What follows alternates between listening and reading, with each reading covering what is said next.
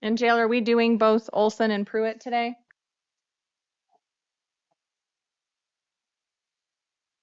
As far as we are aware, yes, Your Honor. Thank you.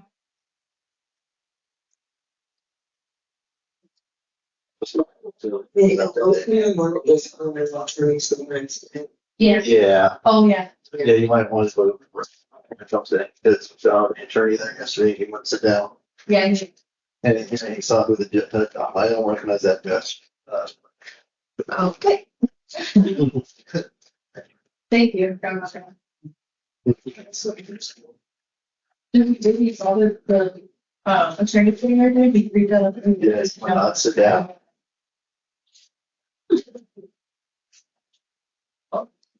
Here's one thing about it, Kennedy. That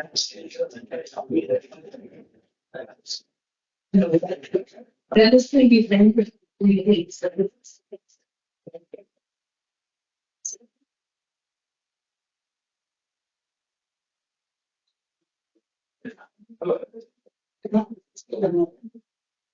You got all some other there.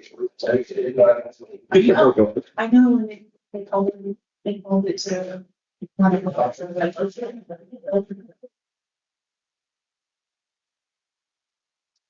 This is some bad news. It should be a few.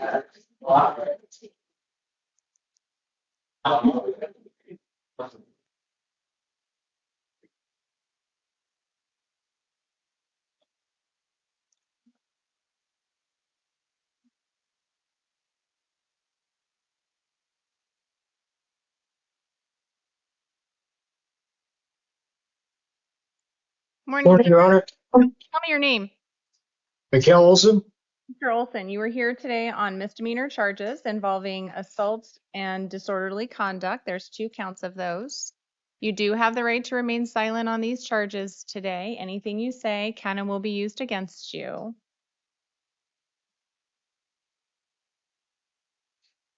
These charges are out of Pima County Justice Court. We're here to talk about your conditions of release today.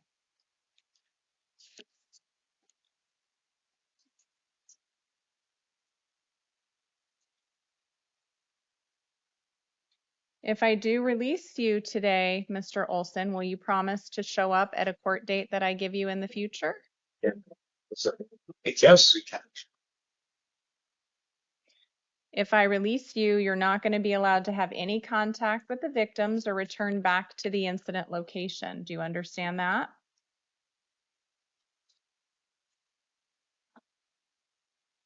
You don't understand what I'm telling you? What'd you read? Say that again. What did you read? Hey, Krause. You're not allowed, if I release you, you're not allowed to have contact with the victim, and you can't go back to 5000 North Oracle Road. Okay. See, he's up in the microphone now. Are you shaking your head? I don't agree. No contest. So this is not about whether you agree or not. It's whether or not you're going to abide by that. If you're not going to abide by those conditions, I'm not going to release you.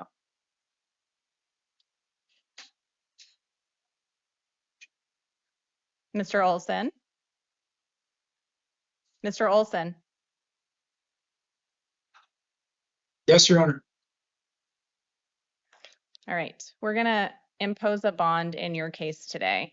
It's going to be a $500 cash or secured bond.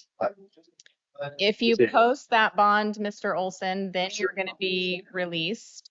If you do get released, you're going to have to not go near the victims and not go near the incident location. If you do that anyway, then you are going to be in violation of your conditions. Do you understand those? You may not like them, but do you understand them? Apple. Your next court date is going to be July 7th at 1 o'clock to be your hearing at Justice Court. If you're still in custody, you'll appear via video for that arraignment. If you do post bond and get released, you are responsible for showing up on July 7th at 1 o'clock at Justice Court for your hearing. If you fail to appear, they could issue a warrant for your arrest. Yeah, I see those. Not done yet. I'm going home. It's all right, Dale. He's done. He's good. He saw and heard what I said, so he can go.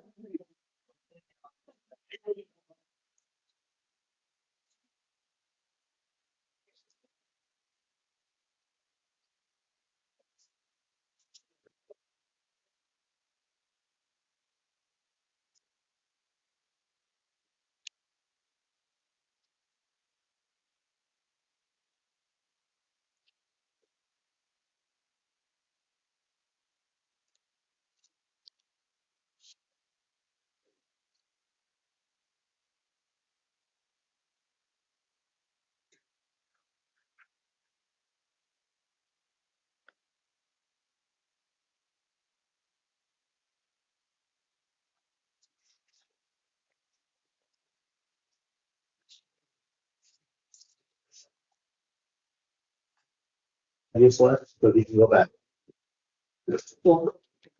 Hi, tell me your name. Angela Pruitt? Middle name Marie. Yes, ma'am. Pruitt, you are here today on some new charges out of Tucson City Court and multiple warrants. We have Yes, ma'am. 16 files here for you on all the various warrants that you have out of Tucson City Court. The charges 16? 16 files, yes, ma'am. 16. Oh my God. Yeah, a lot of times that you haven't gone to court. So the charge, Yeah. you have multiple charges involving criminal trespass, drug paraphernalia, possession of prescription drugs. Looks like those are all the charges spread across many different dates and many different cases. This is the time for your initial appearance and your arraignment on the new charges of criminal trespass, drug paraphernalia, 2 counts, and possession of prescription drugs. You do have the right to remain silent. Anything you say can and will be used against you. This is Ma'am, can I ask a question? hang on first. Let's get through some things. Okay. Okay, sorry. Because this is the time of your arraignment, I am going to enter not guilty pleas on your behalf for the new charges. You are presumed innocent. We are here to talk about your conditions of release today and set future hearings for you. Because of the number of times that you failed to appear for court, Ms. Pruitt, I am going to impose a bond in your case. That bond is going to be $1,000 cash or secured. I'm going to Ma'am, appoint the city public defender's office to represent you, so you'll have an attorney that'll be in contact with you. ma'am, Yes. there's no way for me to come up with that bond. Then you'll stay. I'm homeless. Okay, then you're going to stay right there in jail if you can't come up with a bond, and they'll make sure that you appear for your next hearing. That's When is that? going to be July 11th at 1:45. That's going Wait, what's the date today? today is the 3rd. So, can I talk to you? Can we do something about this? I don't want to be in jail all that time. So, Ms. Pruitt, you're going to have someone from the city public defender's office that will be contacting you before that time, and you can talk to them about that. If you do end up getting released, your additional conditions: no consuming alcohol or illegal drugs, don't have any contact with the victims. The victims are where you're doing the criminal trespass. Do not go back there. Okay. All right? Yes, ma'am. With respect to your arraignment and the rest of your charges, it'll be that July 11th court date. If for some reason you do post bond and get released, then your court date is going to be July 31st at 2.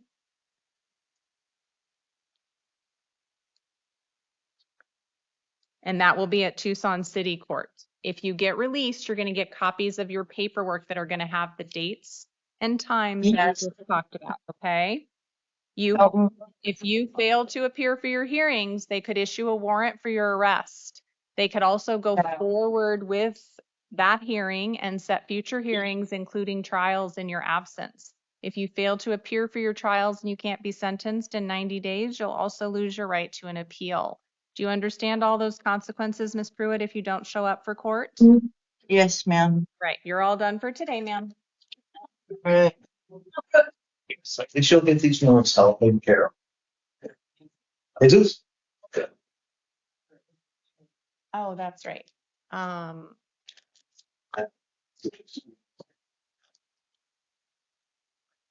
What's the point? Actually, I don't need that one back. No. Give me just a second, sir, at the jail. Let's do Amanda Bynum. Can you put her in there? All right. And that was for Olson. Jail, I know Mr. Olson got up and left. We're going to appoint Amanda Bynum as his attorney on that case since I held him. Yes, Your Honor. Thank you. Hi, sir, at the jail. Tell me your name. Jesus Ramon Rivera. Sir, you are here today on multiple warrants out of Pima County Justice Court. There are 5 separate warrants for failing to appear. Those charges are disorderly conduct. It's a domestic violence case. There is a DUI charge, DV criminal trespass charge, DV interfering with judicial proceedings and disturbing the peace, another disorderly conduct, and criminal trespass. You do have the right to remain silent on all of these warrants. Anything you say can and will be used against you. It's like these date back as early as 2022 and go all the way through to March of 2025 of this year. We're here to talk about your conditions of release on this case. Given the number of times that you failed to appear for court, I am going to impose a bond today of $1,000. It's going to be a cash or secured bond. I am going to appoint an attorney to represent you. That attorney is going to be Anna Dennis.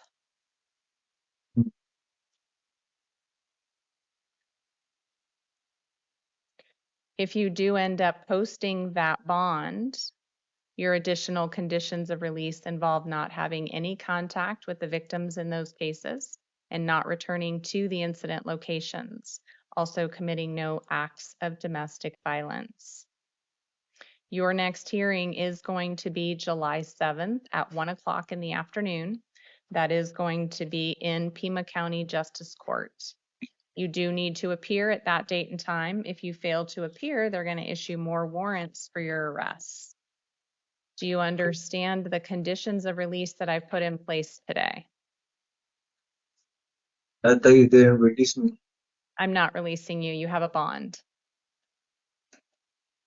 $1,000 cash or secured. If you post the bond and get released, you're going to have to appear for your court date on Monday the 7th at 1 o'clock. If you stay in custody and can't post that bond, then the jail will make sure that you appear for that hearing, very likely via video like you're doing today. I've appointed Anna Dennis as an attorney to represent you. Do you understand all of that? Yeah. All right. If you fail to appear for that hearing, they're going to issue another warrant for you. Do you understand that as well? Yeah. All right. You're all done for today.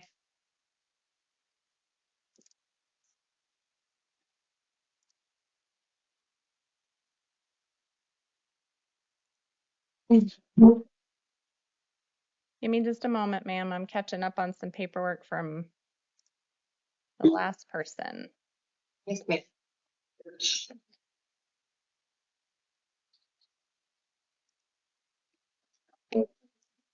I heard this voice. I had that like I stopped.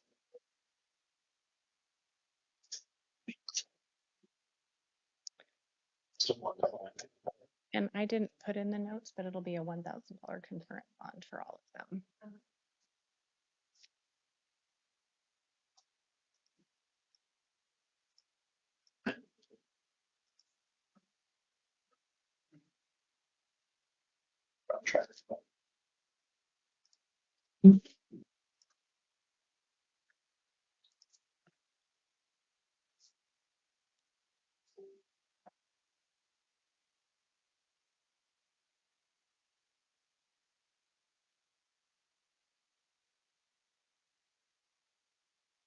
Hey, somebody sit down.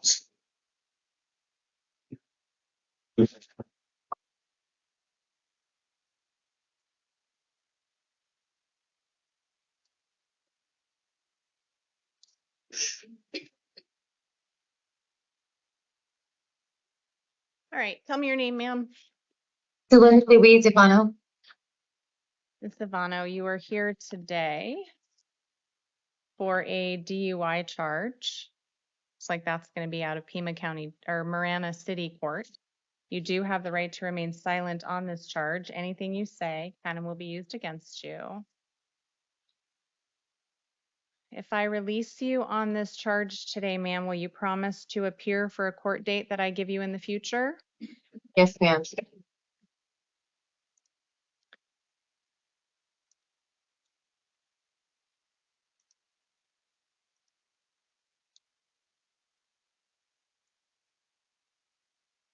All right. You're also going to have to abide by some additional conditions. You are not Okay. going to be allowed to possess or consume any alcohol, obviously no illegal drugs, and you cannot drive without a valid license. Do you understand those additional conditions that you have to abide by? Ma'am. Your next court date is going to be August 6th at 10 o'clock in Marana City Court. You do have to appear at that date and time. If you fail to appear, they are going to issue a warrant for your arrest. Do you understand that as well? Yes, ma'am. Right. And when you get released later today, you're going to get a copy of your court paperwork. It's going to have the date and time that I just gave you, as well as the address and phone number for Marana City Court. Make sure you appear. Okay. Yes, ma'am. Thank you. You're all done. Thank you. Agreed.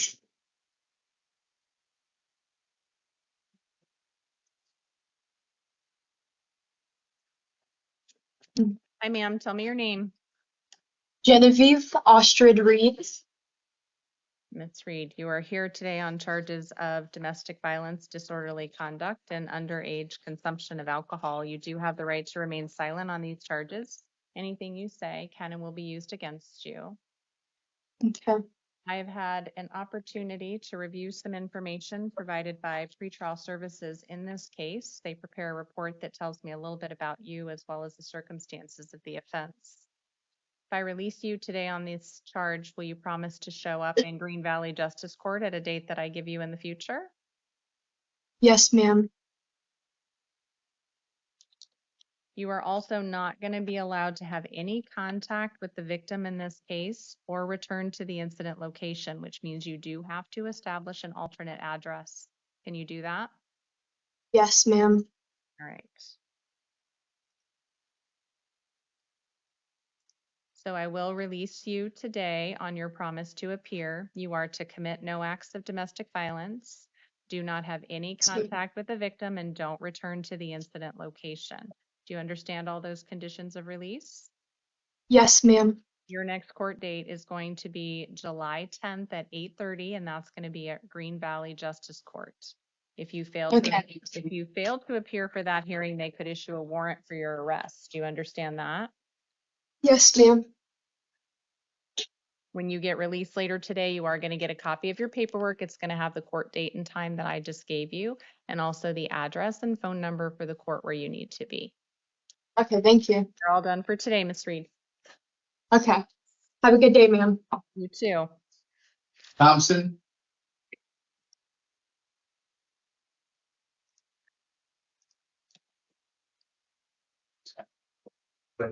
Tell me your name. Allie Renee Thompson. Mhm. Hang on, I'm logging back into another screen.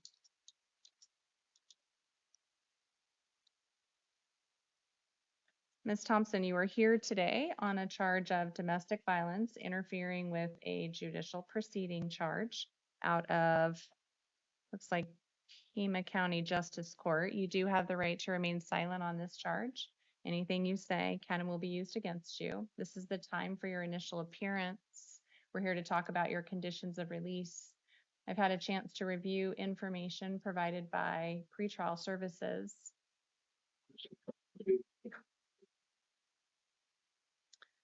If I release you today, be allowed to have any contact with the victim in this case, and you're not going to be allowed to return to that incident location. Do you have somewhere else that you're living? Yes, that was not my residence. So if I release you, will you promise to abide by those conditions? Yes. I am going to release you on your promise to appear today. As I've indicated, you are not to commit any further acts of domestic violence, don't have any contact with the victim, and don't return to the incident location. Your next court date is going to be July 14th at 10:30 in the morning. That's going to be at Pima County Justice Court. You do have to appear at that date and time. If you fail to appear, they could issue a warrant for your arrest. Do you understand that, Ms. Thompson? Yes. You're all done for today, ma'am. Thank you. Tribble,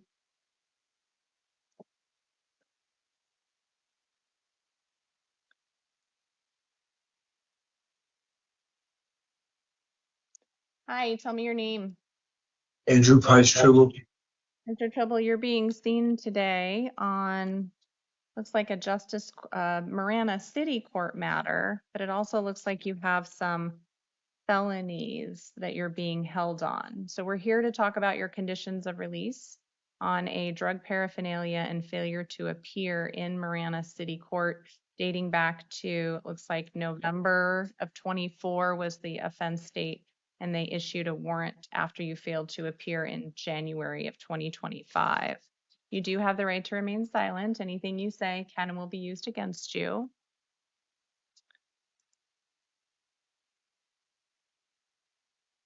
I am going to release you on the Marana City Court case, so that's not going to continue to hold you, and I'm going to give you a future court date on that, but you're not actually going to get released until your felony matter gets resolved. Do you understand that, sir? Yes. So, My father died. My father died yesterday in my arms, and like I did. I'm the only one out there to be able to establish like a funeral services or cremation for him. And so I don't know. I got arrested because I called 911 basically to get him an ambulance, and that's why I'm here. And Mr. I Trump, don't. who's your Yeah. attorney? Do you know who your attorney is on the felony case that you're being held on? Kitty. Kitty. Or her name's Yeah. She's Is she a public I don't, defender? Is she with the yeah. public defender's office? Yes. Yeah. She is. I would encourage you to call them. Like I said, this matter that I'm seeing you on today, I don't have anything to do with the felony case. I'm not here to talk about that one at all. What I'm telling you is on this misdemeanor case out of Marana, I'm going to release you and give you a new court date of August 6th at 10. Now, if for some reason you're still in custody, the jail will make sure you appear, or help you appear or figure that out with Marana Court. But if you do get released, you have to appear in Marana City Court at that date and time. If you get released, you're going to get paperwork, and that will help you remember because it'll have the date and time on it and where you need to be. I'm very sorry to hear about your father. I would strongly encourage you to get a hold of your attorney on your felony case and see if there's something that they can do to help you with that. Okay. Thank you. Right? That's all for today on this matter, Mr. Tribble. Clayton,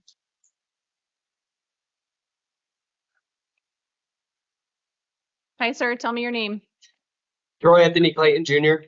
Mr. Clayton, you are here today on a charge of criminal trespass. It's a warrant out of Tucson City Court. You do have the right to remain silent. Anything you say can and will be used against you.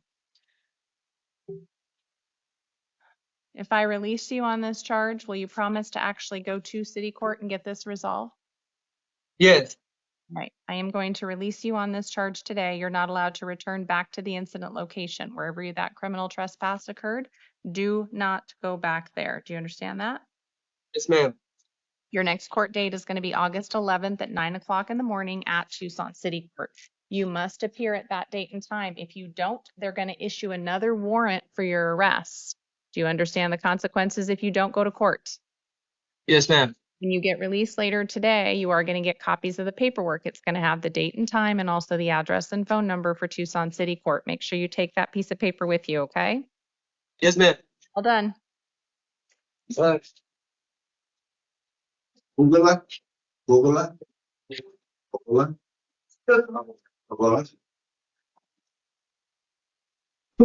Ma'am, tell me your name. Korean make a golden. Ms. Gagola, you are here today on charges of, says aggravated assault, but they are misdemeanor offenses. So assault and contributing to the delinquency of a minor.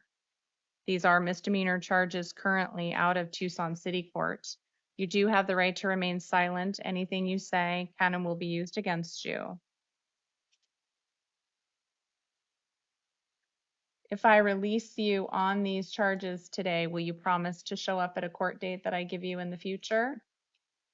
Yes. You are also not going to be allowed to have any contact with the victims in this case who are your minor children. Based on the information that I've reviewed from pretrial services who's prepared a report for me, it does look like DCS is involved in your case and they are representing your children. If I release you, you're going to have to agree to abide by that condition. Do you understand? Yes. You must also abide by any DCS conditions and commit no acts of domestic violence. Will you agree to do all of that if I release you? Yes, ma'am. All right. I am going to release you on your promise to appear with those conditions today. This is also the time for your arraignment. You are presumed innocent. I'm going to enter pleas of not guilty on your behalf. Your next court date is going to be August 4th at 9 o'clock in front of Judge Maldonado at Tucson City Court. You do have to appear at that date and time. If you fail to appear, they could issue a warrant for your arrest. They could also go forward with that hearing in your absence and set future hearings, including a trial in your absence. If you're convicted at trial and can't be sentenced in 90 days, you could also lose your right to an appeal. Do you understand all of those consequences if you don't show up for court? Yes, ma'am. You are all done for today. Thank you.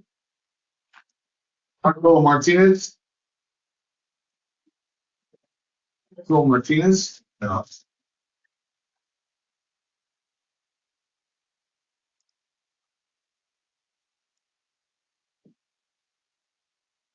Martinez, Marco.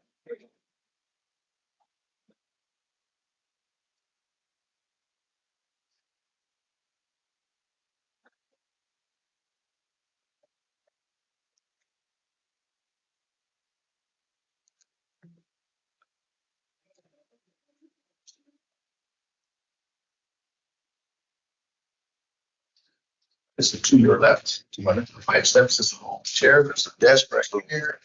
Chair in front of you. Thank you. Hi, sir. Tell me your name. Oh, Mark Antonio Martinez Jr. Mr. Martinez, you are here today on charges of assault, criminal damage, and disorderly conduct. They are all domestic violence offenses out of Tucson City Court. You do have the right to remain silent. Anything you say can and will be used against you. This is the time for us to talk about your release conditions on this charge. Had an opportunity to review some information prepared by pretrial services on this case.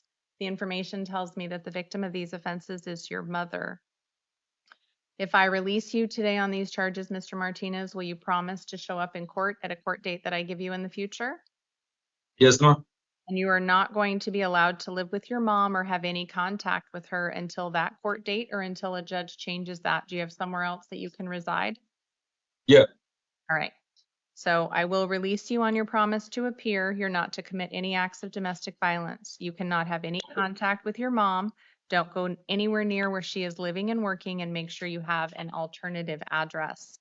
Is there anything at that home that you need to go there to get that you can't live without? Clothes, miss. Okay. So what I'm going to do Would is that be? What I'm going to do is check a box on the form for your conditions of release. You're going to get a copy of that paperwork today that says you can return to that address one time with law enforcement to retrieve your belongings. So what you'll do is take a copy of the paperwork to a nearby police substation or call 911 and let them know that you need to go get your belongings involving a domestic violence case, and then they will meet you at the house. And then you can get your belongings. Do you understand all of that? Yes, ma'am. All right. This is the time for your arraignment on these charges as well. You are presumed innocent. I'm going to enter not guilty pleas on your behalf. Your next court date is August 5th at 9:30. That's going to be at Tucson City Court in front of Judge Bond. You do have to appear at that date and time. If you fail to appear, they could issue a warrant for your arrest. They can also go forward with that hearing in your absence and set future hearings, including a trial in your absence. If that trial goes forward and you're convicted, you could also lose your right to a direct appeal if you're not sentenced within 90 days. Do you understand all those consequences for failing to appear? Yeah. Right, you're all done for today, Mr. Martinez. Thank you, ma'am. Good morning. Up and down.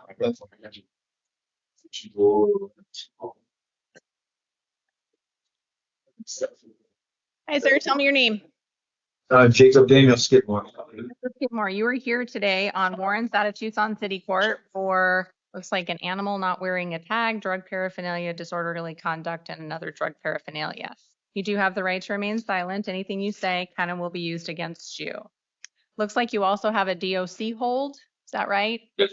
Yes. Okay, so what I'm going to do on this case, sir, is hold you on a $500 bond. We're here to talk about your conditions of release on the Tucson City Court cases. So I'm going to impose a $500 cash bond today and appoint the City Public Defender's Office to represent you. They're going to do a video review hearing with you on July 11th at 1:45. That hopefully will get your Tucson City Court matters resolved, and then you would be able to go get your DOC matters handled. Do you understand all of that? Yeah. If for some reason you do get released before that July 11th date, you are responsible for appearing at that date and time at Tucson City Court. If you fail to appear, they could issue a warrant for your arrest. And actually, if you do get released, your hearing date gets kicked out to August 4th. So if you get released, I'm going to have that information for you. It'll be on paperwork that you'll get if for some reason you get released. Then how would I get released? Huh?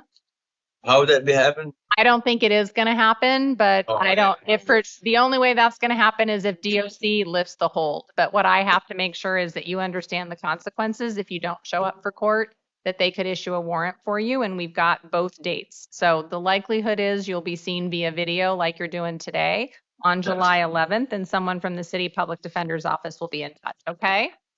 Okay. Okay, you're all done. Your Honor, can we waive reading the charges for Mr. Clevenger, please? I don't usually read, yes, is there someone else around him? No, Your Honor, but no, Your Honor. Okay. Hi, sir, tell me your name.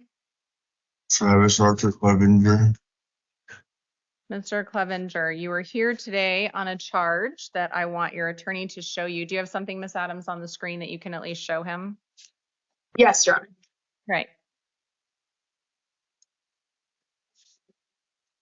Are you able to see the screen, sir, to see the charge that you're here for today?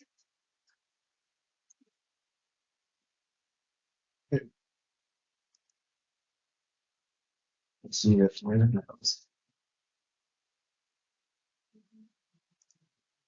Mr. Clevenger, did you see the charge? Yeah. So that is the charge that you are here for today. This is the time for your initial appearance where we're going to talk about your conditions of release.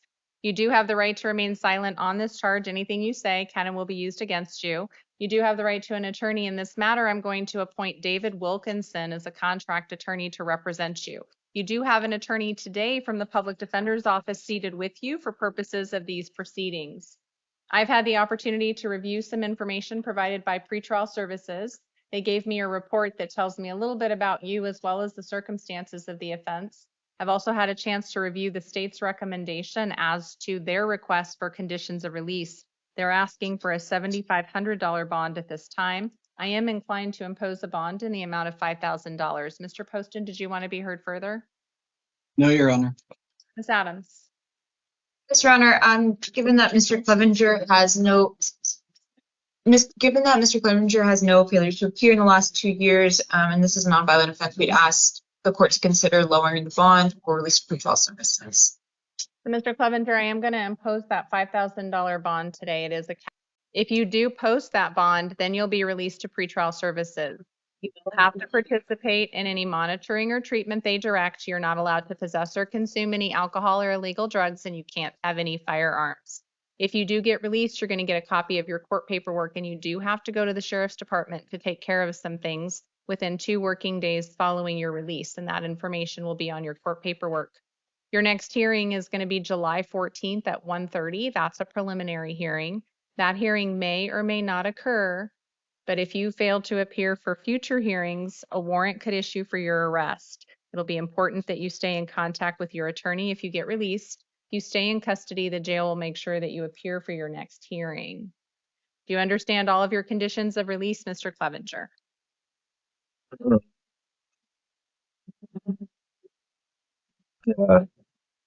And do you understand the consequences if you fail to appear for your hearing?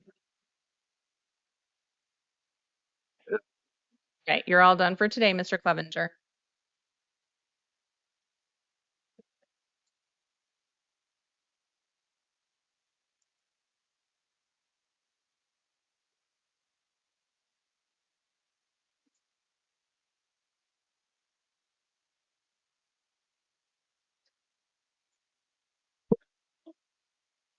Hi, ma'am. Tell me your name. Abigail Mendoza. Ms. Mendoza, you are here today on charges of child abuse, endangerment, a hit and run damaging a vehicle, another criminal damage, and an aggravated DUI. You do have the right to remain silent on these charges. Anything you say can and will be used against you. You do have the right to an attorney in this case. I am going to appoint the legal defender's office to represent you. You do have counsel seated with you today from the public defender's office for these proceedings. This is the time to discuss your conditions of release. I've had an opportunity to review some information provided by pretrial services, tells me a little bit about you and also the circumstances of this offense. I've reviewed the state's recommendation as to your conditions of release. They're asking for a $2,500 bond. I am inclined to impose a $5,000 bond on this case. I understand that there is no criminal history. However, I am concerned given the nature of the offenses in this case. Mr. Poston, did you want to be heard further? No, Judge. Ms. Adams? Yes, Your Honor. Given the fact that she does have no criminal history, she has no failures to appear. She is a lifelong resident, Tucson resident, and her age, she's 20 years old. I'd ask for release of pretrial services or an alternative to lower the bond. Ms. Mendoza, I am going to impose a $5,000 cash or secured bond today. If you are able to post that bond, then you'll be released to pretrial services. You will have to participate in any monitoring or treatment they direct. You're not allowed to have any alcohol or illegal drugs. Do not drive without a valid license. And you can't have any firearms while this case is going on.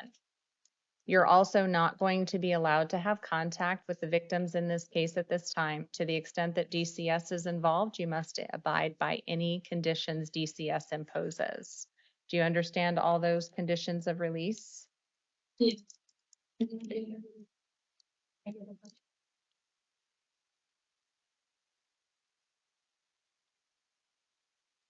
Your next hearing is going to be July 14th at 1:30.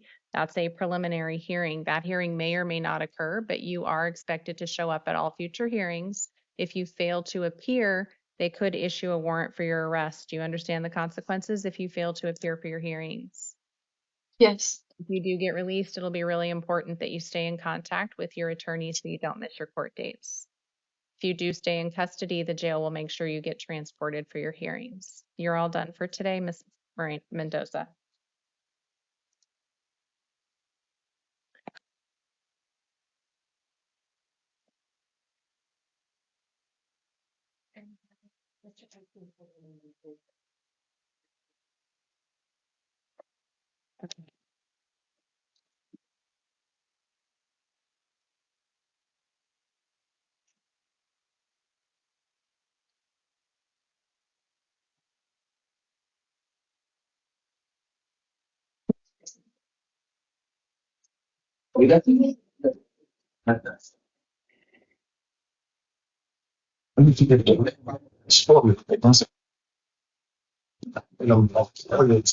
Hi, sir. Tell me your name. For this, Alistair, Canada, King of Lavington. Mr. Canada, you are here today on a warrant out of San Diego. Yes, ma'am, but the Hang so on, hang on. You do have the right to remain silent. Anything you say can and will be used against you. You do have the right to an attorney here in Arizona on these charges. I'm going to appoint the legal defender's office to represent you. Yes, ma'am. I am demanding my release. The social security number on the warrant does not match my social security number. I was not supposed to be brought in. So the information that I have is that this is a post adjudication warrant. Is that the information that the jail has as well? Social security numbers do not match, ma'am. I Mr. was not. Canada, I'm not talking to you. I'm talking to the jail. You're not going to want to speak. That's information you can talk to your attorney from the legal defender's office about. That's not information that I'm going to talk with you about today. Jail, are you showing that it is a post adjudication warrant? Consequences. False imprisonment. Sorry, jail, I can't hear you. Correct, Your Honor. Okay.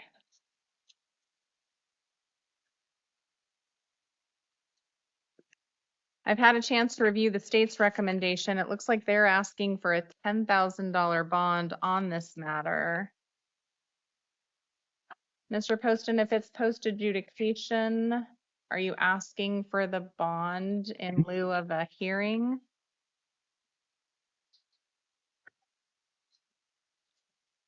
Your Honor, the state leaves it to the court's discretion. Ms. Adams, did you want to be heard? Your Honor, we'd ask for an extradition hearing to be set.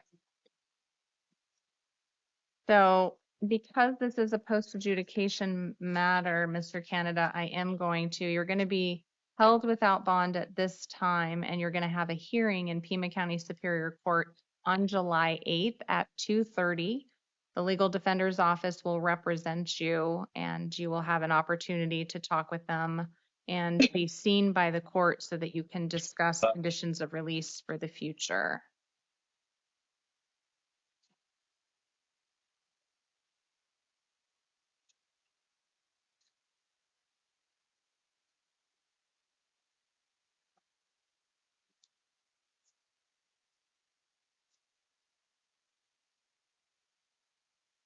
You know ahead of time. Craven?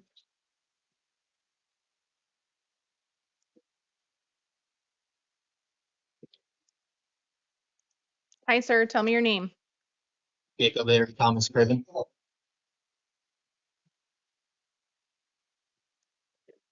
Mr. Craven, you are here today on a charge of endangerment and criminal damage. You do have the right to remain silent. Anything you say can and will be used against you. You do have the right to an attorney. These are felony offenses. I am going to appoint the public defender's office today, and you have counsel seated with you for purposes of these proceedings. I've had a chance to review some information provided by pretrial services. That report tells me a little bit about you as well as the circumstances of the offense. Also had a chance to review the state's recommendation. They are asking for a $5,000 cash or secured bond. Given the criminal history, the prior DUI, and the nature of this offense, I am inclined to impose a $5,000 bond and release to pretrial if he posts that bond. Mr. Poston, did you want to be heard further? No, Your Honor. Ms. Adams? Yes, Your Honor. Well, Mr. Craven has no failures to appear. He is employed full-time. His spouse indicated to be willing to assume third-party custody to assure future court appearances. And his last conviction is from 2015, which is 10 years ago. So we'd ask for release of pretrial services. I am going to impose the bond, Mr. Craven. It's a $5,000 cash or secured bond. If you do post that bond, then you'll be released to pretrial services. You're going to need to participate in any monitoring or treatment they direct. This is an alcohol-related offense, so they will have you testing if you get released. You are not allowed to possess or consume any alcohol, obviously no illegal drugs. You can't have any firearms while this case is going on. Do not drive without a valid license, and you're not allowed to have any contact with the victim of the endangerment in this case. Your next court date is going to be July 14th at 1:30 in the afternoon. That is a preliminary hearing. That court date may or may not occur, but you're expected to show up at all future court dates. And if you fail to appear, a warrant could issue for your arrest. Do you understand the conditions of release I've put in place today, Mr. Cole? Yes. Do you understand the consequences if you fail to appear for your next court date? Yes. If you do get released, make sure you stay in contact with your attorney so that you don't miss any future court hearings. You're all done for today.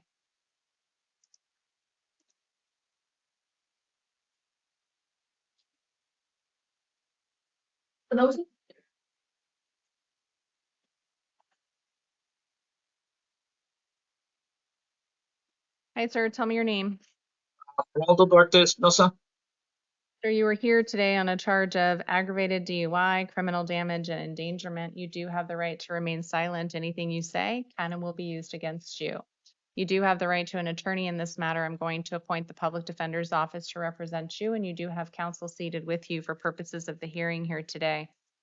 I've had an opportunity to review some information provided by pretrial services. They prepare a report for me that tells me a little bit about you and also the circumstances. This report tells me that regardless of what we do here today, the Bureau of Immigration and Custom Enforcement has placed a hold on you, so you would not be released on this case regardless of what we do. We are here to talk about your conditions of release on these charges. The state has asked for a $7,500 bond in this case. Given the history that I have reviewed, that is my inclination. Mr. Poston, did you want to be heard further? No, Your Honor. Adams, did you want to be heard? Your Honor, given the ICE hold, I'd ask for a nominal bond for time credit. So, sir, I'm going to impose a $7,500 cash or secured bond on this case. If for some reason that ICE hold gets lifted and you get released and you post your bond on this case, you would be released to pretrial services. You'd have to report to them as directed, participate in any monitoring or treatment. It's an alcohol-related offense, so they will be testing you and you'll have to participate in that. You are not allowed to possess or consume any alcohol, obviously no illegal drugs. Do not drive without a valid license. You can't have any firearms while this case is going on, and you can't have any contact with the victims or return to the incident location. Do you understand all those conditions of release, sir? Yes. Your next court date in this matter is going to be July 14th at 1:30. That's a preliminary hearing. That court date may or may not occur, but you're expected to show up at all future court dates, and if you fail to appear, they could issue a warrant for your arrest. Do you understand those consequences if you fail to appear? Yes, ma'am. You're all done for today, sir. Nothing to say.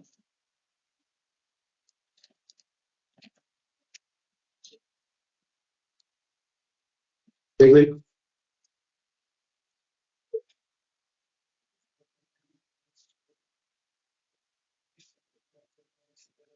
Hi, tell me your name.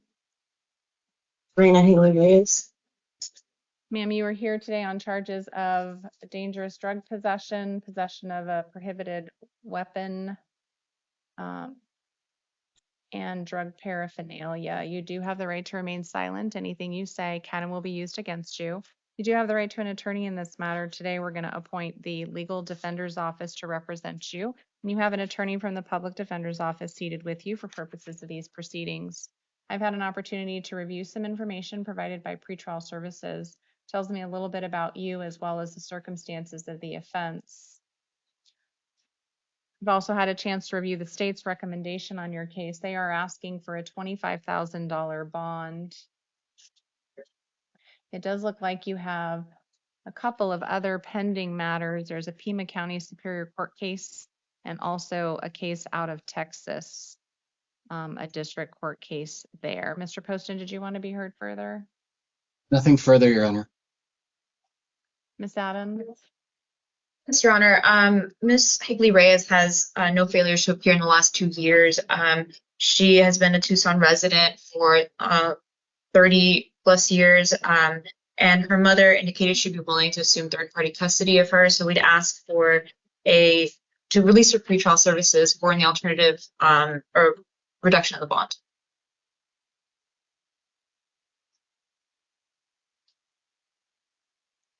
Jail, are you showing any holds at this time? So I am going to impose a bond in this case. That bond amount is going to be $7,500. It's going to be cash or secured. If you post that bond, ma'am, then you'd be released to pretrial services. If you get released, you have to participate in any monitoring or treatment they direct. You're not allowed to possess or consume any alcohol or illegal drugs, and you are not allowed to have any firearms. Your Yes, next ma'am. your next court date is July 14th at 1:30. That's a preliminary hearing. You do have to appear at that date and time. If you fail to appear, a warrant could issue for your arrest. Do you understand all the conditions of release I've explained to you here today? Yes, ma'am. And do you understand the consequences if you fail to appear for your court hearing? Yes, ma'am. You do post that bond. It'll be important that you stay in contact with your attorney so you don't miss court. You're all done for today.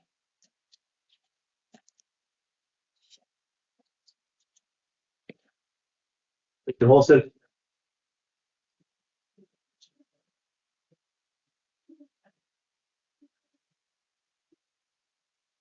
Hi, sir. Tell me your name. Joshua Holston. Mr. Holston, you are here today on charges of domestic violence, aggravated assault, also disorderly conduct with a weapon, 3 counts of that, and disorderly conduct. It's like an additional 2 counts, so total of 5 counts on that. These are felony offenses. You do have the right to remain silent. Anything you say can and will be used against you.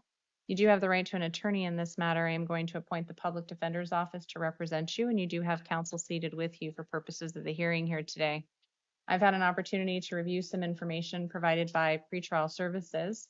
That report tells me a little bit about you and also the circumstances of the offense. I've reviewed the state's recommendation. They're asking for a $15,000 bond in this case. Mr. Poston, did you want to be heard further? Your Honor, this individual is alleged to have grabbed a shot after threatening and assaulting his spouse. His father-in-law went to defend his daughter, and when he was confronted, the defendant cocked the shotgun and threatened his father-in-law, who was, it would appear, trying to defend his daughter. This is 6 separate DV counts. This person poses a risk to the community, $15,000. Ms. Adams? Yes, Your Honor. Mr. Holston has no prior felony convictions. He has no failures to appear. He is a lifelong resident of Tucson. He is employed full-time.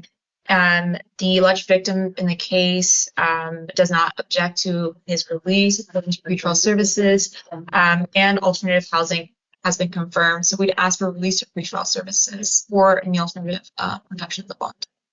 I am going to impose a $10,000 cash or secured bond in this case. If you post that bond, Mr. Holston, you'll be released to pretrial services. You are going to have additional conditions of release. You are not allowed to have any contact with the victims in this case, none of them. You're not allowed to return to the incident location. The no contact order applies to you if you remain in custody as well. So you may be given access to phones, tablets, ways to communicate with people. You are under the court's order to not have any contact with any of the victims. Do you understand those conditions of release? Yes, Your Honor. If you do get released to pretrial, there may be some additional things they're going to ask you to do. You are required to stay in contact with them as directed, participate in any monitoring or treatment they require.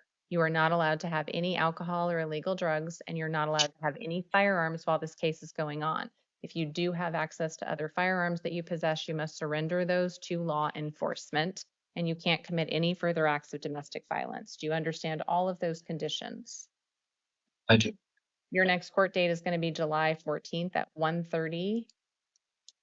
That's a preliminary hearing. That court date may or may not occur, but you're expected to show up at all future court dates. And if you fail to appear, they could issue a warrant for your arrest. Do you understand the consequences if you fail to appear for your hearing? Yes. If you do get your bond posted and get released, make sure you stay in contact with your attorney so you don't miss your court dates. You're all done for today, sir. Mr. Fidel, Mr. Horn should be up next. Horn? Thanks, Judge. Hi, sir. Tell me your name. Cameron Hunt. Mr. Horn, you were here today on charges of aggravated assault, kidnapping, and criminal damage. These are all domestic violence offenses. You do have the right to remain silent. Anything you say can and will be used against you. You have Louis Fidel, who is appearing on your behalf today. Mr. Fidel, have you filed a notice of appearance on this case? Uh, All right, and it looks like we may have the victims who are also present. Oh, nope, they're not. I guess they're just, I don't know how they managed to get on here, Mr. Fidel. Mr. Horn's parents are present. I don't know if there's a mix-up. Okay, it's the parents, yes. It's my mix-up, not anyone else's. So, Mr. Horn, I've had the opportunity to review your conditions of release in this case that are being requested by the state. So they're requesting a $75,000 bond in this matter. I've reviewed information pretrial services has provided to me, tells me a little bit about you and also the circumstances of the offense in this particular case. I am inclined to impose a bond in this matter. Mr. Poston, did you want to be heard further? Your Honor, the injuries sustained by the victim in this case are pretty brutal. It would appear, it is alleged, that the defendant attacked the victim, who is his ex-girlfriend apparently, charged her in rage, knocked her into the ground, stole her phone, stole a ring, and in the process tore the victim's fingernail off of her finger and destroyed her phone, which she was apparently using to record this assault and this attack. He pinned her down, would not let her to leave, said he was going to kill her, and apparently also put her in the hospital with a concussion, not to mention the fingernail avulsion. This is a brutal and apparently unprovoked attack, and the state believes he is a danger to the victim and to the community at large. 75,000. Mr. Fidel. Well, Judge, I have not seen the interim complaint, and I have not seen any police reports, so I'm not in a position to speak about the facts of the case. But from my understanding, I would object to characterization of this as unprovoked. I do not understand this to be an incident that just occurred in a vacuum or out of the blue. Now, obviously, I can't really speak to injuries. Mr. Horn, as the court can probably see, has injuries to his face and his neck as well. But principally, I think what the court has to consider in this instance is the risk to the alleged victim, the risk to the community, and the likelihood of Mr. Horn appearing at court dates. And all of those factors are in Mr. Horn's favor. Mr. Horn retained me as soon as he was aware that there was a law enforcement investigation in this matter. I have been in touch immediately with the detective. As soon as the detective contacted me yesterday to let us know that Mr. Horn needed to turn himself in, Mr. Horn immediately agreed to do that. We went to the police station and we actually waited around for about a half an hour waiting for the officer, or the detective, excuse me, to get there. So Mr. Horn absolutely understands the importance of coming to court, of complying with the legal process, and there's no concern there. Furthermore, he understands without question that he cannot be in contact with the alleged victim. He understands that that simply cannot happen. And there is no risk of him doing that. He has no domestic violence history. He has no felony arrest history. He has no misdemeanor conviction history. He is a graduate of the U of A. He is full-time employed. He is a lifelong Tucson resident. He has extremely strong support from his family. His mother and father are both here on the video call this morning. They both came with him to the jail yesterday. He has stable housing with them. So all of those factors are in Mr. Horn's favor. And I would ask the court to release him, if not on his own recognizance, and certainly the pretrial services And the other thing that I would add is that his parents have already begun taking steps. They've made arrangements for Mr. Horn to undergo some mental health evaluation and counseling. And so that's a thing that they're cognizant of, that needs to happen. And Mr. Horn is aware of that as well. So I would ask for all those reasons for release, and certainly not a $75,000 bond. I do believe a bond is appropriate in this case. I am going to impose a $20,000. That will be a cash or secured bond. Mr. Horn, if you do post that bond, then you would be released to pretrial services. You're going to be ordered to stay in contact with that agency, participate in any monitoring or treatment they direct. You're not to commit any further acts of domestic violence. You are not allowed to possess or consume any alcohol or illegal drugs, and you may not have any firearms in your possession. You are not allowed to have any contact with the victim in this case or return to the incident location. The order of no contact with the victim does apply to you for as long as you remain in the Pima County Jail. That means that even though you may be given access to phones, tablets, etc., you are not allowed to have any contact with the victim in this case. You understand all of those conditions of release. Yes, ma'am. Your next court date is going to be July 14th at 1:30. That's going to be a preliminary hearing. That date may or may not occur, but you're expected to show up at all future hearings. And if you fail to appear, a warrant could issue for your arrest. If you do get bonded out, it's going to be important that you stay in contact with Mr. Fidel. Sounds like you know very well how to do that so that you don't miss any future court dates. Do you understand the consequences if you fail to appear? Yes, ma'am. All right, we're all done with that matter for today. Thank you, everyone. Judge, can I, a couple of housekeeping questions? Sure. I didn't catch. Did you say cash or secured on the 20,000? I did, sir.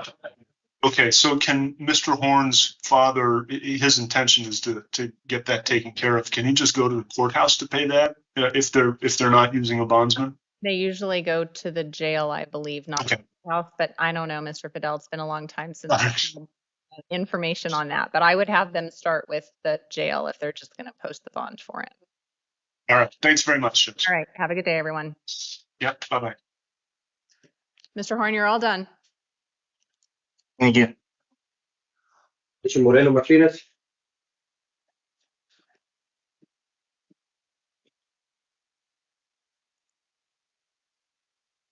Hi, sir. Tell me your name.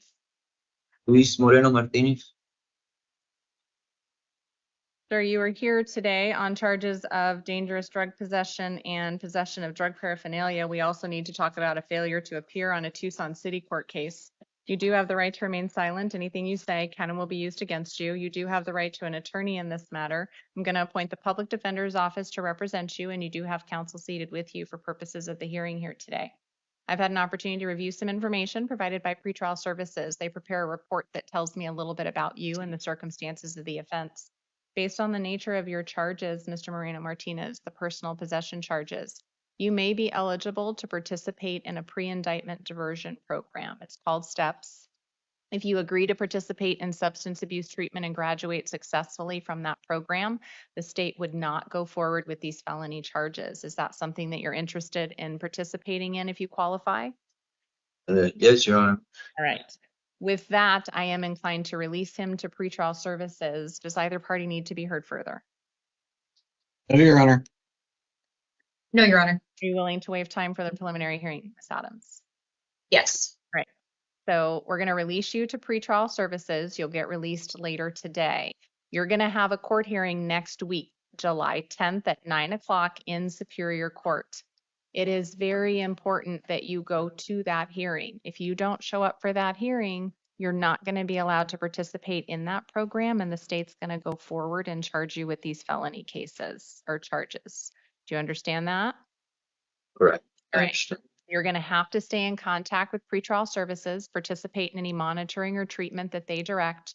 You are not allowed to possess or consume any alcohol, no illegal drugs, and you can't have any firearms while this case is going on. So go to that hearing next week.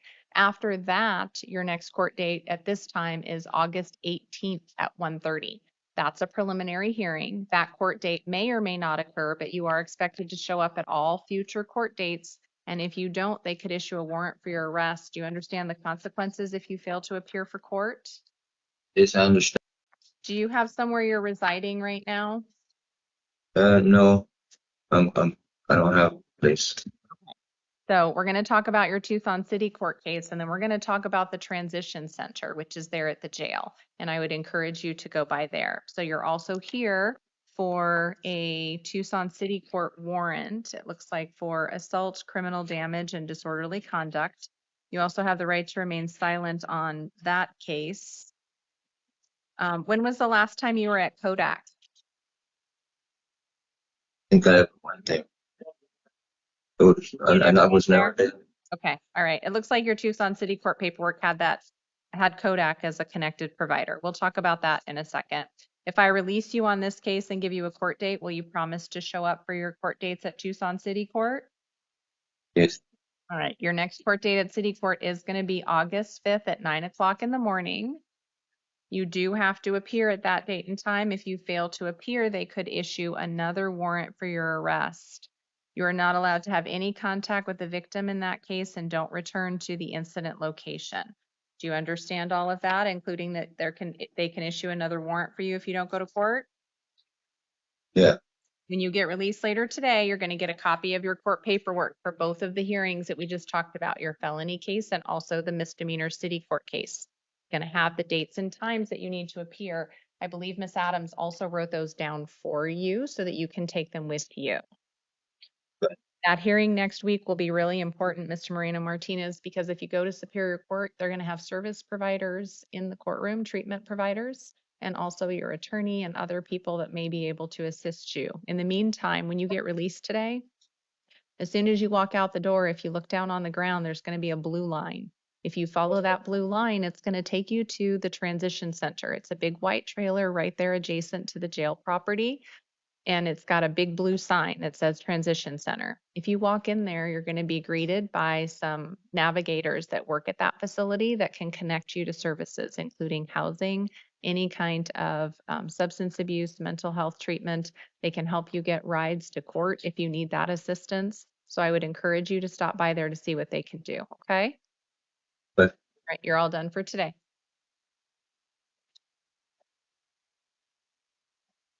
Mr. Nelson?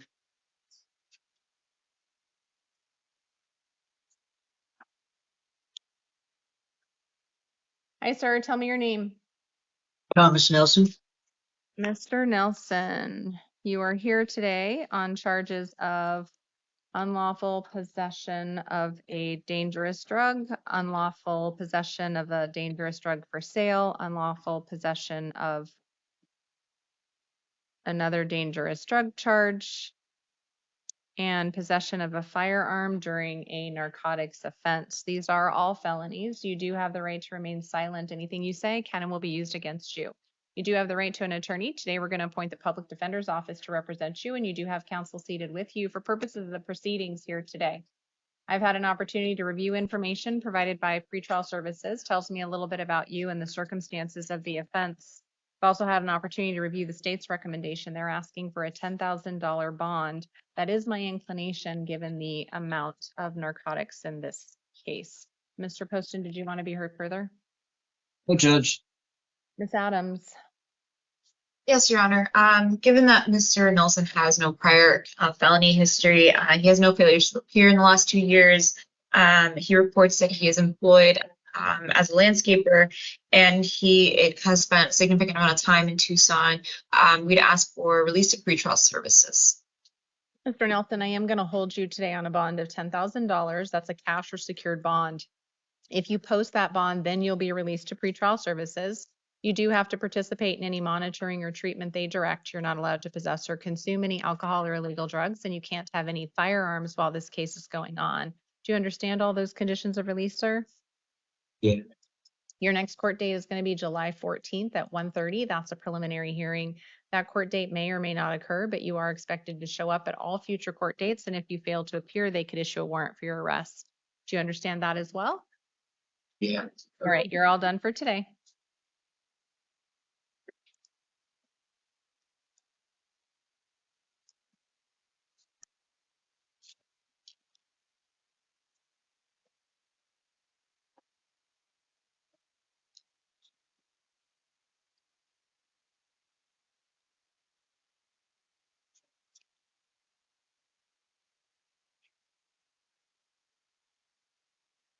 Hi, sir. Tell me your name. Chief Saldana. Mr. Saldana, you were here on multiple matters today. One, and the first is a felony charge involving possession of a narcotic drug and possession of drug paraphernalia. Then we have 2 justice court warrants that you're being seen on today. It looks like for a facilitation charge. And then another charge from 2024. Looks like that's an indecent exposure charge. And then you also have a Tucson City Court case we need to talk about. You do have the right to remain silent on all of these cases. Anything you say can and will be used against you. You do have a right to an attorney in the felony matters. Today, I'm going to appoint the legal defender's office to represent you. You do have an attorney from the public defender's office seated with you today for purposes of this hearing. We're here to talk about your conditions of release. I've had an opportunity to review information provided by pretrial services. It tells me a little bit about you and also the circumstances of the offense. I've also had a chance to review the state's recommendation as to your conditions of release. Based on the nature of the charges, Mr. Saldana, you may be eligible to participate in a pre-indictment diversion program. It's called STEPS. If you participate in that program and successfully complete substance abuse treatment, then the state would not go forward with these felony charges against you. Is that something that you would like to see if you're eligible for? Absolutely. All right. So I am going to give you a court date, and that's going to be next week, July 10th at 9 o'clock, and that is going to be in Pima County Superior Court. I do have concerns, sir, regarding your failures to appear in the warrants in multiple jurisdictions. So I am inclined to impose a bond today of $2,500, cash or secured. And if you post that bond, you'd be released to pretrial services. That is the state's recommendation. Mr. Poston, did you need to be heard further? No, Judge. Adams? Your Honor, may I have one moment to speak with Mr. Saldana?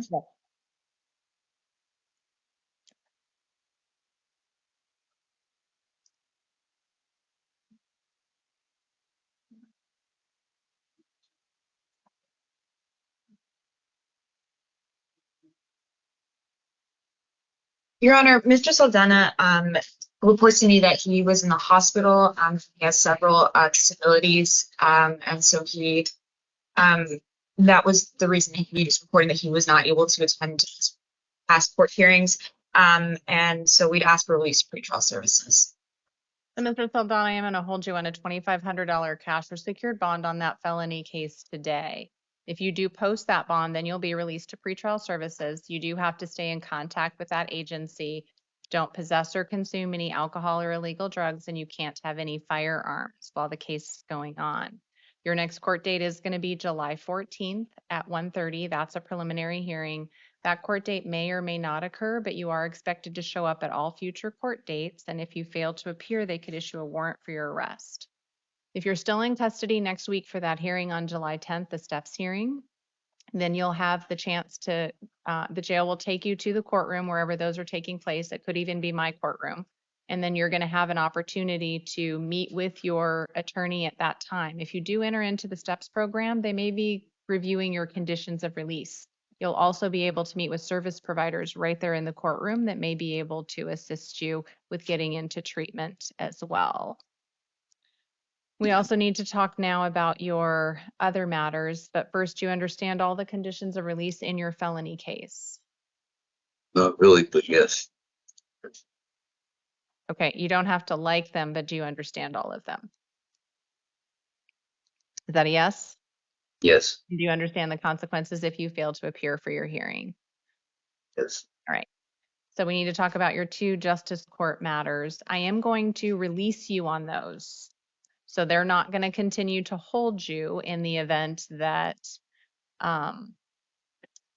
you get released on that felony case. So your next hearing for those matters, and there's 2 of them in justice court, is going to be July 14th at 8:30. You are going to need to appear on July 14th at 8:30 for both of those charges so that you can get these matters resolved. They are not going to go away. If you get connected to your service providers, when you go to your hearing next week for STEPS, they may be able to assist you with transportation to and from court hearings if you need that assistance. But you do need to make sure that you go. Don't go near the incident location where your justice court matters occurred. Do you understand those conditions of release and your next court date for those two matters? And if you fail to appear again, they could issue warrants for you. Now we need to talk about your Tucson City Court matter. It's a warrant for disorderly conduct. Again, sir, I'm going to release you on that one as well. But because you have a felony that you're being held on for now, I'm also going to appoint the city public defender's office and give you a couple different dates. If you are still in custody, the next date for you is going to be a video review hearing on July 11th at 1:45 in the afternoon. If you are out of custody before that July 11th date, then your next court hearing is going to be August 4th at 2:30 in the afternoon. And that hearing will take place at Tucson City Court. Do not have any contact with the victim of that disorderly conduct and don't return to the incident location. Do you understand those conditions of release in that matter? Yes. And again, sir, if you don't show up for court, you may very well be released before that July 11th date, the 1:45 one. So if that happens, make sure that you show up for your court date on August 5th, okay? Okay. All right, you're all done for today. And are you not? We don't have Bates on here. Do you want me to send that one back to you? Because I don't.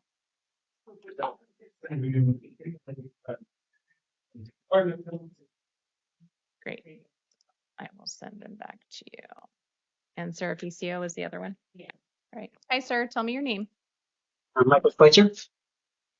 Mr. Schweitzer, you are here today on charges of possession of narcotic drugs, possession of dangerous drugs, DUI, aggravated DUI, and possession of drug paraphernalia. You do have the right to remain silent. Anything you say can and will be used against you. You do have the right to an attorney on the felony charges. I am going to appoint the public defender's office to represent you, and you have counsel seated with you for purposes of the hearing here today.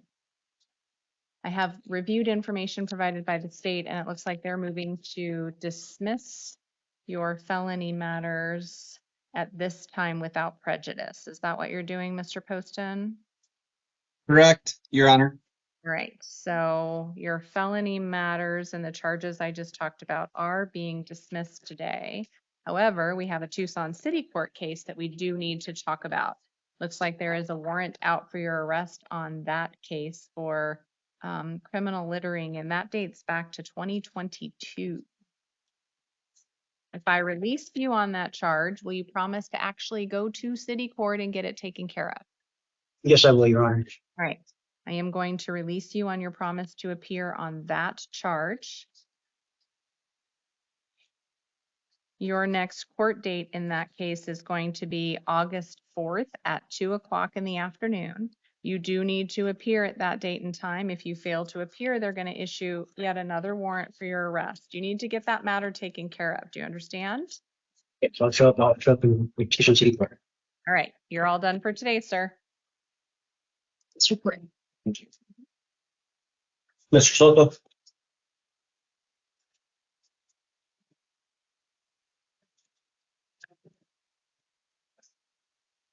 Hi, sir. Tell me your name. Richard Soto. Mr. Soto, you are here on multiple matters today.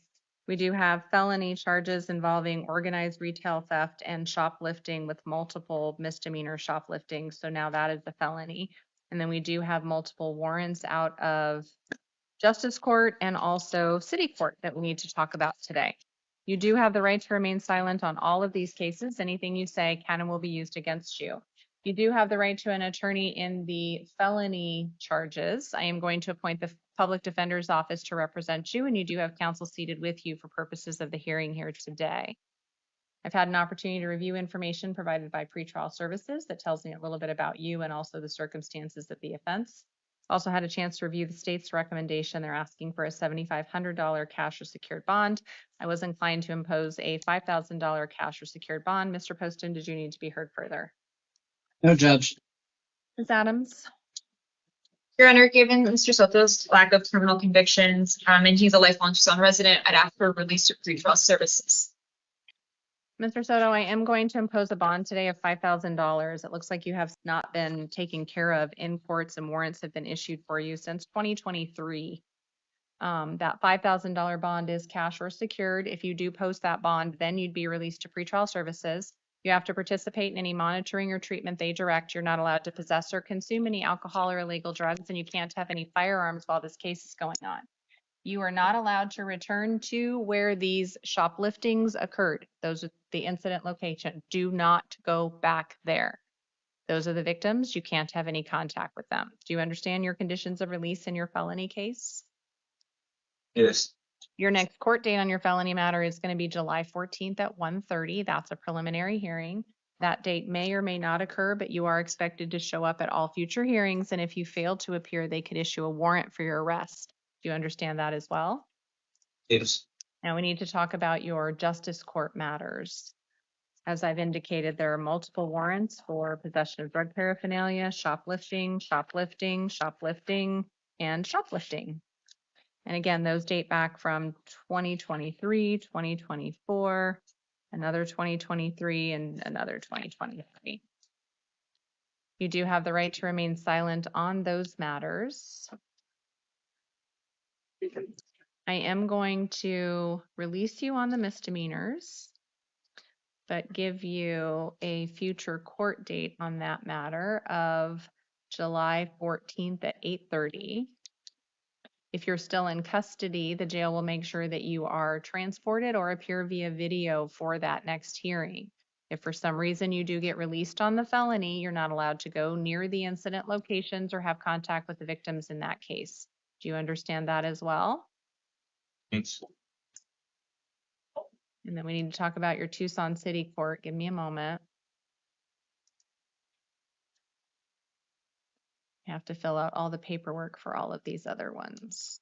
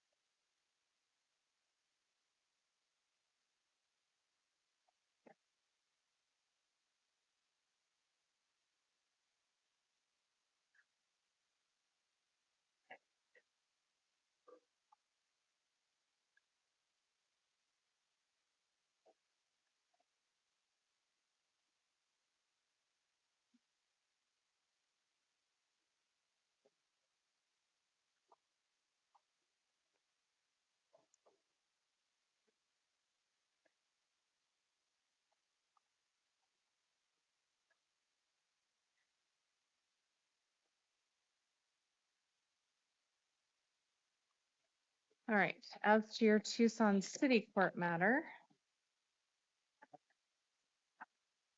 it involves a criminal trespass charge.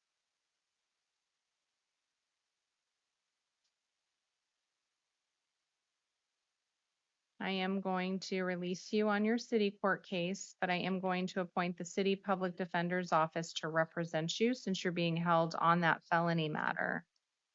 Your next court date is going to be July 11th at 1:45 in the afternoon. That's going to be a video review hearing. If you post your bond and get released before the 11th, then your next hearing is actually going to be August 11th at 2:00 in the afternoon, also at Tucson City Court. Don't go near the incident location. That's where the victims are of that trespass, and you can't return there.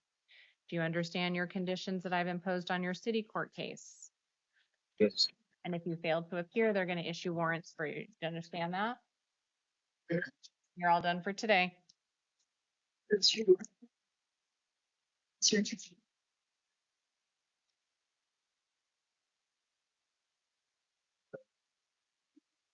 Perfect.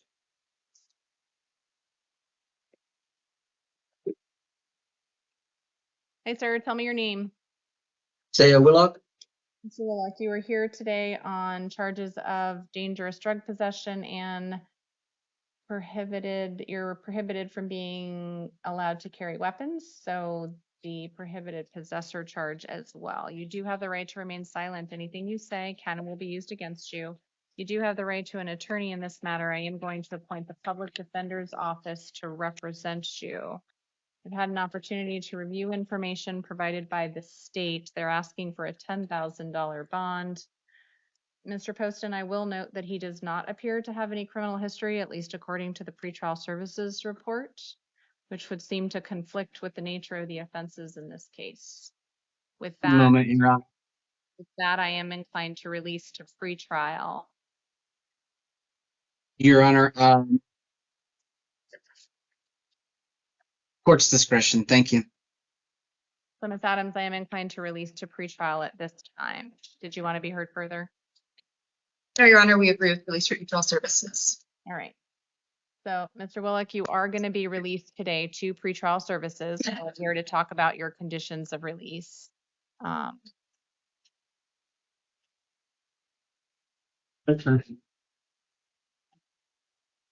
You are going to have to report to that agency as directed, participate in any monitoring or treatment they require you to participate in. You are not allowed to have any alcohol or illegal drugs. And for now, you're not allowed to have any firearms while this case is going on. If you have any other firearms that were not taken by the police, you do need to surrender those to law enforcement. Your attorney from the public defender's office that you've been appointed can help with that. Do you understand all of those conditions of release? Yes. Yes. All right. Your Honor. Your next court date is going to be July 23rd at 1:30. That's a preliminary hearing. That court date may or may not occur, but you are expected to show up at all future court dates. And if you fail to appear, they could issue a warrant for your arrest. Do you understand the consequences if you fail to appear? Yes. Because you are going to be out of custody, it is important that you stay in contact with your attorney so that you don't miss.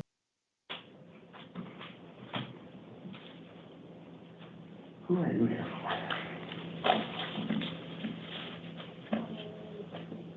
Okay, thank you.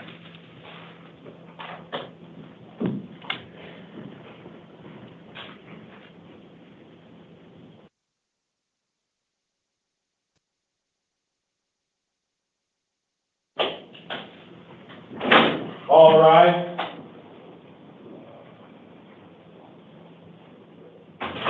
Thank you, everyone. Please be seated.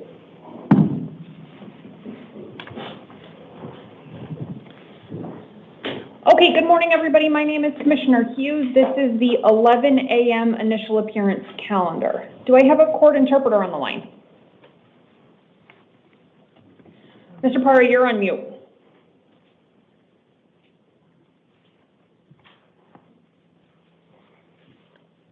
Good morning, Your Honor. This is Ricardo Parra, Spanish court interpreter. Good morning, Mr. Parra. If you still have it, would you interpret that opening advisement and then we will get started? Of course. Buenos días, soy la comisionada Hughes. Estamos aquí para atender la lista de comparecencias de las 11 de la mañana. The court's orders for the taking of DNA samples and fingerprints issued on the first calendar of July will apply to the hearings on this calendar. La orden emitida el primer día del mes en la primera lista de comparecencias referente a la toma de huellas digitales y también las muestras de ADN se aplicarán a las causas de hoy. As we get started on the calendar here this morning, I will call each of you into the courtroom one at a time. Mientras empezamos aquí a llamar las causas, llamaré uno por uno para que entren a la sala. I will ask one of you to stand behind this gray podium here in front of me in the courtroom. I'll ask the next two people I intend to call into the courtroom to line up in the two blue chairs right inside this door. Cuando llame su nombre, le voy a pedir de que pase y se coloque detrás del podio gris que está aquí y también voy a pedir que las siguientes dos personas se sienten en las sillas azules que están precisamente afuera de la sala.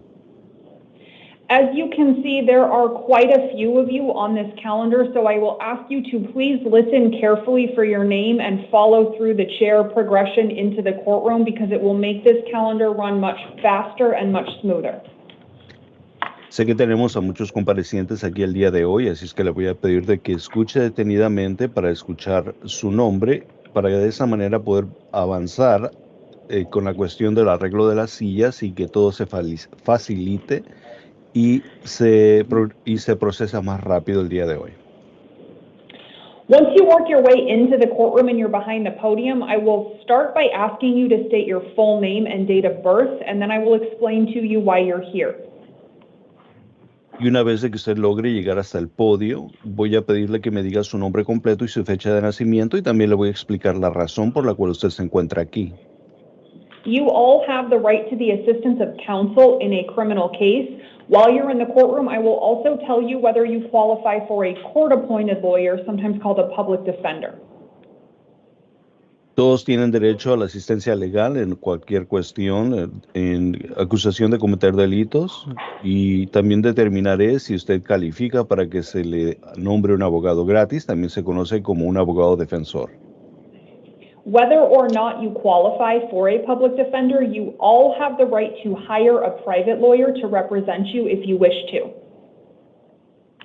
Sin importar si usted califica para que se le asigne un abogado gratis, si usted no califica, tiene el derecho a contratar a su propio abogado y pagar de su propio bolsillo.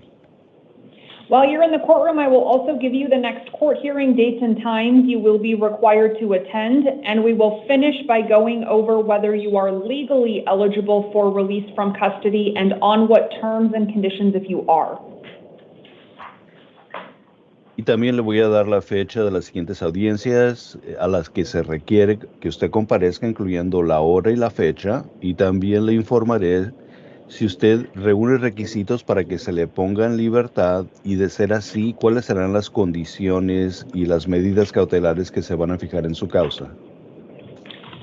Before we get started, it's important for you all to know that you also have the right to remain silent. There will not be a lawyer in the courtroom for purposes of your defense this morning, but anything you say could eventually be used against you. Y antes de empezar, quiero darles información importante sobre su derecho a permanecer silencio. No tenemos a ningún abogado presente en cuanto a su representación, así es que quiero avisarle que cualquier cosa que usted diga durante esta diligencia puede y se usará en su contra. Because you won't have a lawyer and because any statements could be used against you, I will encourage all of you not to make any statements regarding the facts about why you're here.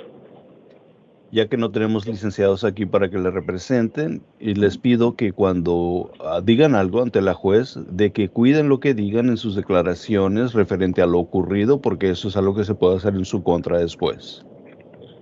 Okay, can I please have Jacinto Juarez Espinoza into the courtroom behind the gray podium? Rosa Garza, if you would please sit in the first chair right inside this door.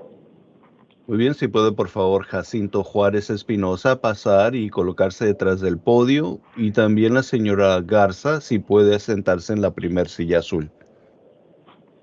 Can I please have your full name and date of birth? ¿Puede por favor decirme su nombre completo y su fecha de nacimiento? Jacinto Juárez Espinosa, del 8 de abril de 2002.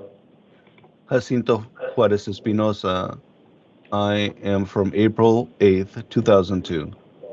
Thank you very much, sir. You are here on allegations of new charges. Muchas gracias, señor. ¿Está usted aquí bajo afirmaciones y nuevos cargos? Those allegations are 20 counts of trafficking in stolen property, all class 2 felonies. Y esas acusaciones son 20 puntos acusatorios de traficar en cosas robadas. I'm sorry, Anna, what was was that a class 3 felony, did you say? Class 2. Thank you, I'm sorry about that. 20 puntos acusatorios de tráfico de bienes robados. Este es un delito, son delitos categoría 2. 21 counts of organized retail theft, all class 4 felonies. Y 21 puntos acusatorios de una organización dedicada al robo o hurto en tiendas de minoreo, un delito categoría 4. And 1 count of possession of a weapon by a prohibited person, that's a class 6 felony. Y un punto acusatorio de estar en posesión de un arma de fuego por una persona inhabilitada, un delito categoría 6. I have found probable cause to support those allegations, and I've appointed a lawyer to defend you. He determinado que existe un motivo fundado para vincularlo a las acusaciones y he nombrado un abogado para que le represente. Your next court hearings will be a status conference July 9th and then a preliminary hearing July 11th, both at 8:30 in the Superior Court downtown. Sus siguientes audiencias es una consulta de actualización para el día 9 de julio a las 8:30 y una audiencia preliminar el 11 de julio a las 8:30 a las 12 ventilarán en el Tribunal Superior en el centro de la ciudad de Phoenix. On these allegations, you have a $10,000 secured appearance bond.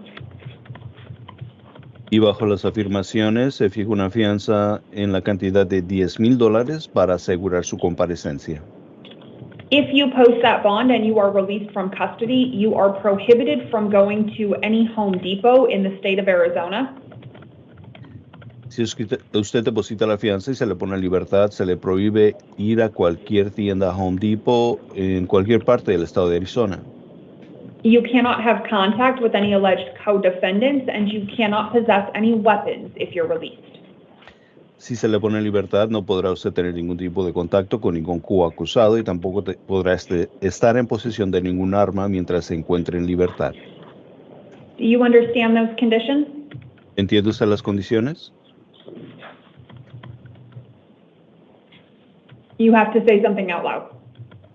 Tiene que decirlo en voz alta. Sí. Yes. Yes. Okay, thank you very much. All that information will be in your paperwork. You can step to your left and get it. Muchas gracias. Toda su información la encuentra en su papel. Le puede pasar a la izquierda. Can I please have Rosa Garza into the courtroom behind the podium? Puede pasar Rosa Garza en la sala detrás del podio. Mr. Interpreter, you don't have to translate this next sentence. Rick Moon, if you would take a seat in the first chair. Jordan Williams, if I could get you in the second chair, please. Okay, Ms. Garza, can I please have your full name and date of birth? Bien, señora Garza, ¿me puede dar su nombre completo y su fecha de nacimiento? Rosa Garza, March 2nd, 72. Ms. Garza, do you require the assistance of a Spanish interpreter? No, it's okay for me. I have noted that you are more comfortable in Spanish, and we have an interpreter, so if that is true, I'm happy to use the interpreter. It's okay using the interpreter. Okay, then what I'm going to ask you to do, if you would please, is allow the interpreter an opportunity to translate what I say from English to Spanish. Please communicate back, if you would, in Spanish, if that is the language you're most comfortable in, and I will ask that you allow the interpreter an opportunity to translate from Spanish back to English. Muy bien, le voy a pedir de que antes de conteste, permita que el intérprete traduzca lo que yo le digo del inglés al español y responda solamente en español y después permita que el intérprete me interprete su español al inglés antes de que usted responda.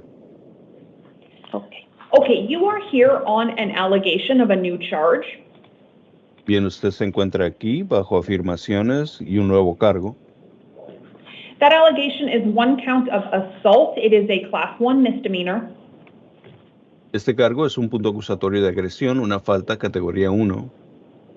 Because it is a misdemeanor allegation, you are not entitled to a court-appointed lawyer.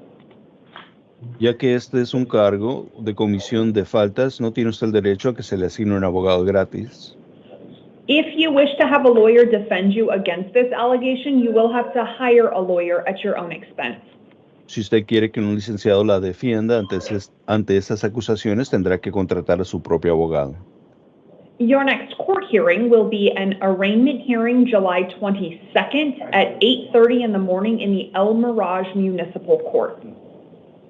Su siguiente audiencia es una vista incuatoria el 22 de julio a las 8:30 de la mañana en el juzgado de Mirage, El Miraje. I am inclined to release you on your own recognizance, which means you would be released from custody in exchange for your agreement to voluntarily attend your next court hearing and comply with the additional restrictions that I'm about to go through. Me inclino a ponerla bajo libertad y bajo palabra juratoria a cambio de su acuerdo de que usted va a comparecer a sus siguientes audiencias y que lo hará voluntariamente. Upon release, you would be prohibited from returning to the scene where the alleged events giving rise to this allegation took place or from having any contact with the alleged victim. Si es que se le pone en libertad, se le prohíbe regresar al lugar donde ocurrió este supuesto delito o que que suscitó esta cuestión y tampoco puede usted tener ningún tipo de contacto con ningún coacusado o víctima. If you currently reside at the same location as the alleged victim, upon release, you would have to find an alternate residence. Si actualmente vive usted con la presunta víctima, no podrá regresar ahí y tendrá que encontrar una vivienda alterna. You could go back to the location where this occurred if you needed to, one time, accompanied by law enforcement, to retrieve personal items you have there that you might need between now and your first hearing. Usted tiene el derecho a regresar una única vez con un policía escolta para poder recoger sus bienes personales y después de eso no podrá regresar a este lugar sino hasta después de que se ventile la audiencia, la primera audiencia en su caso. Pero solo una cosa, si el apartamento es mío, porque yo tengo que salirme mejor que él. Just one thing, if this is my apartment, why do I need to not be in my apartment instead of him not being there? Because I can only make orders for people that appear in the courtroom. I cannot order him to leave if he's not before me. I can only order you to leave. Eso se debe al hecho de que yo solamente puedo emitir órdenes referente a las personas quienes comparecen aquí y eso no me permite, no tengo la autoridad para pedirle a él de que se salga de ahí. Do you understand all of those conditions and do you agree that you will abide by them if you are released? ¿Entendió usted todas las condiciones y promete que se acatará a ellas una vez que se le ponga en libertad? Sí. Yes. Okay, thank you, Ms. Garza. All that information will be in your paperwork. You can step back to your left and get that paperwork. Okay. Gracias, señora Garza. Toda la información la encontrará en sus papeles y puede pasar a la izquierda para que se la entreguen. Mr. Parra, if you would please, before you disconnect, make an inquiry of the gallery to see if there's anybody else that might require your assistance. Of course, Your Honor. Buenos días, soy el intérprete judicial. Si está detenido y necesita asistencia en español para esta audiencia, por favor levante su mano. I'm told no hands were raised. Thank you very much for your assistance. You're free to disconnect. Thank you. Okay, can I please have Rick Moon into the courtroom behind the podium? Mr. Williams, if you'd shift over to the first chair, please, and then if I could get Miguel Garule to the second chair. Can I have your name and date of birth, please, sir? My name is Rick Allen Moon. My date of birth is July 11th, 1958. Thank you, Mr. Moon. You are here on a probation violation warrant issued by the Yavapai County Superior Court. If you don't already have a lawyer representing you in that Yavapai County probation case, you will get a lawyer appointed for you at your next court hearing. That hearing will be an arraignment hearing July 9th. It will be at 8:30 and it'll take place in the Yavapai County Superior Court. I have affirmed the warrant in that case, holding you non-bondable at least until you see the Yavapai judge on July 9th. That means you will be held in custody without bond at least until you get to that hearing in Yavapai County. Do you understand that information? Yes. Thank you, Mr. Moon. All that information is in your paperwork. You can step to your left and get it. Can I tell you one thing? Sure. I was in the hospital and they wouldn't let me use my phone to call my probation officer to tell her where I was at. Okay. I was in the state of Arizona, which they told me I had to be here by the 5th of last month. So that's information that you're going to want to talk to your lawyer and the Yavapai County Court about. I don't even know what the alleged violations of your probation are. I just have the warrant that says there's an allegation that you have violated the terms of your probation. So share that with your lawyer. If that is the basis for the alleged violation, your lawyer can then present that information to the Yavapai County Court, and the Yavapai County judge will determine what that information means for your case going forward. Okay. All right. Thank you, Mr. Moon. Thank you. Jordan Williams, if you would please work your way into the courtroom. Xavier Manuel, if you would please work your way to the second chair.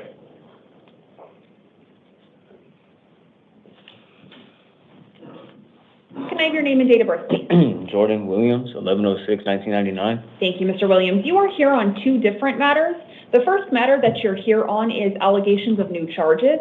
Those allegations are one count of aggravated assault, that is a class 4 felony, one count of assault, and one count of disorderly conduct. Those last two are class 1 misdemeanors. I did find probable cause to support all of those allegations, and I've appointed the Public Defender's Office to represent you. Your next court hearings on those new allegations will be a status conference July 9th and then a preliminary hearing July 11th. Both of them will be at 8:30 in the Superior Court downtown. On those new allegations, you have a $25,000 secured appearance bond. The second matter that you're here on is an allegation that those new allegations are violations of term 1 of your probation.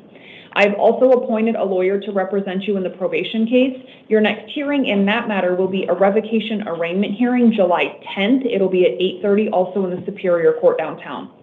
On the probation matter, you are not eligible for release on bond. That means you will be held in custody without bail at least until you see the probation judge on July 10th. Because of that, I encourage you to wait at least until after that probation hearing before attempting to post the bond on those new allegations. Do you understand that information? So, not kind of a little bit. So I can be bonded out or I can't be bonded out is kind of. Well, you are bond eligible on the new charges, but not on the probation case. So if you posted your bond on the new allegations between now and July 10th, you would still be held in custody on the probation case. So that's why I'm saying go to the probation court first. If at your probation hearing, the probation judge decides from that day forward, either you're going to be released or you are bond eligible, then you could post the bond on the new allegations and be eligible for release in both matters. Okay, so yes, so I wouldn't be able to get out if I did post the bond either way. Not, at least not until after that probation hearing. All right. Okay, thank you, Mr. Williams. You can step back and get your paperwork. Miguel Garule, if you would please work your way into the courtroom. Manuel Benavides, if you would please work your way to the second chair. Can I have your name and date of birth, please? Miguel Gurule, 1/24/1982. Thank you, sir. You are here on two different matters. The first matter that you're here on is an allegation of a new charge. That allegation is one count of facilitation to commit burglary. It is a Class 3 felony. I did find probable cause to support that allegation, and I've appointed a public defender to represent you. Your next court hearings on that new allegation will be a status conference July 9th and then a preliminary hearing July 11th, both at 8:30 downtown. On that new allegation, you have a $5,000 secured appearance bond. The second matter that you're here on is an allegation that that new burglary allegation violates term 1 of your probation. I've also appointed a lawyer to represent you in the probation case. Your next hearing in that matter will be a revocation arraignment July 10th at 8:30. On the probation matter, you are not eligible for release on bond. That means you will be held in custody without bail at least until you see the probation judge on July 10th. So I would encourage you to wait until after that hearing before attempting to post the bond on the new allegation. So if I want to just run this case and my probation, the little 3 months I have left on a 4-year tail, can I just run it all together right now and sign it? That's a question for your lawyer. So I don't have the authority to order that, and you haven't been convicted yet in that new case. So if you get to conviction at sentencing on the new case, that might be an option, but you'll have to talk to your lawyer about that, and it'll have to happen later down in the proceedings. All right. Okay, thank you, sir. You can step back and get your paperwork. Xavier Manuel, if you would please work your way into the courtroom. Roberto Mercado, if you would please work your way to the second chair. Can I have your name and date of birth, please, sir? Xavier Manuel, July 24th, 2001. Thank you very much, Mr. Manuel. And I understand that the lawyer for the state's office would like to appear on this matter. Appearance of counsel for the state, please. Thank you, Your Honor. Dawn Sauer on behalf of the state. Good morning, Ms. Sauer. Thank you for joining us. Okay, Mr. Manuel, you are here on an allegation of a new charge. That allegation is one count of reckless manslaughter. It is a Class 2 felony. Based on my reading of the information provided to me by law enforcement, I am inclined to find probable cause to support that allegation. Before I do that, Ms. Sauer, any information that the state wishes the court to consider in addition to the Form 4 regarding probable cause? No, Your Honor. Okay, then I do find probable cause to support that allegation. I have appointed a lawyer to represent you. Your next court hearings will be a status conference July 9th and then a preliminary hearing July 11th. Both of them will be at 8:30 in the morning, and they'll both be in the Superior Court downtown. Before I consider or impose any release restrictions, can I please have argument from the state regarding release? Yes, Your Honor. The state is requesting a $250,000 cash bond. The victim is deceased in this matter. The state believes that the defendant is a flight risk due to the severity of the crime and the amount of jail time or prison time he would be facing. Okay, thank you very much, Ms. Sauer. Mr. Manuel, I will give you an opportunity to address release conditions and anything that the state has indicated if you wish to. Before I give you the floor, I want to remind you that you don't have a lawyer here. You can see the state's lawyer is here. Anything that you say could be used against you. So I will encourage you very strongly not to discuss the facts, the underlying facts that brought you here, but if there is any information that you wish for me to consider in terms of what release conditions I impose, you have the opportunity to do that now. Well, I have custody of my daughter now, so that's the one thing, and I don't have family or anybody, so I kind of need to be there for her because she has asthma and she has RSV at the same time. Okay. And I'm in school right now, and I can't miss it because it's my last year. Okay. All right, very good. Then I am hearing and considering the arguments from the defendant and the state. I do have also a written victim impact statement in this case from a representative of the deceased victim indicating the impact so far that this case has had on her and her family. That written victim impact statement outlines severe grief and over the loss of the victim and the possibilities that the victim could have grandchildren or a growing family. The victim expressed concern that the events of this case have in essence ended her bloodline. So I have considered all of those factors. May I say something? Sure. I'm also grieving too. That's my girlfriend. So. Sure. Okay. The factors that I have to consider in determining release are the potential for witness tampering, the potential of harm for alleged victims or the community as a whole. I am also required to consider whether the nature of the allegations leads the court to believe that the defendant might be a flight risk. Weighing all of these factors and the facts in this case and the statements that I've heard in court and provided by the family of the deceased victim, I am persuaded that there could potentially be a possibility for communication between the defendant and family of the deceased victim. I am also persuaded by the state's argument that based on the nature of the charge and the possible consequences if convicted, that the defendant might pose a flight risk if required to surrender for an adverse verdict in this case.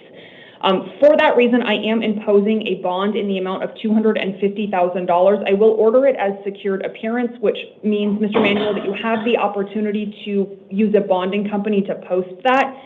If you do post that bond and you are released, you cannot possess or consume any alcohol or drugs without a valid prescription. You are prohibited, whether or not you're released, from attempting to contact any family members of the deceased victim. To the extent that you have a minor child in your care and control and these orders mean that you will no longer be able to care for that minor, if there is nobody else that can check in on the welfare of that minor, when you get back in the jail, you can ask them for the hotline to the Department of Child Safety. You can call them and let them know that there is a minor uncared for. It is their responsibility. Oh, I have someone watching right now. I have my neighbor watching her. She don't know what to do with her. So you can either communicate with the neighbor and facilitate that if you stay in custody, or you could contact the hotline and have DCS care for her. That would be completely up to you. Okay. I just wanted you to know that if you don't post this and you stay in custody, you have options to get your daughter cared for. Okay. Okay. Anything else that I need to address, Ms. Sauer? No, Your Honor, thank you. Okay. Mr. Manuel, do you understand those conditions? Yep. Okay. Thank you very much. You can step back and get your paperwork. Appearing on anything else? No. Okay, you're free to be excused if you wish to be. Thank you.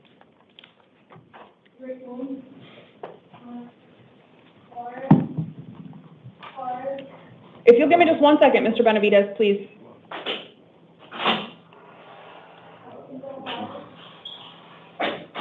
All right, if you would pull your arms out of your shirt, head up to the podium, please. Roberto Mercado, if you will be in the first chair, please, and then Anna Procell, if you would take a seat in the second chair. Can I have your name and date of birth, please, sir? Manuel Anthony Benavides, 42181. Thank you very much, Mr. Benavides. You are here on allegations of new charges. The allegations against you are 1 count of aggravated robbery, that is a Class 3 felony, and 1 count of assault, a Class 1 misdemeanor. I did find probable cause to support those allegations, and I have appointed a lawyer to represent you. Your next court hearings will be a status conference July 9th and then a preliminary hearing July 11th. They'll both be at 8:30 in the Superior Court downtown. On those allegations, you have a $75,000 secured appearance bond. If you post that and you are released, you cannot go back to the scene where these alleged events took place. You cannot have contact with any alleged victims or co-defendants, and you cannot possess any weapons, drugs without a valid prescription, or alcohol if you're released. Do you understand those conditions? Yes. Thank you, Mr. Benavidez. You can step back and get your paperwork. Roberto Mercado, if you would please work your way into the courtroom. Daryl Jones, if I could ask you to please work your way to the second chair. Can I have your name and date of birth, please, sir? Roberto Mercado, March 27, 1995. Thank you, Mr. Mercado. You are here on allegations of new charges. The allegations against you are 1 count of possession of a weapon by a prohibited person, 1 count of misconduct involving body armor, 1 count of narcotic drug possession, 1 count of dangerous drug possession. All of those are Class 4 felonies, and 1 count of drug paraphernalia possession, which is a Class 6 felony. I did find probable cause to support all of these allegations with the exception of the narcotic drug allegation. I did not find probable cause to support that allegation. My finding of no probable cause does not mean it is legally dismissed. It is possible the county attorney's office will charge that, but I am not considering the narcotic drug allegation for purposes of your release conditions. I have appointed a lawyer to represent you. Your next court hearings will be a status conference July 9th and then a preliminary hearing July 11th. They'll both be at 8:30 in the Superior Court downtown. On the allegations supported by probable cause, you have a $25,000 secured appearance bond. If you post that and you are released, you cannot possess any weapons or body armor upon release, and you cannot possess any drugs without a valid prescription. Okay. Do you understand those conditions? Mm-hmm. Okay, thank you, Mr. Mercado. You can step back and get your paperwork. Anna Purcell to the podium in the courtroom, please. Alex Daniels, if you would please work your way to the second chair. Can I have your name and date of birth, please? Anna Purcell, September 1969. Thank you very much. You are here on allegations of new charges. The allegations against you are 1 count of theft, 1 count of fraudulent schemes and artifices. Those 2 are both Class 2 felonies. 1 count of money laundering, a Class 3 felony, and 1 count of forgery, a Class 4 felony. I have found probable cause to support those allegations, and I've appointed a public defender to represent you. Your next court hearings will be a status conference July 9th and then a preliminary hearing July 11th. Both of them will be at 8:30 in the Superior Court downtown. On these allegations, you have a $25,000 secured appearance bond.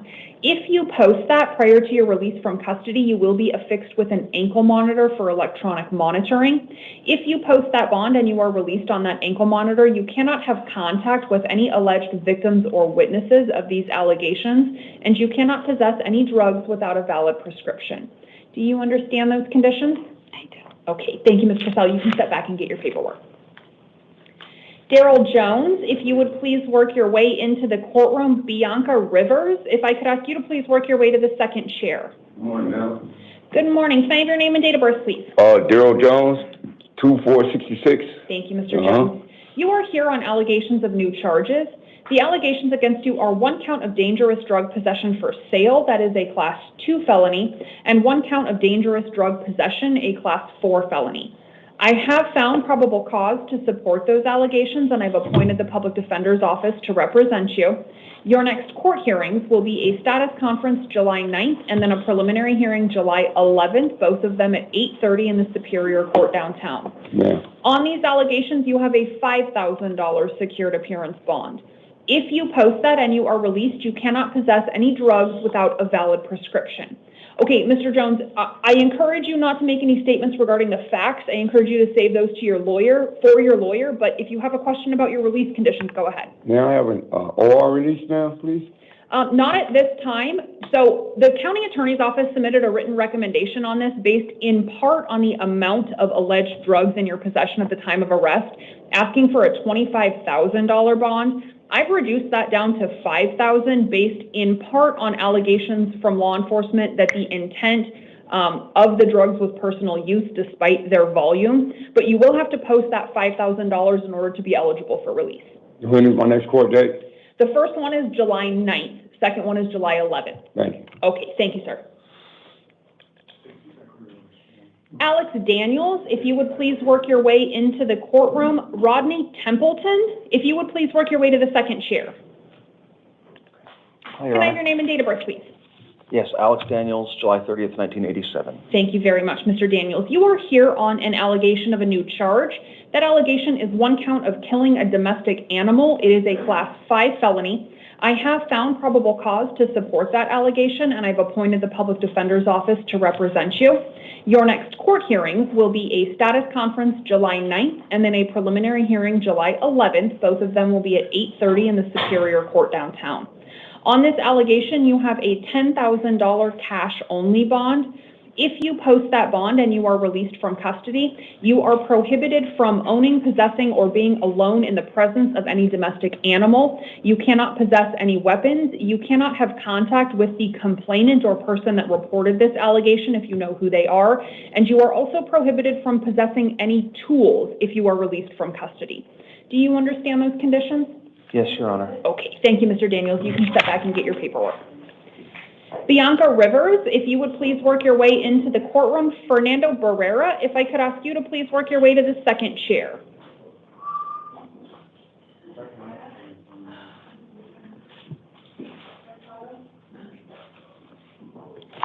Can I have your name and date of birth, please? Bianca Rivers, And what's your date of birth? 9595. Thank you, Ms. Rivers. You are here on 2 probation violation warrants. In both cases, petitions to revoke your probation allege that you have violated terms 3 and 5. I've appointed a lawyer to represent you in both cases. Your next court hearing will be a revocation arraignment hearing July 10th. It'll be in the probation court downtown at 8:30 in the morning. On these 2 warrants, you have a total secured appearance bond of $1,100. It is $1,000 on one of the warrants, $100 on the second.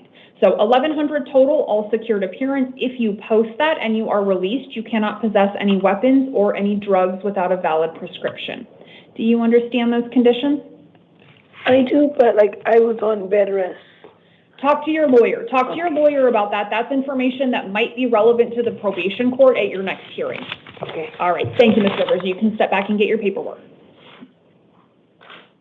Rodney Templeton, if you would please work your way into the courtroom. Gavino Romero, if you would please work your way to the second chair.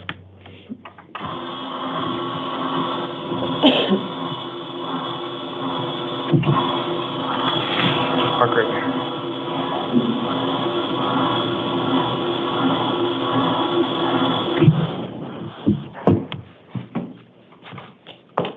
Can I have your name and date of birth, please, sir? Rodney Charles Templeton, 10/13/1953, ma'am. Thank you very much, Mr. Templeton. You are here on a bench warrant that was issued by the Superior Court after you failed to appear at a status conference in an existing felony case involving aggravated driving under the influence allegations. You have a lawyer already assigned to you in that case. That lawyer will continue to defend you.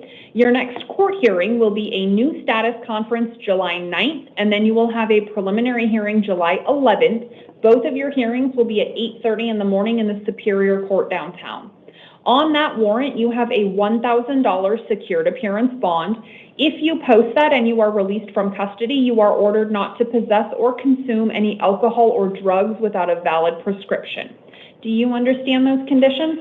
Yes, ma'am. Okay, thank you, Mr. Templeton. You can work your way back to your left. Thank you, sir. I'll push it.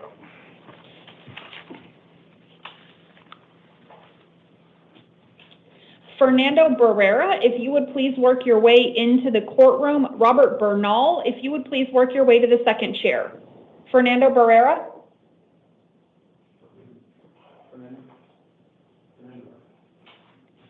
While you're walking up, will you pull your arms out, please? Sorry about that. All right, can I have your name and date of birth? Fernando Barrera, 010388. Thank you, Mr. Barrera. You are here on 2 different matters.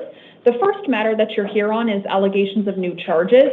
Those allegations are 1 count of dangerous drug possession, a Class 4 felony, 1 count of drug paraphernalia possession, a Class 6 felony, and 1 count of criminal trespassing, a Class 3 misdemeanor. I did find probable cause to support those new allegations, and I've appointed a lawyer to represent you. Your next court hearings will be a status conference July 9th and then a preliminary hearing July 11th, both at 8:30 in the Superior Court downtown. On those new allegations, you have a $50 secured appearance bond. You're also here on an allegation that those new charges violated term 1 of your probation. I also gave you a lawyer in the probation case. Your next hearing in that matter will be a revocation arraignment July 10th at 8:30. On the probation matter, you have a $500 secured appearance bond.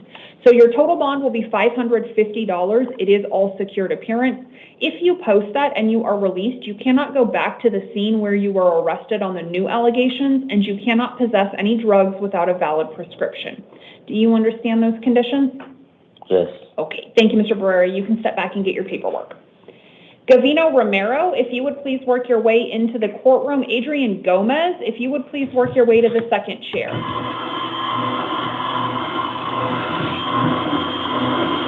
I'm so slow. I know. Can I have your name and date of birth, please, sir? Camilo Romero, 92264. Thank you, Mr. Romero. You are here on allegations of new charges and an allegation that the new charges violated the terms of your probation. The new allegations against you are 1 count of narcotic drug possession, a Class 4 felony, 1 count of dangerous drug possession, a Class 4 felony, 1 count of manufacturing or delivering drug paraphernalia possession, a Class 6 felony, and 1 count of criminal trespassing, a Class 3 misdemeanor.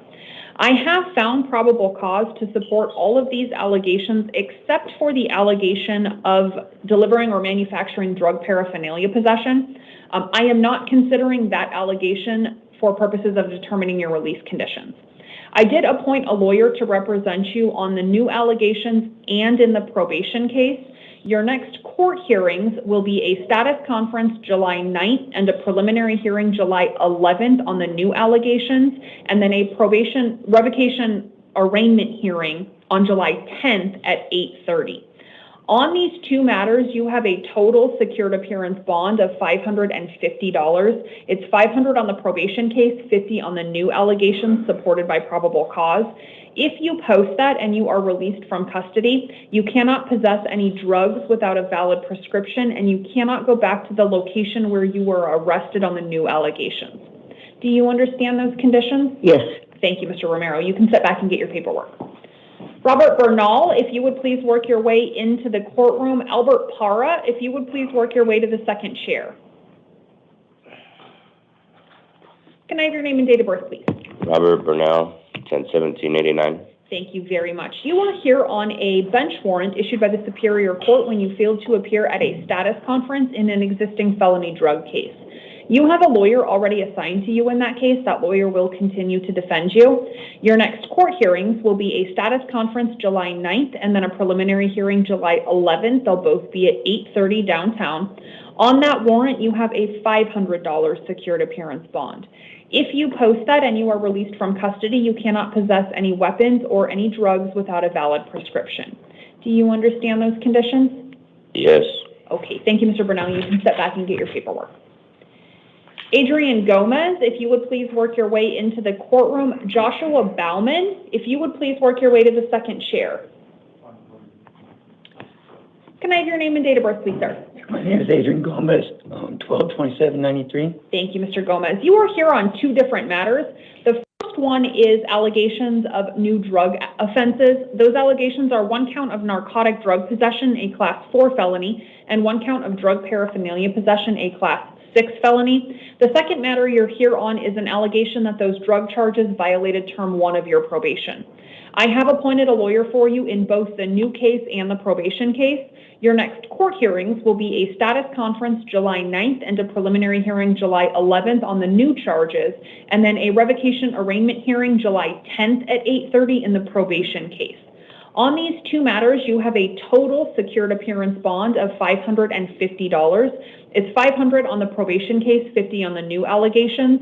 If you post that and you are released from custody, you are ordered not to return to the scene where you were arrested on the new allegations, and you cannot possess any weapons or drugs without a valid prescription. Do you understand those conditions? Yeah, no, why I can't get an OR? Partially because the allegations are substantially similar to the allegations that you were on probation for, and partially because they are new criminal allegations alleged to have been committed while you were on probation. Yeah, but my bad. I have a lot, like a job, doing workforce with these people. That's why I was wondering why my probation officer didn't behalf on my side, you know? Like I have a job opportunities right now. Yeah, so unfortunately, those things don't change the fact that you just got picked up on new criminal charges while you were on probation. So that's why you'll have to post that bond in order to be eligible for release. Any other questions? All right, thank you, Mr. Gomez. You can step back and get your paperwork. Albert Parra, if you would please work your way into the courtroom. Marion Ogletree, if you would please work your way to the second chair. Can I have your name and date of birth, please, sir? Albert Parra, 1/27/1981. Thank you, Mr. Parra. You are here on two different matters. The first one is allegations of new charges. Those allegations are one count of dangerous drug possession, a Class 4 felony, and one count of drug paraphernalia possession, a Class 6 felony. The second matter you're here on is a probation violation warrant. In that case, a petition to revoke your probation alleges that you have violated terms 3, 4, 5, and 7. I did appoint a lawyer for you in both cases. Your next court hearings will be a status conference July 9th and a preliminary hearing July 11th on the new charges, and then a probation revocation arraignment hearing July 10th on the probation case. They will all be at 8:30 in the Superior Court downtown. On these two matters, you have a total secured appearance bond of $550. It's $500 on the probation warrant and then $50 on the new allegations. If you post that and you are released, you cannot possess any weapons or any drugs without a valid prescription. Do you understand those conditions? Yes. Okay, thank you, sir. You can step back and get your paperwork. Joshua Bauman, if you would please work your way into the courtroom. Marilyn Curtis, if you would please work your way to the second chair. Will you pull your arms out, please, and then give me your name and date of birth? Joshua Bauman, 10/25/88. Thank you, Mr. Bauman. You are here on two different matters. The first one is allegations of new charges. Those allegations are one count of dangerous drug possession, one count of narcotic drug possession, they're both Class 4 felonies, one count of drug paraphernalia possession, a Class 6 felony, and one count of criminal trespassing, a Class 3 misdemeanor. I did find probable cause to support those new allegations. You're also here on an allegation that those new charges violated Term 1 of your probation. I did appoint a lawyer for you in both the probation case and the new case. Your next court hearings will be a status conference July 9th and then a preliminary hearing July 11th on the new case, and then a probation revocation arraignment hearing July 10th on the probation matter, all of them at 8:30 in the Superior Court downtown. On these two matters, you have a total secured appearance bond of $300. It is $250 on the probation matter, $50 on the new allegations. If you post that and you are released, you cannot go back to the scene where you were arrested on the new allegations, and you cannot possess any weapons or drugs without a valid prescription. Do you understand those conditions? Yes. Okay, thank you, Mr. Bauman. You can step back and get your paperwork. Marion Ogletree, if you would please work your way into the courtroom. Ryan Thornton, if you would please work your way to the second chair.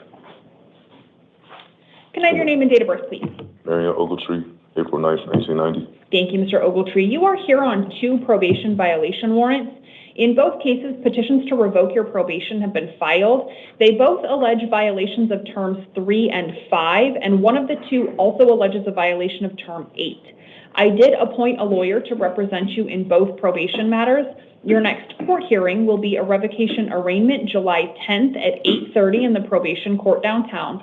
On each of these two warrants, you have a $250 secured appearance bond. So your total bond will be $500. It is all secured appearance. If you post that and you are released, you cannot possess any weapons or any drugs without a valid prescription. Do you understand those conditions? Yes, ma'am. Okay, thank you, Mr. Ogletree. Mary Lynn Curtis, if you would please work your way into the courtroom. Ricky Rivas, if you'd please work your way to the second chair. Can I have your name and date of birth, please? Marilyn Curtis, 11/4/88. Thank you, Ms. Curtis. You are here on a probation violation warrant. A petition to revoke your probation alleges that you have violated terms 3 and 5. I appointed a lawyer to represent you. Your next court hearing will be a revocation arraignment July 10th at 8:30.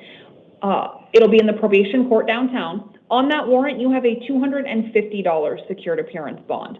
If you post that and you are released, you cannot possess any weapons or any drugs without a valid prescription. Do you understand those conditions? So I'm not getting out. Not unless you post that bond. Okay. Ryan Thornton, if you would please work your way into the courtroom. Thomas Suggs, if you would please work your way to the second chair.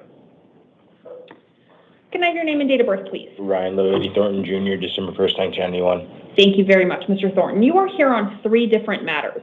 The first matter that you're here on is allegations of new charges. Those allegations are 1 count of narcotic drug possession, a Class 4 felony, and 1 count of drug paraphernalia possession, a Class 6 felony. I did find probable cause to support the paraphernalia allegation, but I did not find probable cause to support the narcotic drug allegation. I did appoint a lawyer to represent you. Your next court hearing on the new allegation of paraphernalia supported by probable cause will be a status conference July 9th and then a preliminary hearing July 11th, both of them at 8:30 in the Superior Court downtown. On that new allegation, you have a $50 secured appearance bond. You're also here on 2 probation violation warrants. In those 2 cases, petitions to revoke your probation allege violations of terms 3, 4, 5, and 15. I appointed a lawyer for you in both of the probation cases. Your next hearing in the probation matters will be a revocation arraignment July 10th at 8:30. On each of the 2 probation warrants, you have a $250 secured appearance bond. So your total bond for all 3 cases will be $550. If you post that and you are released, you cannot possess any weapons or any drugs without a valid prescription. Do you understand those conditions? Yes, ma'am. Okay, thank you, Mr. Thornton. You can step back and get your paperwork. Ricky Rivas, if you would please work your way into the courtroom. Spencer Christian Osborne, if you would please work your way to the second chair. Can I have your name and date of birth, please, and will you just take your hat off while you're at the podium? Thank you. Ricky Joseph Rivas, 2281. Thank you, Mr. Rivas. You are here on allegations of new charges. The allegations against you are 1 count of narcotic drug possession and 1 count of dangerous drug possession. They're both Class 4 felonies. I did find probable cause to support those allegations, and I appointed a public defender to represent you. Your next court hearings will be a status conference July 17th and then a preliminary hearing July 21st. They'll both be at 8:30 in the Superior Court downtown. I am inclined to release you to the supervision of pretrial services. That means you would be released from custody without having to post a bond, but upon your release, you would be required to voluntarily attend both of your next court hearings, and you would be required to contact pretrial services once you're out of custody. You would also be ordered upon release not to possess any drugs without a valid prescription. Do you understand those conditions, Mr. Rivas? And if released to pretrial, do you agree that you'll abide by them? Yes. All right, thank you very much. With your paperwork, you're going to get a packet from pretrial. Please keep it because their contact information will be inside that packet. Thank you. Thomas Suggs, if you would please work your way into the courtroom. Coral Begay, if you would please work your way to the second chair. Can I have your name and date of birth, please? Thomas Suggs, 10/13/72, ma'am. Thank you, Mr. Suggs. You are here on an arrest warrant that was issued after a direct complaint was filed. A direct complaint is a written document that alleges new allegations against you. A new allegation, there's only one. The allegation in that direct complaint is aggravated assault with a deadly weapon or dangerous instrument. It is a Class 3 felony alleged to have been committed. I'm getting there, right? It's alleged to have been committed September 25th of 2024. That's impossible. That's all the information I have. So I've appointed a lawyer for you. You can talk to your lawyer about the underlying facts if you think there's some error.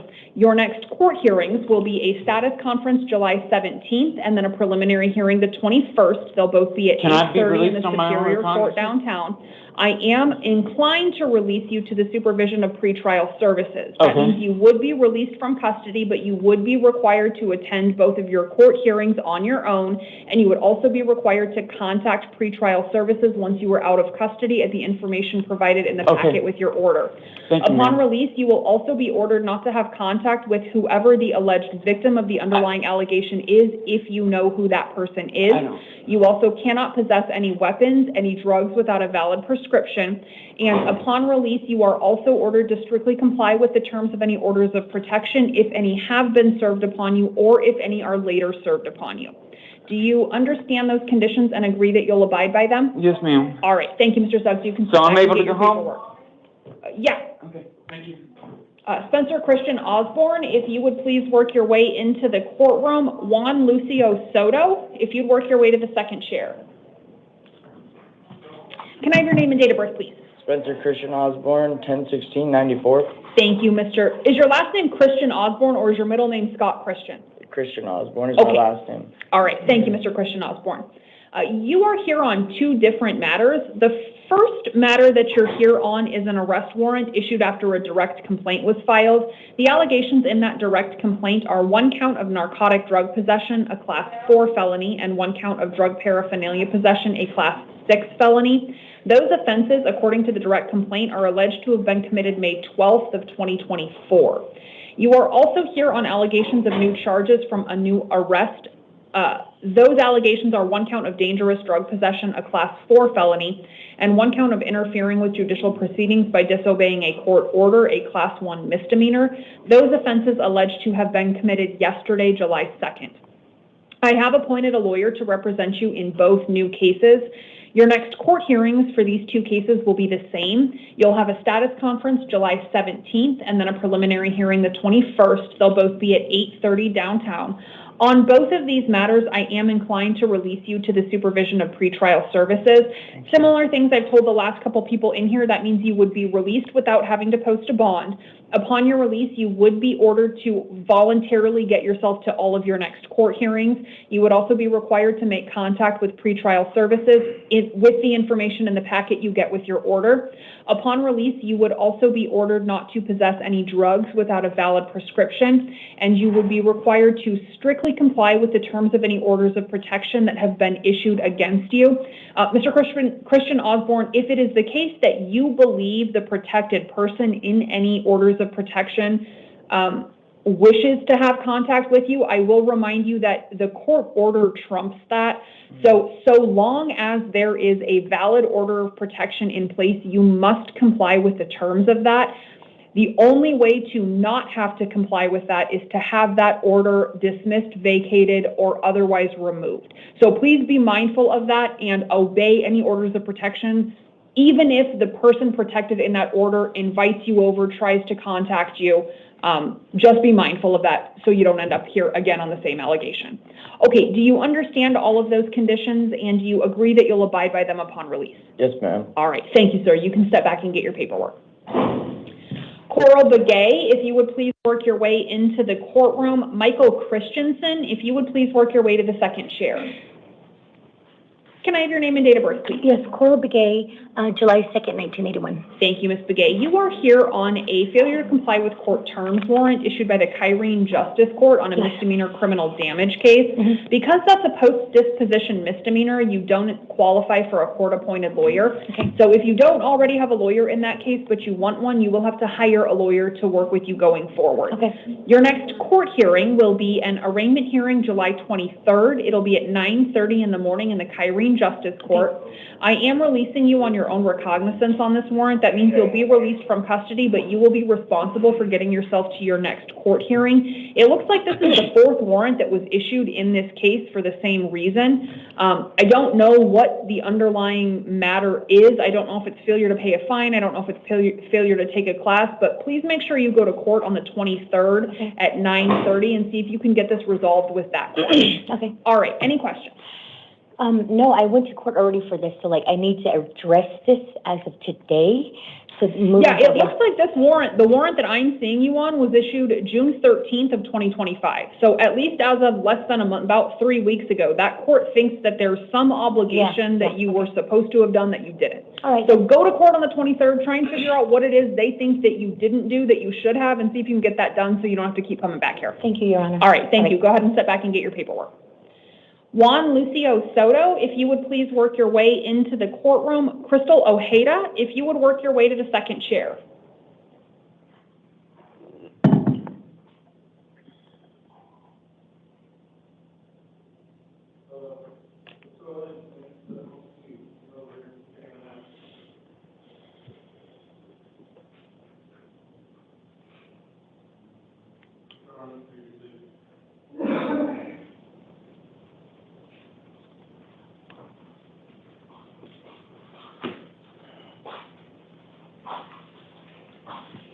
Can I have your name and date of birth, please? Juan Soto, January 31st, 1996. Thank you, Mr. Soto. You are here on 3 different matters.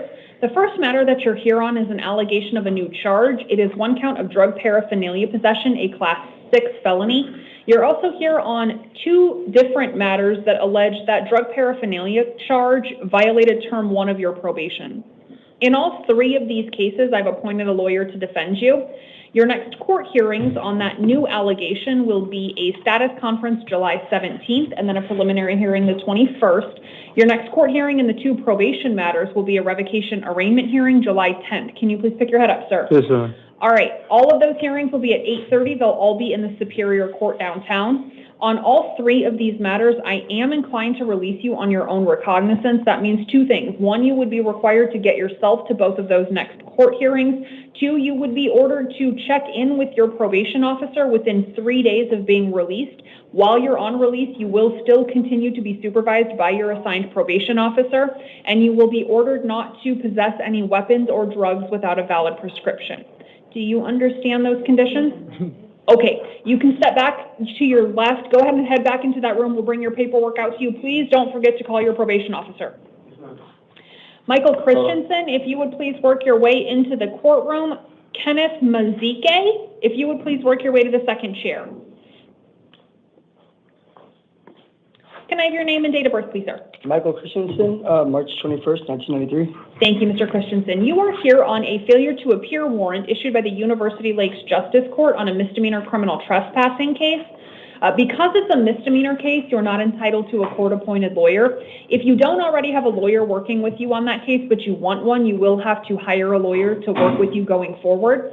Your next court hearing on that warrant will be an arraignment hearing July 22nd in the University Lakes Justice Court, and I am inclined to release you on your own recognizance on that warrant. That means that you would be responsible for getting yourself to court July 22nd at 1:30, and you would also be ordered not to possess any drugs without a valid prescription upon release. Do you understand those conditions? Yes, I do. Okay, thank you, Mr. Christensen. You can step back and get your paperwork. Crystal Ojeda, if you would please work your way into the courtroom. David Deegan, if you'd work your way to the second chair, please.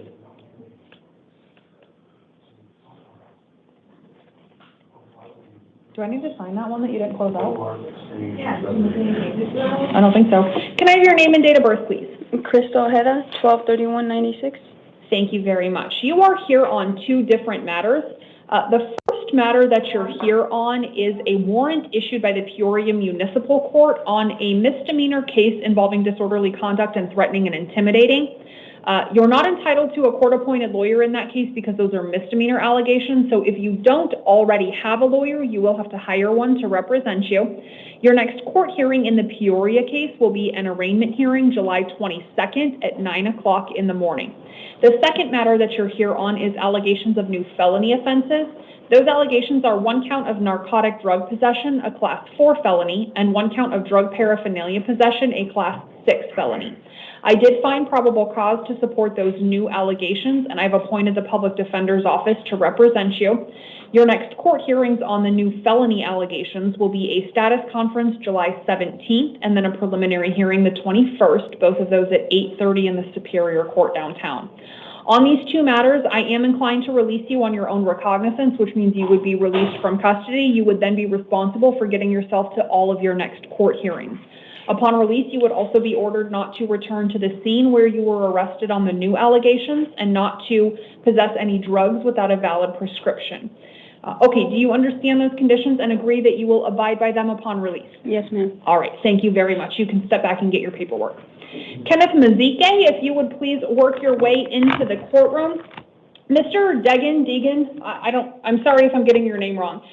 I'm going to call you next, but a lot of the preliminary information that I'm about to go through is going to apply to you as well. So I will call you in next. You will have an individual hearing, and I'm happy to repeat as much or as little of this as you need. But all I'm going to ask is that you kind of just keep your ears open and listen. So if possible, I can avoid having to say the same thing twice.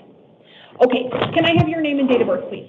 Kenneth Javon Mazik, 1699. Thank you very much. It's just Mazik. Yes. Okay, thank you. I apologize for getting that wrong. It heard worse. Okay, Mr. Mazik, you are here on a warrant issued by the state of Illinois. Because you are here on a warrant that was issued by a different state, your hearing is going to look a little bit different than everybody else's, but it's going to look like Mr. Deegan. Is it Deegan? Degan. Degan? Okay. It's going to look like Mr. Degan.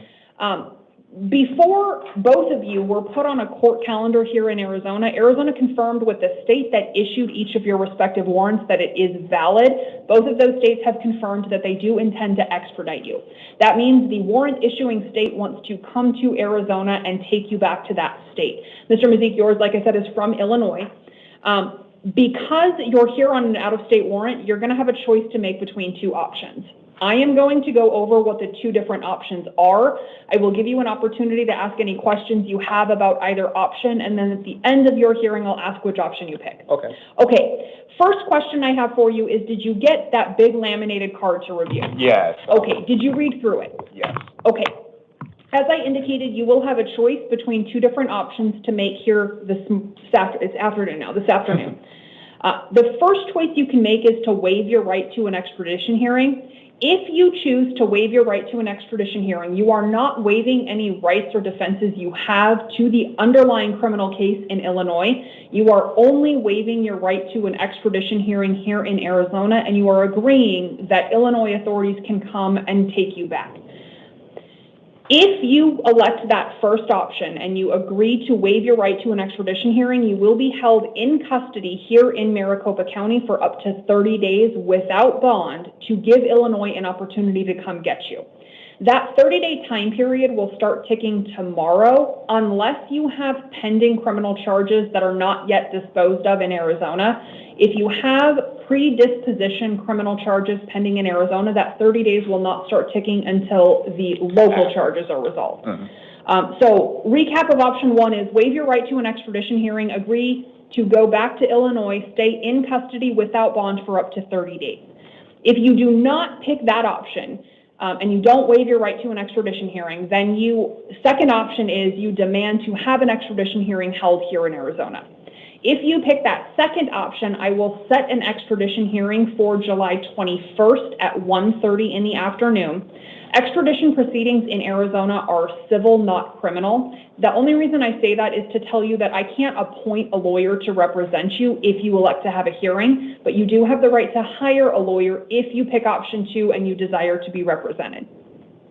On your particular warrant, if you pick option two, you are bond eligible. Your bond would be set at $15,000 secured appearance. If you posted that bond, you would be eligible for release while the extradition proceedings are taking place, but please keep in mind you would be required to stay in Arizona. Sometimes people say, well, can I just post that and go back and take care of this? The answer to that question is no. If you posted that, you have to stay here. Yeah, so if you pick option two, I set that hearing, impose that bond. If you post it, you have to stay in Arizona and voluntarily be present at all of your extradition proceedings. If you pick option two, the end of the extradition process is warrants being signed by the governors of both Arizona and Illinois. Once both governors sign an extradition warrant, that's what authorizes Arizona to release you to Illinois, what gives Illinois the authority to come to Arizona to take you back. The process of obtaining governor's warrants from that original hearing on the 21st could take up to 90 days. So if you pick option two and I set that extradition hearing, your bond of $15,000 will stay in place for potentially that whole 90-day period, and you would remain bond eligible that whole time.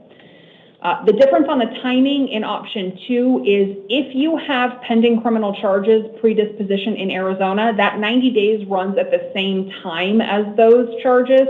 Whereas in option one, it was wait for those local charges to resolve plus 30 days. In option two, your local charges and the 90 days run at the same time.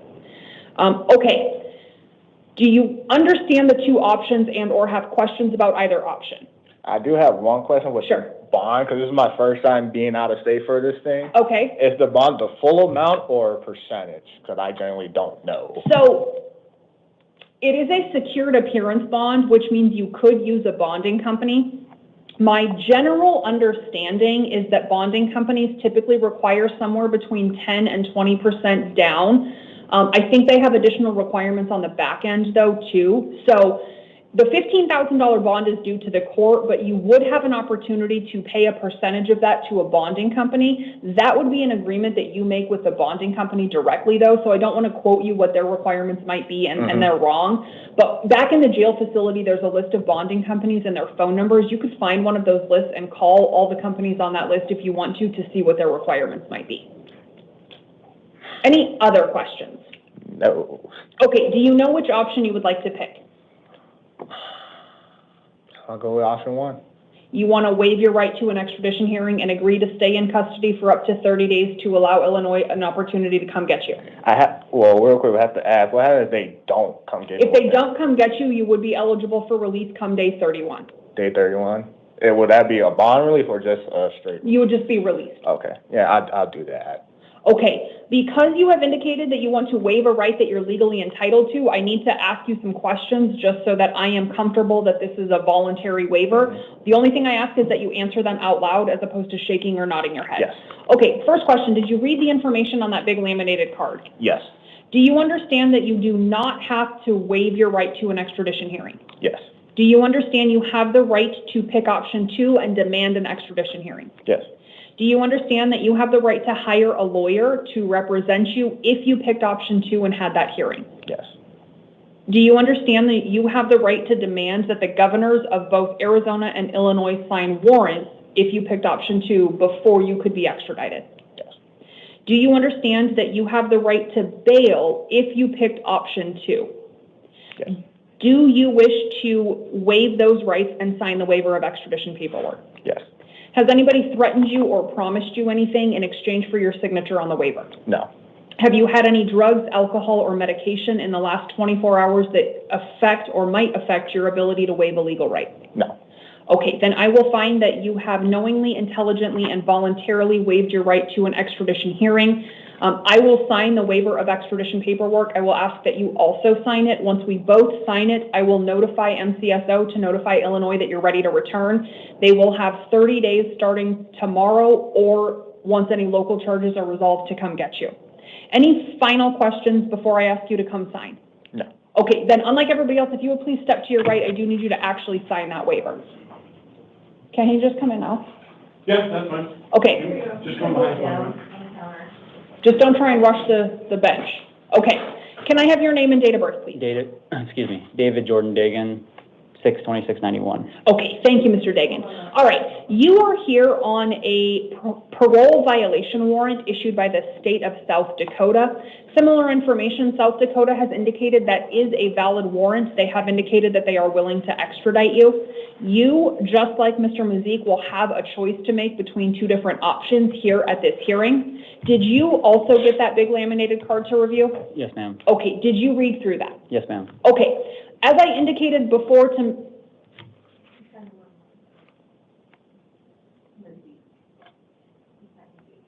No, I didn't. It's signed. So the defendant chose to waive his rights. No, I'm looking at Mazik. I don't know what you want me to do. Sure. Okay, my apologies. Okay, you have an option between 2 choices. The first choice that you can make is to waive your right to an extradition hearing. All that means is that you are waiving your right to a hearing here in Arizona. It does not mean that you're waiving rights or defenses you would have to the South Dakota case. If you waived your right and you picked that first option, you would be held in custody here in Maricopa County for up to 30 days to allow South Dakota an opportunity to come get you. If you did not pick that first option and you wanted option 2, that is that you demand to have an extradition hearing held here in Arizona. That hearing would be set for July 21st at 1:30. It would be in the Superior Court downtown. It's a civil proceeding, not criminal, so a court-appointed lawyer would not be available for you, but you would have the opportunity to hire a lawyer to represent you if you picked option 2 and had that hearing. On your particular warrant, because it is a parole violation warrant, if you picked option 2, you would still not be eligible for release on bond.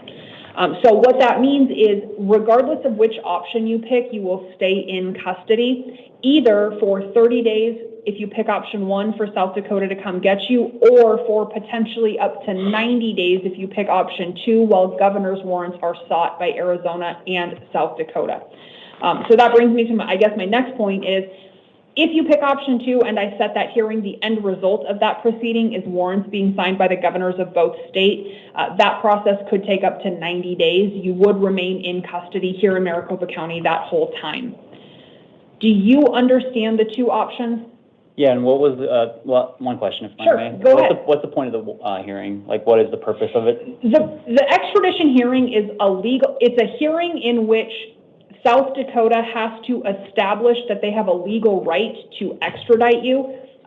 You also have the opportunity to dispute that at the hearing. So sometimes people will say, well, I thought this was all taken care of. I don't know why there's a valid warrant. Sometimes people say that case was dismissed. Sometimes people say, I wasn't supposed to go to court for another 2 weeks. I don't know why there's a warrant.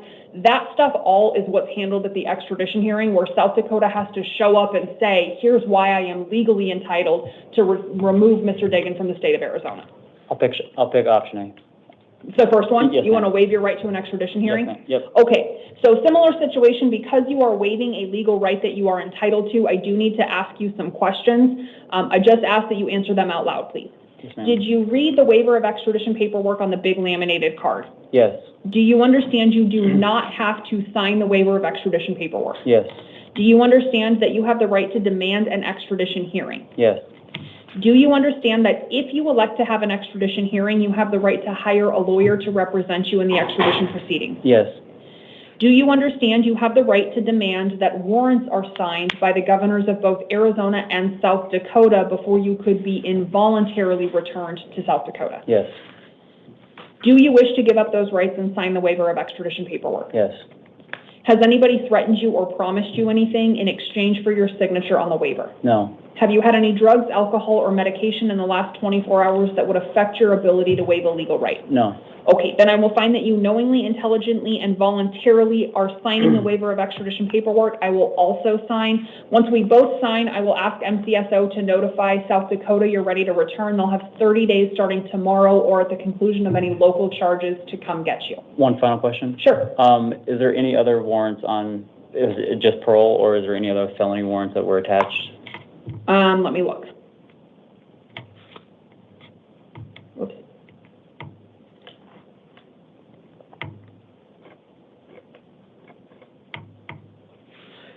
So the printout that I have only has the one parole violation warrant from South Dakota. I can't say that there aren't more. It's possible that that was edited for my benefit for this hearing because it's the only warrant I'm seeing you on. Okay. But sometimes I see these printouts and there's a whole list of warrants and they're just crossed out for the ones that I'm not seeing you on. This is the only one I see. But again, it's possible that there's more and somebody just edited that for purposes of this hearing. You can ask MCSO that same question. They might have access to different information. Okay. So if you have other warrants pending, MCSO might be a better resource than me. Okay, thank you. Any other questions? No. All right, thank you very much. If you'll come up and step here and sign, I would appreciate it.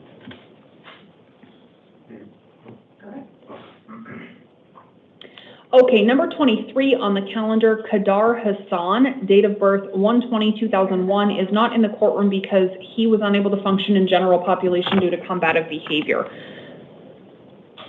He is here on allegations of new charges. Those allegations are 1 count of robbery, a Class 4 felony, 1 count of aggravated assault, a Class 5 felony, and 1 count of resisting arrest, a Class 1 misdemeanor. I appointed him a lawyer. His next court hearings will be a status conference July 9th and a preliminary hearing July 11th, both at 8:30 in the Superior Court downtown. He has a $10,000 secured appearance bond. Number 25 on the calendar, Juan Sheard, date of birth 6/5/91, is here on a Pinal County arrest warrant involving 1 count of dangerous drug possession, a Class 4 felony, 1 count of drug paraphernalia possession, a Class 6 felony. He'll be appointed a lawyer at his next court hearing. That hearing will be an arraignment hearing July 9th at 8:30 in the Pinal County Superior Court. He has a $6,000 secured appearance bond. And if I missed it, he's not in the courtroom because his presence in the courtroom would pose a danger to himself or others. Number 6 on the calendar, Michael DeMonico, date of birth 12/18/81, is also not in the courtroom because his presence in the courtroom would endanger himself or others. He is here on 2 allegations. The first is new allegations of narcotic, drug, and dangerous drug possession, both Class 4 felonies, and criminal trespassing, a Class 6 felony. I found probable cause to support the trespassing allegation, but not the drug allegations. I appointed a lawyer to represent him. He's also here on an allegation that that new trespassing charge supported by probable cause was a Term 1 probation violation.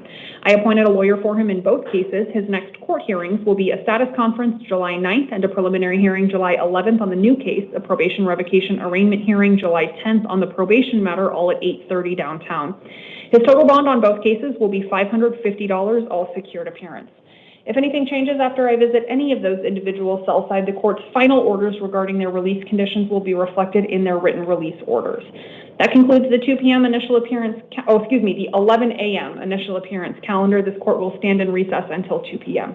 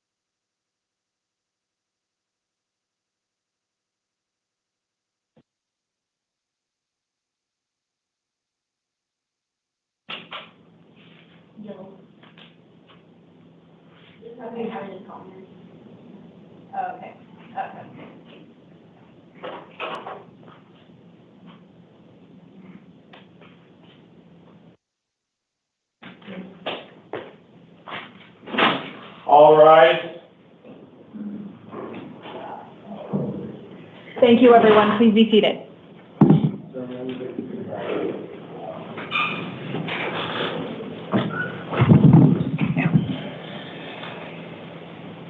Okay, good afternoon, everybody. My name is Commissioner Hughes. This is the 2 p.m. initial appearance calendar for Thursday, July 3rd. The court's orders for the taking of DNA samples and fingerprints issued on the first calendar of July will apply to the hearings on this calendar. As we get started in here this afternoon, I will call each of you into the courtroom one at a time. I'll ask one of you to stand behind this gray podium here in front of me in the courtroom. For those of you that can't see it, there is a gray podium right here in front of me. I will ask the next 2 people that I intend to call into the courtroom to line up in the 2 blue chairs right inside this door. As you can see, there are a lot of you here on this calendar. If you would please listen carefully for your name and follow from the second chair to the first chair into the courtroom. I promise you all that will make this calendar go much faster than if you just came from the chair you were in right now into the courtroom. So please do that for me. We'll get everybody where they need to go a little bit faster if you guys will do that, please. Once you work your way into the courtroom, the first thing I will do is ask you to state your full name and date of birth. After that, I will explain to you why you're here this afternoon. Those of you here on a criminal case, you have the right to the assistance of counsel. I will tell you when you're in the courtroom whether you qualify for a court-appointed lawyer. Those lawyers are sometimes called public defenders. Whether or not you qualify for a public defender, you always have the right to hire a private lawyer to defend you if you wish to. When you're in the courtroom, I will also give you the next court hearing dates and times that you'll be required to attend after this court hearing. and then we will go over whether you are legally eligible for release from custody. If you are, we will talk about on what terms and conditions you could be released. In addition to that right to the assistance of counsel, you all also have the right to remain silent. Unless you have made arrangements with a private lawyer, there will not be a lawyer in the courtroom this afternoon for your defense. Anything that you do choose to say in the courtroom this afternoon, though, could be used against you. Because you won't have a lawyer in here to guide you and give you advice, I will encourage all of you not to make any statements regarding the facts about why you're here. I encourage you all to save any questions, comments, statements you might have about the facts that brought you here for a hearing where you have legal counsel present before you make any statements on the recording that you can't take back. Last thing I'll tell you all before we get started is that all of the information you get while you're standing in the courtroom will be provided to you in a written document called a release order. You will get a copy of that when you're done in the courtroom and you step back into the room that you're in right now. So please don't feel like you need to memorize what information you get in the courtroom, but please keep that paperwork with you wherever you go from here. As long as you have that paperwork come tomorrow, next week, you'll still be able to look back at it and have all the information you got while you were in the courtroom. One more quick advisement, and then we will start calling people.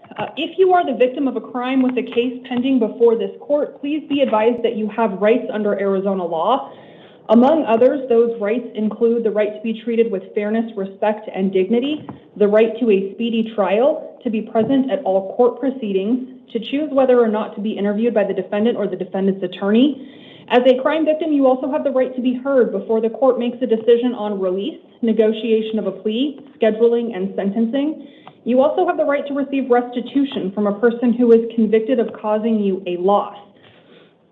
If you are the victim of a crime pending before this court and you have not been provided a written statement of the victim's rights under Arizona law, please contact the Victim Services Division of the Prosecutor's Office in charge of your case. It will either be the County Attorney's Office or the Attorney General's Office.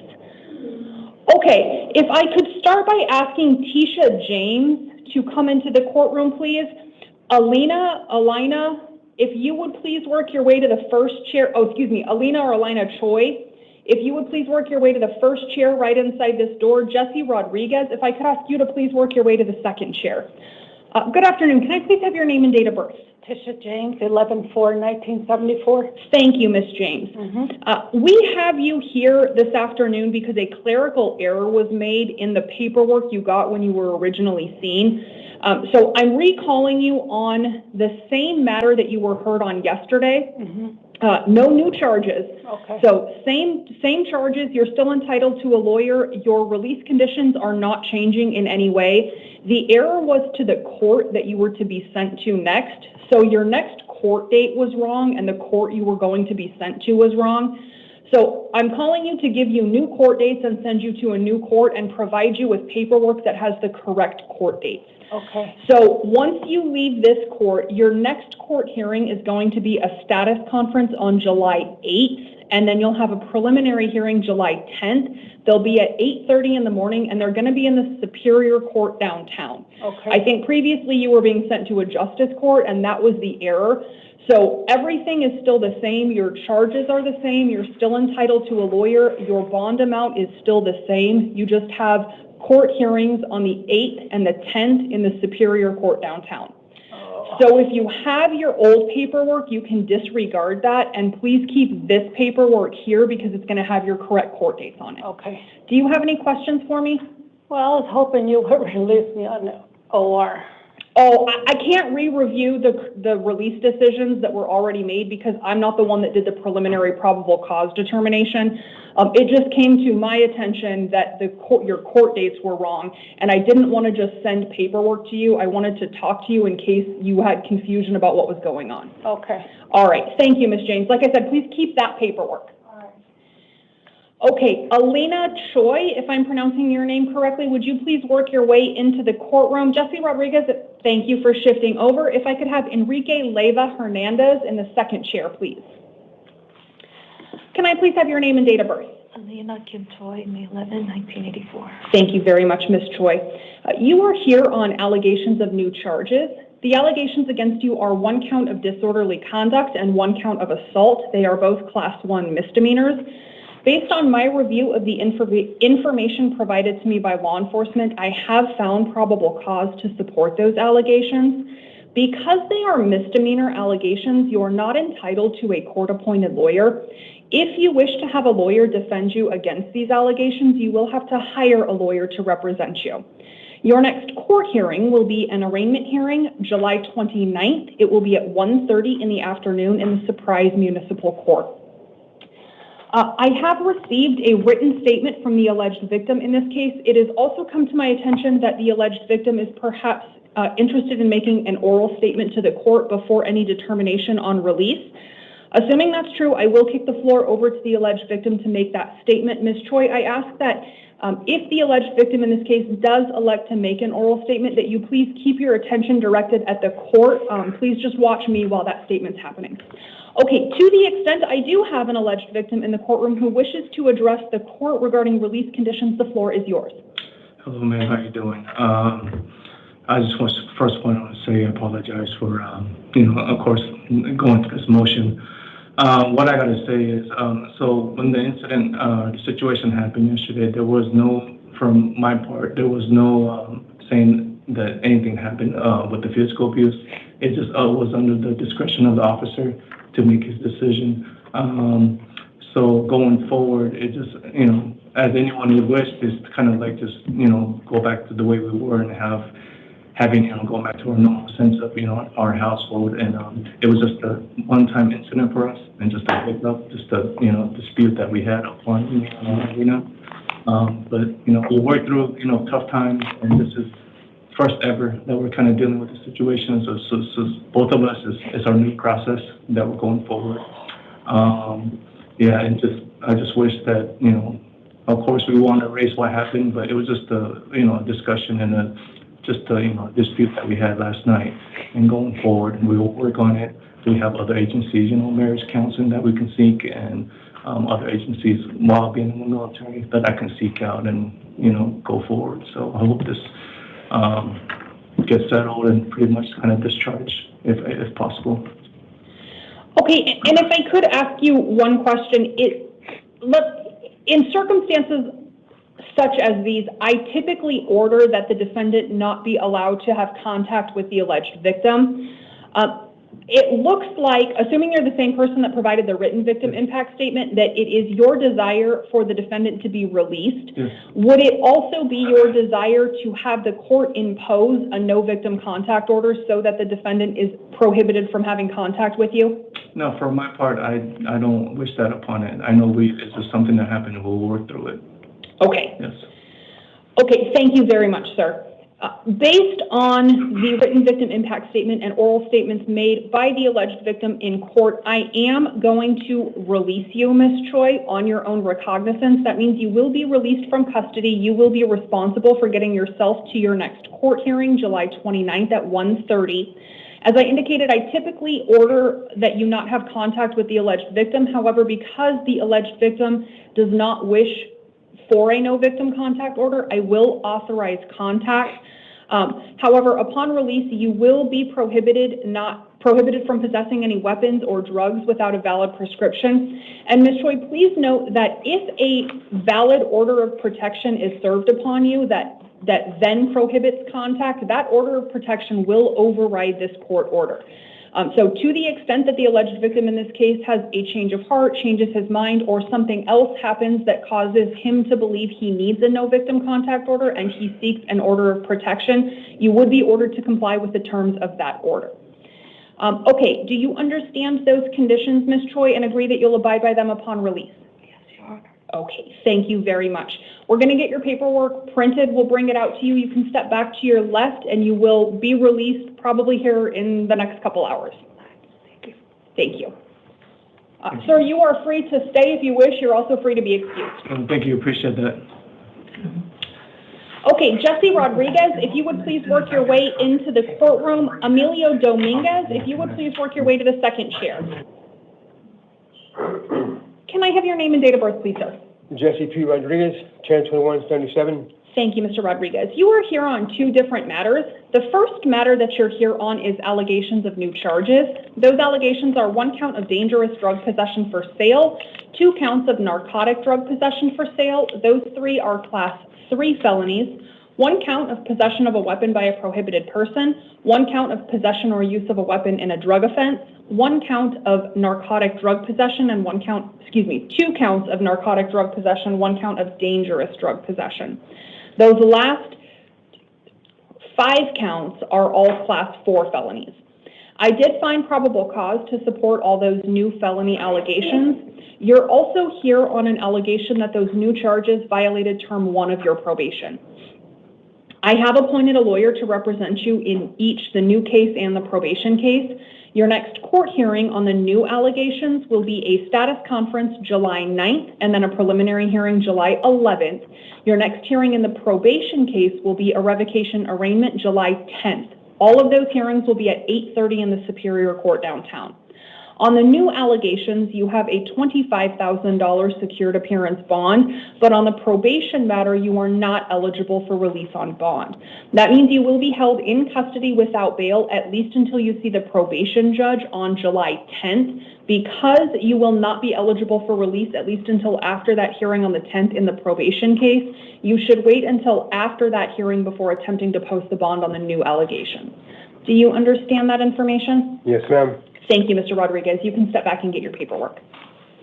Enrique Leyva Hernandez, if you would please work your way into the courtroom. Wilfredo Rincon, if you would please work your way to the second chair. Can I have your name and date of birth, please?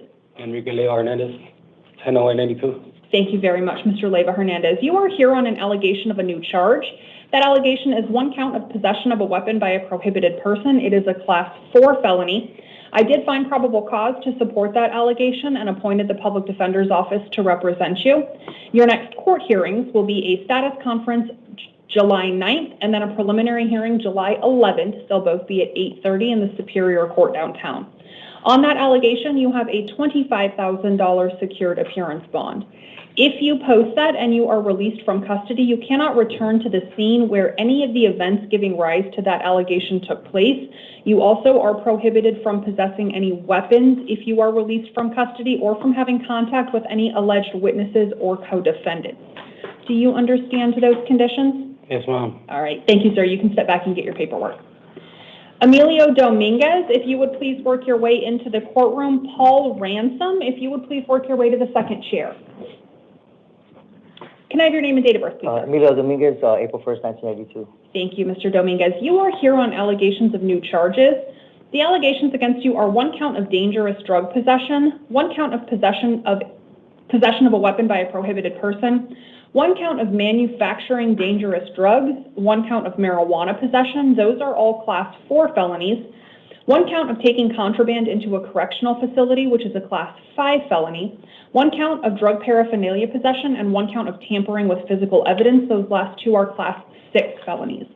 I have found probable cause to support all of these allegations with the exception of the manufacturing dangerous drugs allegation. I did not find probable cause to support that allegation. My finding of no probable cause does not mean that allegation is legally dismissed. It is still possible that the county attorney's office will file charges on that, but my finding of no probable cause at this hearing means that I've not considered that allegation in determining your release conditions. You are entitled to a court-appointed lawyer, and I've appointed the Public Defender's Office to represent you. Your next court hearings will be a status conference July 9th and then a preliminary hearing July 11th. They'll both be at 8:30 in the Superior Court downtown. On these allegations, you have a $50,000 secured appearance bond. If you post that and you are released from custody, you cannot possess any weapons, any drugs without a valid prescription, or any alcohol. Do you understand those conditions? Yes. Okay. Thank you, Mr. Dominguez. You can step back and get your paperwork. Wilfredo Rincon, if you would please work your way into the courtroom. Chris Jones, if I could ask you to please work your way to the second chair. Can I have your name and date of birth, please, sir? Wilfredo Rincon, 1/17/79. Thank you very much, Mr. Rincon. You are here on allegations of new charges. The allegations against you are 1 count of dangerous drug possession and 1 count of possession of a weapon by a prohibited person. They are both class 4 felonies. I did find probable cause to support those allegations, and I appointed the Public Defender's Office to represent you. Your next court hearings will be a status conference July 9th and then a preliminary hearing July 11th. They will both be at 8:30 in the Superior Court downtown. On these allegations, you have a $25,000 secured appearance bond. If you post that and you are released, you cannot possess any weapons or any drugs without a valid prescription. Do you understand those conditions? Yes, ma'am. Okay, thank you, Mr. Rincon. You can step back and get your paperwork. Paul Ransom, if you would please work your way into the courtroom. Decorian Banks, if you would please work your way to the second chair. Your Honor, I'm going to appear on the phone. Okay, on Mr. Ransom? Yes. Okay. Officer, would you move over, please? Yes. Thank you. Can I have your name and date of birth, please, sir? Paul Ransom, June 14, 1949. Thank you very much, Mr. Ransom. You are here, oh, I'm sorry, appearance of counsel for the state. John Sauer for the state. Thank you very much, Ms. Sauer. Mr. Ransom, you are here on allegations of new charges. The allegations against you are 1 count of fraudulent schemes and artifices, a Class 2 felony, 1 count of aggravated taking the identity of another, a Class 3 felony, 2 counts of forgery, both Class 4 felonies, 2 counts of identity theft, both Class 4 felonies, another count of forgery for possessing a forged instrument, that is also a Class 4 felony, 1 count of theft or being in control of a credit card unlawfully, that's a Class 5 felony, 1 count of shoplifting, 1 count of driving on a suspended license, those 2 are Class 1 misdemeanors, and finally 1 count of knowingly displaying a false or fictitious license plate. Based on the information provided to me by law enforcement, I am inclined to find probable cause to support these allegations. Ms. Sauer, anything that the state wishes the court to consider in addition to what's in the Form 4 regarding probable cause? Yes, Your Honor. First of all, the state did not submit a recommendation on this one, did we? I don't have one. I thought maybe that's why you wanted to appear. Yes, I believe it was overlooked, but the state was contacted by the detective a few minutes ago, and the detective is requesting that the defendant be held on bond, stating that the defendant is the subject of multiple Mesa police investigations. They are working on charging paperwork for additional felony charges via page 2, which is going to be completed this afternoon. On top of that, and looking over the Form 4, it looks like the defendant has a long criminal history, including armed robbery, as well as intent to kill, firearms felony. The list goes on there. Looks like the defendant is also a flight risk with ties to Nevada and convictions in multiple states. The state is requesting a $50,000 cash bond. Okay, thank you. I'll get to you. Let me back up just 1 second. So I did find probable cause to support the booked allegations. Mr. Ransom, it sounds like the state has information to believe that law enforcement might still be investigating and or charging other allegations against you. I want you to understand that to the extent that is true, that information does not play into my determination of your release conditions on this case. For purposes of this hearing, I'm only seeing you on the allegations. I'm only seeing you and considering and imposing release conditions on the allegations that I just read. I have determined you're entitled to a court-appointed lawyer. I have appointed a lawyer to represent you. So from this hearing going forward, you will have court-appointed counsel. Your next court hearings will be a status conference July 9th and then a preliminary hearing July 11th. They'll both be at 8:30 in the Superior Court downtown. You have heard the lawyer for the state request a $50,000 cash bond in this matter. Sure. I'm sorry to interrupt, but the state also wanted to point out that multiple identities, and that was another reason for the request of the bond and the concern that there's a flight risk. Okay, thank you, Ms. Sauer. Okay, Mr. Ransom, I will give you an opportunity to address the court. I will remind you, anything that you say in this hearing could be used against you, and you don't have a lawyer present. As you know, the state's lawyer is in here, and so anything that you say will not only be captured on the audio recording, but will be heard live by the state's lawyers. So I will give you an opportunity to address the court. I will ask, though, that you limit your remarks to any information that you want the court to consider in regards to establishing your release conditions, and that you tread very lightly not to go into the underlying facts about why you're here. Yes. Okay, any information you'd like me to consider regarding release? All I want to say, Your Honor, is that I haven't had any crime or violence since I was in my 20s. I mean, I'm now in my 70s. You know, she's going back 50 years. Yes, there was violence in my 20s, but after that, not one single case of anything violent ever. Okay. Anything else that you wanted to address? No, that was it. Okay. Thank you, Mr. Ransom. I do have a criminal history pulled for me. I will note, I did see the Form 4. I did see that law enforcement indicated there was a history of felony criminal convictions. However, the criminal history pulled for me indicates that there are no felony convictions. I don't know if the timing is the result of that. I don't know if it only goes back a certain amount of time or not. I do show some criminal history out of Maryland, but to your point, Mr. Ransom, it looks like that was sometime in the 80s. So I don't know, maybe criminal cases out of Oregon and Hawaii that are reported with no disposition. So all of that to say, I think that there is conflicting information regarding the extent of your criminal history. So I am going to base my release conditions primarily on the nature of the allegations against you. I do not take lightly the state's position that based on the allegation that you possessed multiple documents of varying identities, that the nature of that could indicate that you would pose a flight risk.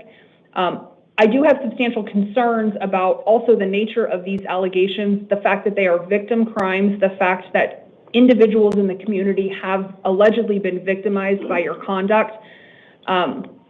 I also have some concern based on the extent and duration.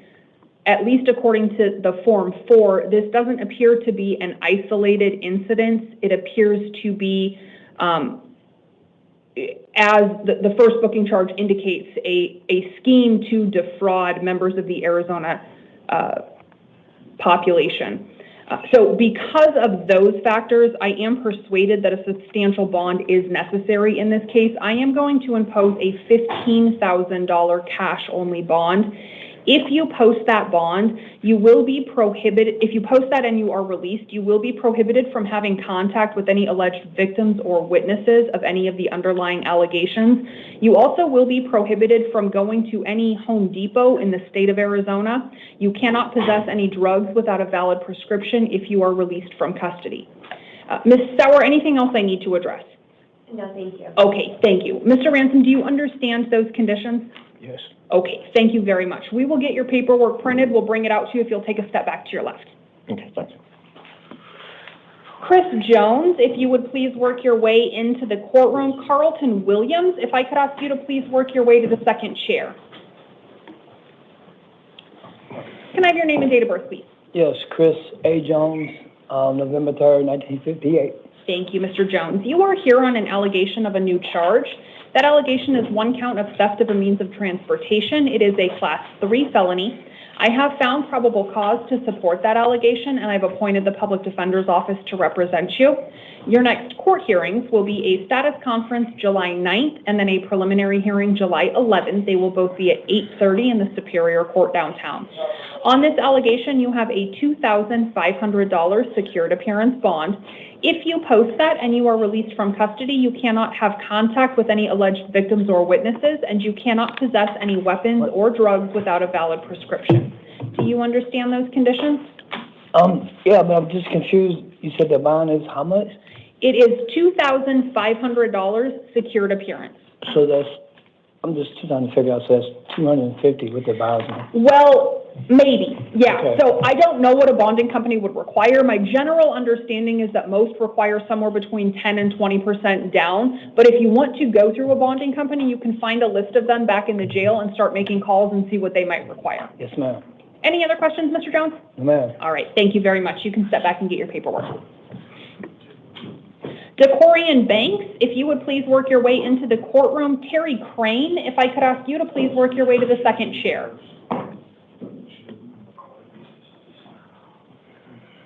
Can I have your name and date of birth, please, sir? Decorian Banks, 10/13/95. Thank you, Mr. Banks. You are here on 2 probation violation warrants. In both cases, petitions to revoke your probation allege that you have violated terms 3 and 5. I've appointed a lawyer for you in both cases. Your next court hearing will be a revocation arraignment hearing, July 10th. It will be at 8:30 in the probation court downtown. On these two warrants, you have a total secured appearance bond of $1,750. It is $1,500 on one of the warrants, $250 on the second. So $1,750 total. If you post that and you are released, you cannot possess any weapons or any drugs without a valid prescription. Do you understand those conditions? Okay, thank you, Mr. Banks. You can step back and get your paperwork. Carlton Williams, if you would please work your way into the courtroom. Salvador Ramirez Vega, if you would please work your way to the second chair. Can I have your name and date of birth, please, sir? Carlton Williams, 9/26/83. Thank you, Mr. Williams. You are here on a probation violation warrant. A petition to revoke your probation alleges that you have violated terms 3 and 5. I've appointed a lawyer to represent you. Your next court hearing will be a revocation arraignment hearing, July 10th. It will be at 8:30 in the probation court downtown. On that warrant, you have a $750 secured appearance bond.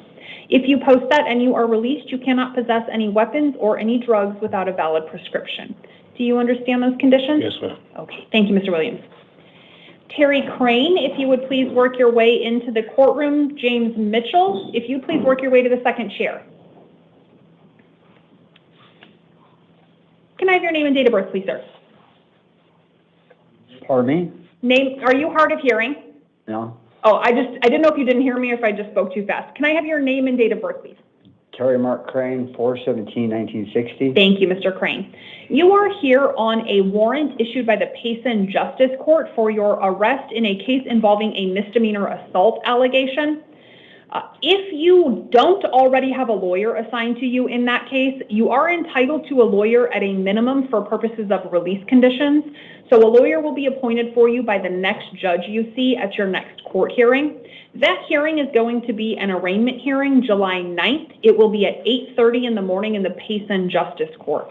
On that warrant, you have a $500 secured appearance bond.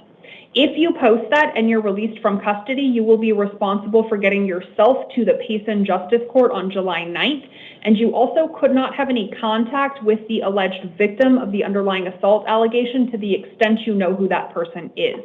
If you're released from custody, you also cannot possess any weapons or any drugs without a valid prescription. Do you understand those conditions? Yes, Your Honor. Okay, thank you, Mr. Crane. You can step back and get your paperwork. Okay. Salvador Ramirez Vega, if you would please work your way into the courtroom. Marlisa Victor, if you'd please work your way to the second chair. Can I have your name and date of birth, please?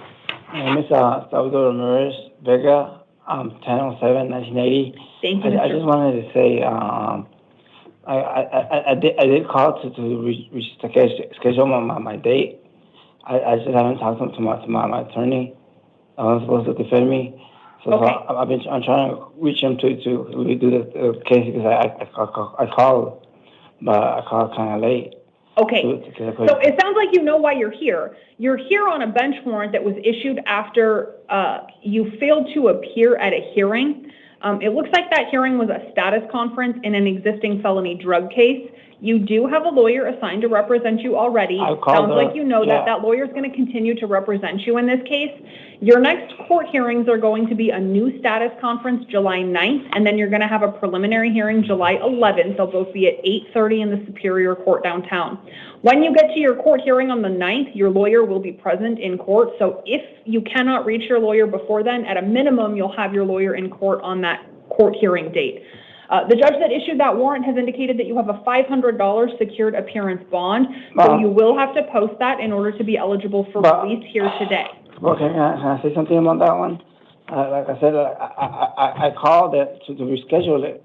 I try to make it, and I try to fix like if there's any way you could give me another chance, I want to show up to it. But the thing is, like I shouldn't have been charged for that.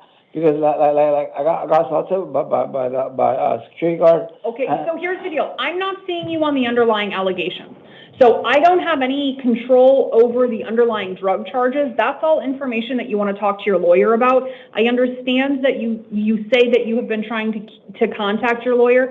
Please keep doing that. But none of that information changes the fact that the judge that issued that warrant did so when he called your case that day and you were not there.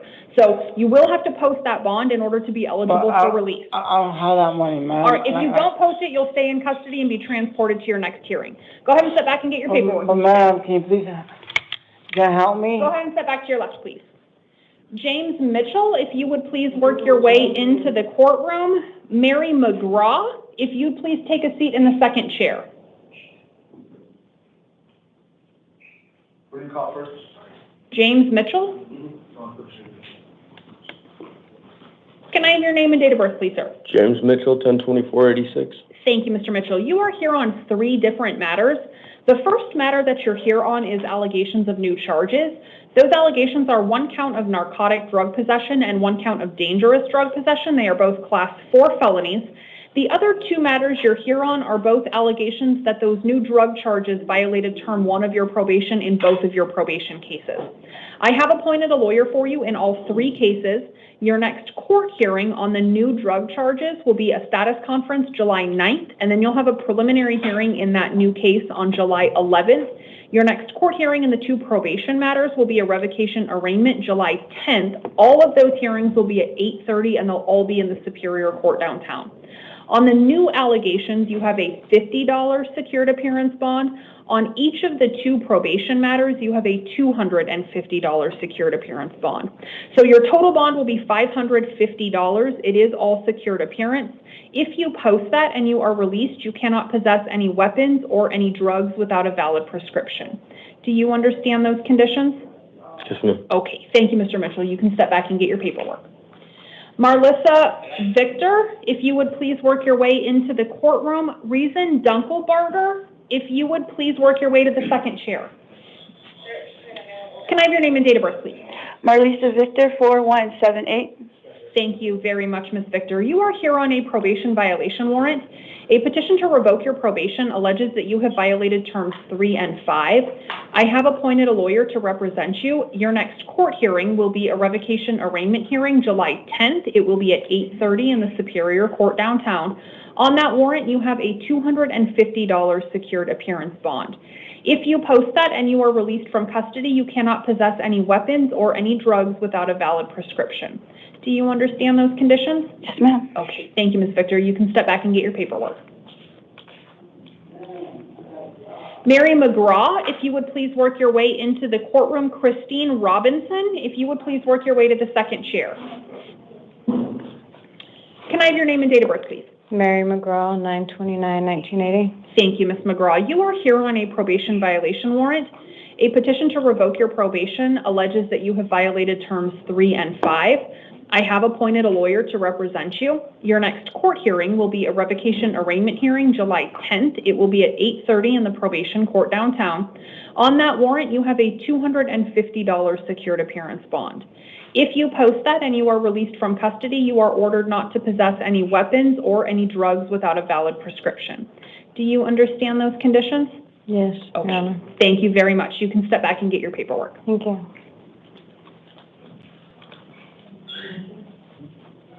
Reason Dunkelbarger, if you would please work your way into the courtroom. Keaton Richardson, if you would please work your way to the second chair.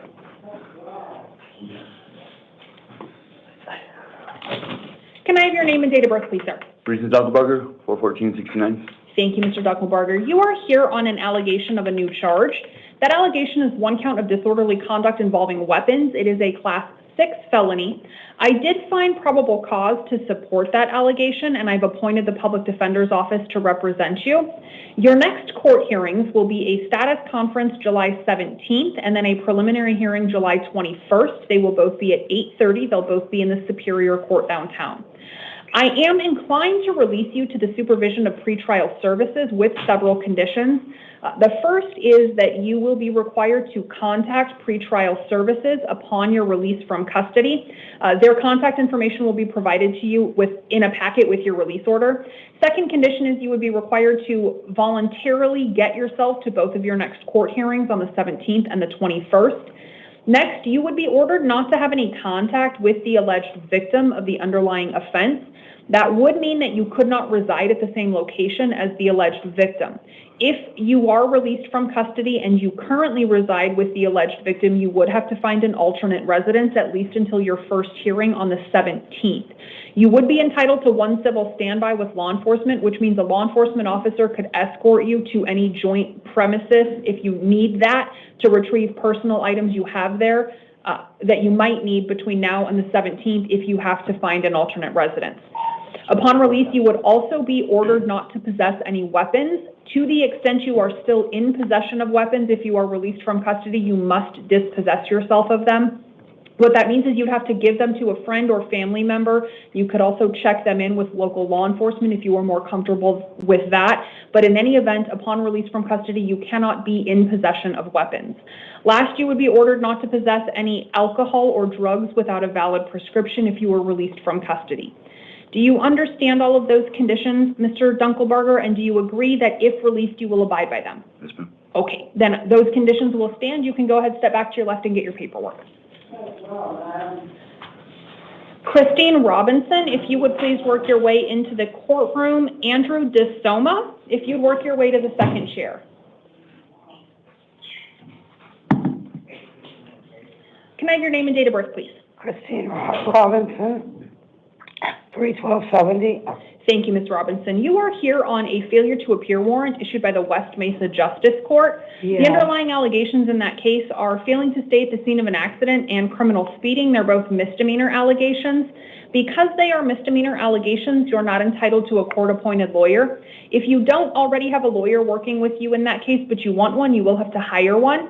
Your next court hearing on this case will be an arraignment hearing July 22nd. It'll be at 8:30 in the West Mesa Justice Court. I am intending to release you on your own recognizance, which means you would be released and responsible for getting yourself to your next court hearing.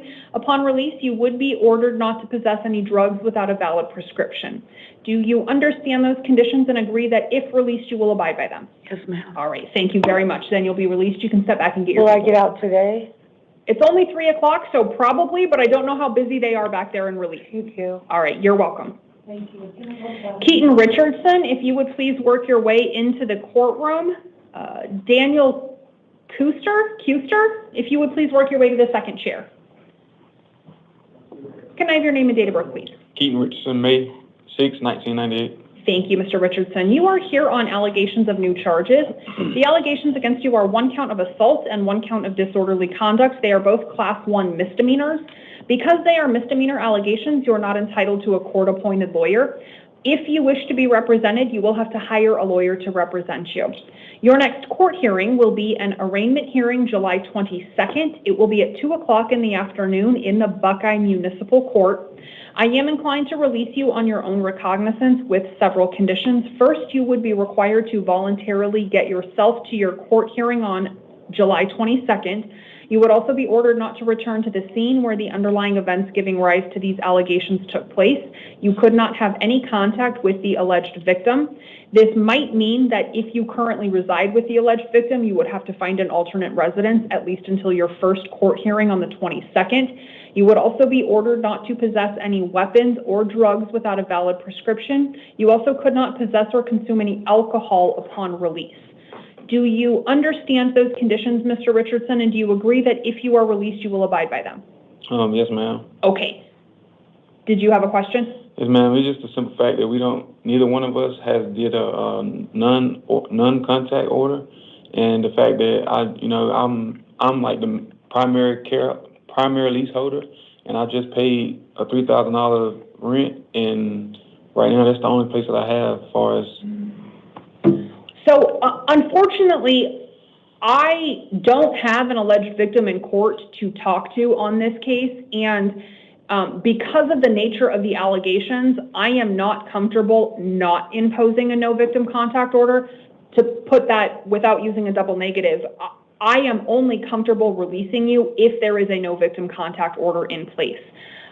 These are temporary conditions, so these conditions only apply until your first court hearing on the 22nd. When you get to court on the 22nd, the Buckeye City judge can impose more permanent release restrictions that are more workable. The only other option I have is to put a small bond on this case. The only thing that would change is it would move your court date up from the 22nd to the 9th.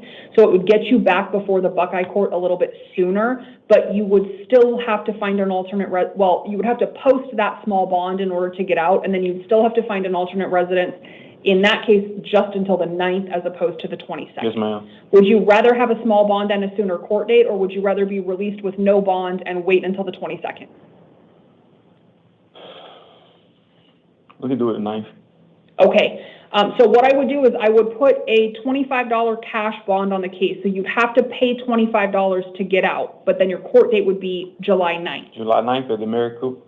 No, it would be in the Buckeye Court. It'd be in the I'm Buckeye sorry. Municipal Court out in Buckeye. Yes, ma'am. Okay, so that's what I will do. It'll be a $25 cash bond. Like I said, you will have to post that to get out, but that will change your court date. That will that will get you before the Buckeye Court on July 9th as opposed to July 22nd. And it will change one more thing. It will make you eligible for a court-appointed lawyer for purposes of that bond issue. So you will get a court-appointed lawyer when you go to your court hearing on the 9th. That lawyer will not represent you against the whole underlying allegation, but will be present to represent you for the bond issue only. Okay, any other questions or things we need to address? No, ma'am. Okay, let me finish getting this release order edited. We'll get it printed. We'll bring it out to you if you'll take a step back to your left. Yes, ma'am. Thank you. Okay, thank you, sir.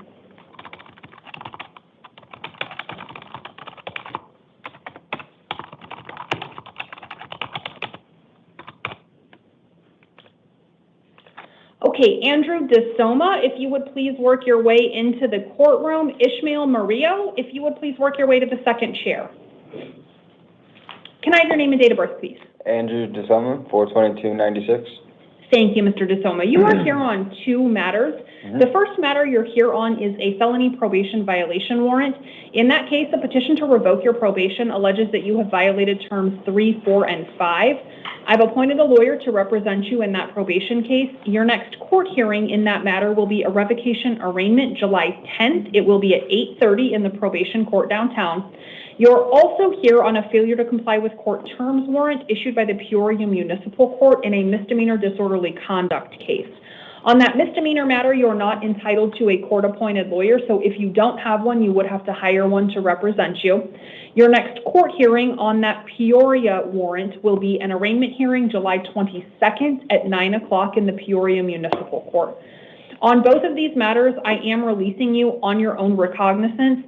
On the probation matter, that means that upon your release, within 3 days, you will have to check in with your probation officer. You will still be under the supervision of adult probation while you're on release in order to make sure you get to your hearings. Once you're released from custody, you cannot possess any weapons or any drugs without a valid prescription. Do you understand those conditions? Yes. Okay, thank you, Mr. DeSoma. You can step back and get your paperwork. Daniel Kuster, if you would please work your way to the courtroom. Carlos Gutierrez, if you please work your way to the second chair. I apologize if I'm mispronouncing your name. Can you please state it for me and give me your date of birth? Daniel Kuster, 03/20/05. Thank you very much. It is Kuster? Yeah. Okay. All right, Mr. Kuster, you are here on an allegation of a new charge. That allegation is one count of assault. It is a class 1 misdemeanor. I did find probable cause to support that allegation. Because it is a misdemeanor offense, you're not entitled to a court-appointed lawyer. Sorry, that's not true. Because it's a misdemeanor domestic violence offense, you are entitled to a court-appointed lawyer. That lawyer is going to be appointed for you by the next judge you see at your next court hearing. That hearing is going to be an arraignment hearing July 22nd. It's going to be at 9 o'clock in the morning in the North Valley Justice Court. I do intend to release you on your own recognizance. That means you would be released from custody. You would be responsible for getting yourself to your next court hearing. You would also be ordered not to return to the scene where the underlying alleged assault took place. You could not have any contact with the alleged victim of that offense. You would also be prohibited from possessing any weapons or consuming any alcohol or drugs without a valid prescription. You would be entitled to one civil standby if you needed to return to the scene to retrieve any personal items you have there that you might need between now and the 22nd.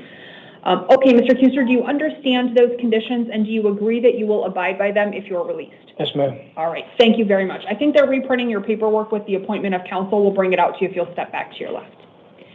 Ishmael Murillo, if you would please work your way into the courtroom. Spiro Bogas, if you would please work your way to the second chair. Can I have your name and date of birth, please, sir? Yes, Your Honor. It's Ismael Anthony Murillo Jr., 02/23/2004. Thank you very much, Mr. Murillo. You are here on an allegation of you're here on a failure to appear warrant. It was issued by the Hacienda Justice Court in a misdemeanor case involving criminal speeding. Because it is a misdemeanor case, you're not entitled to a court-appointed lawyer, so you will have to hire a lawyer if you don't already have one, but you want one. Your next court hearing will be an arraignment hearing July 23rd. It will be at 9 o'clock in the morning in the Hacienda Justice Court. I am releasing you on your own recognizance, so you will be released from custody. You will then be responsible for getting yourself to that court hearing July 23rd at 9 o'clock. Upon release, you would also be ordered not to possess any drugs without a valid prescription and not to drive a motor vehicle if you don't have a valid driver's license. Do you understand those conditions and agree that you'll abide by them? Yes, Your Honor. I have one question. Okay. So the reason to the failure to court was because paperwork was sent to an address I was no longer residing at. Okay. It was a 1942 South 216th Lane, when at the time I was living in California, and I just moved back here a couple weeks ago for a job opportunity. So I want to see if we can get, if there's any paperwork that needs to get sent to anywhere, see if it can get sent to the correct address. So, yes, this court is not going to mail any paperwork. You're going to get a copy of your paperwork here before you walk out that has your next court date on it. Yes, ma'am. But it is important for you to keep your address current with the Hacienda Justice Court, the court where this case is pending. In your release paperwork, you're going to have the phone number to that court. So between now and your hearing on the 23rd, you can give that court a call to update your address. If they won't take an address update over the phone, or if you have to fill out a form, you could always do that before your hearing on the 23rd. Right, roger that. Thank you, Okay. Your Honor. Any other questions? No, Your Honor. Okay, thank you, Mr. Murillo. You can step back and get your paperwork. Carlos Gutierrez, if you would please work your way into the courtroom. Johnny Joya, if you would please work your way to the second chair. Can I have your name and date of birth, please? Carlos Gutierrez, August 6, 2004. Thank you, Mr. Gutierrez. You are here on an allegation of a new charge. That allegation is one count of reckless driving. It is a misdemeanor offense. Because it is a misdemeanor offense, you are not entitled to a court-appointed lawyer, so you will have to hire a lawyer if you wish to be represented. Your next court hearing will be an arraignment hearing July 17th. It will be at 1:30 in the afternoon in the Encanto Justice Court. I am inclined to release you on your own recognizance, which means you would be released from custody upon your agreement to voluntarily attend your next court hearing on the 17th at 1:30. You'd also be ordered upon release not to operate a motor vehicle if you don't have a valid driver's license. Do you understand those conditions and agree that you will abide by them if released? Understood. All right. Thank you, Mr. Gutierrez. You can step back and get your paperwork. Thank you. Spiro Bogas, if you would please work your way into the courtroom. James Eberly, if you'd work your way to the second chair. Can I have your name and date of birth, please? Spiro Bogas, 06/03/2002. Thank you, Mr. Bogas. You are here on an allegation of a new charge. That allegation is one count of interfering with judicial proceedings by disobeying a court order. It is a Class 1 misdemeanor. You are entitled to a court-appointed lawyer on this. That lawyer is going to be appointed for you by the next judge you see at your next court hearing. That hearing is going to be an arraignment hearing July 22nd. It's going to be at 8:30 in the morning in the West Mesa Justice Court. I am inclined to release you on your own recognizance, which means you would be released from custody. You would be responsible for getting yourself to that hearing the 22nd at 8:30. Upon release, you would also be ordered to strictly comply with the terms of any orders of protection that have been served upon you. Okay. Please know, Mr. Bogas, that those orders of protection, once they're served upon you, they remain valid unless and until the court that issued that order cancels it, revokes it, vacates it, dismisses it. That's true even if the person protected in that order wishes to have contact with you. So if a valid order of protection has been served upon you protecting somebody and that person says, oh, don't worry about that, I still want to have contact with you, your response should be, no, I am under a court order not to have contact with you. Okay. And unless and until the court that issued that order eliminates it, you have to comply with that court order. Otherwise, you could keep picking up new failure to comply with court order charges and you would just have to keep coming back here. Okay. Okay. So do you understand that, and do you agree that if you're released, you will abide by any orders of protection served upon you? I do. Okay, I do need to have your paperwork reprinted, but we will reprint it and we'll bring it out to you if you'll step back to your left. Thank you. Thank you. Johnny Joya, if you would please work your way into the courtroom. Ernest Maestas, if you would please work your way to the second chair. Can I have your name and date of birth, please, sir? Johnny Hoya, 9/15/93. Thank you. It's pronounced Hoya? Hoya, yeah. Okay. I got confused because I thought maybe then I had to call you Hani Hoya, and so I just, okay. Thank you, Mr. Hoya. You are here on allegations of new charges. The allegations against you are 1 count of reckless driving and 1 count of driving on a suspended license. They're both misdemeanor allegations. Because they are misdemeanors, you are not entitled to a court-appointed lawyer. So if you want to have a lawyer represent you in that case, you'll have to hire a lawyer to represent you. Your next court hearing will be an arraignment hearing July 17th. It will be at 1:30 in the afternoon, and it'll be in the Encanto Justice Court. I am inclined to release you on your own recognizance. That means you would be released from custody, you would be responsible for getting yourself to your next court hearing, and you would be ordered upon release not to operate a motor vehicle if you didn't have a valid driver's license. Do you understand those conditions and agree that you'll abide by them if released? Yes, ma'am. All right, thank you, Mr. Hoya. You can step back and get your paperwork. James Everly, if you would please work your way into the courtroom. Donald Woods, if I could ask you to please work your way to the second chair. Can I have your name and date of birth, please, sir? James Eberly, January 31st, 1949. Thank you very much, Mr. Everly. You are here on a failure to appear warrant. It was issued by the East Mesa Justice Court. The underlying allegation is a misdemeanor allegation of driving on a suspended license. Because that is a misdemeanor allegation, you're not entitled to a court-appointed lawyer. If you don't already have a lawyer in that case, but you want one, you will have to hire one to represent you. Your next court hearing will be an arraignment hearing July 23rd. It will be at 9 o'clock in the East Mesa Justice Court. I am going to release you on your own recognizance, so you will be released from custody. That means it will be your responsibility to get yourself to the East Mesa Justice Court July 23rd at 9 o'clock in the morning. Thank you, Your Honor. Once you're released from custody, you also cannot operate a motor vehicle if you don't, in fact, have a valid driver's license. Right, I will not do that. Okay. Do you understand those conditions, Mr. Everly? Yes, I do, thank you. All right, thank you. You can step back and get your paperwork. Thank you very much. Ernest Maestas, if you would please work your way into the courtroom. Timothy Wood, if you'd please work your way to the second chair. Officer. Will you clear for me after Donald Woods?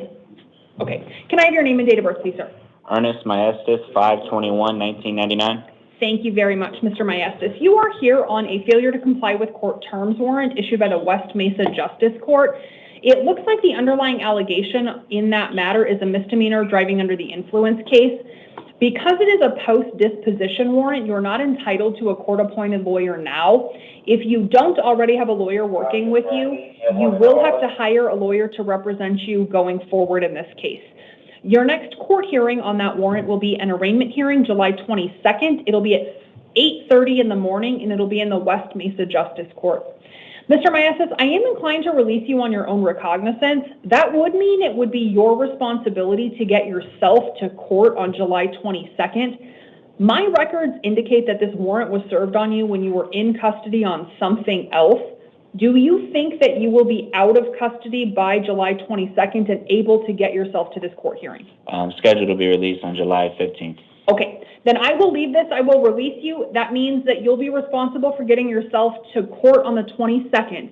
Please keep this date in the back of your mind. If you don't end up getting released on the 15th and the 22nd is getting closer and closer, in your release paperwork, you're going to have the phone number to the court that you have to be in on the 22nd. So if it's coming, 16th, 17th, and you're thinking, I might actually still be in custody on the 22nd, please give that court a call and see if they'll reschedule that hearing before you miss it on the 22nd. Okay. But if you get out on the 15th, no, then you don't have to do anything other than go to court on the 22nd. Understood. Would there be any reason why I wouldn't get on the 15th? I don't know. I have no idea what else you're in custody for, so I'm not saying you wouldn't. Sometimes these warrants get picked up because you're getting processed for release, and but for this warrant, you're already out of custody. Sometimes people come to me and they say, yeah, I'm serving a 40-day sentence, a 30-day sentence. I'm not going to be out by that day. So I didn't want to set you up for failure and not get you transported to court if you knew you were still going to be in custody on that day. Understood. I appreciate it. Okay. Any other questions? No. Okay. Thank you very much. You can step back and get your paperwork. 1 second, I'll just leave them on second. I still have one more, but okay. Oh, okay, go ahead. Okay. Can I please have Donald Woods into the courtroom? Do we have a court interpreter, or are you just going to call language line? No, I said somebody else is connecting. Okay. Can I have your name and date of birth, please, sir? Donald Woods, 4/1991.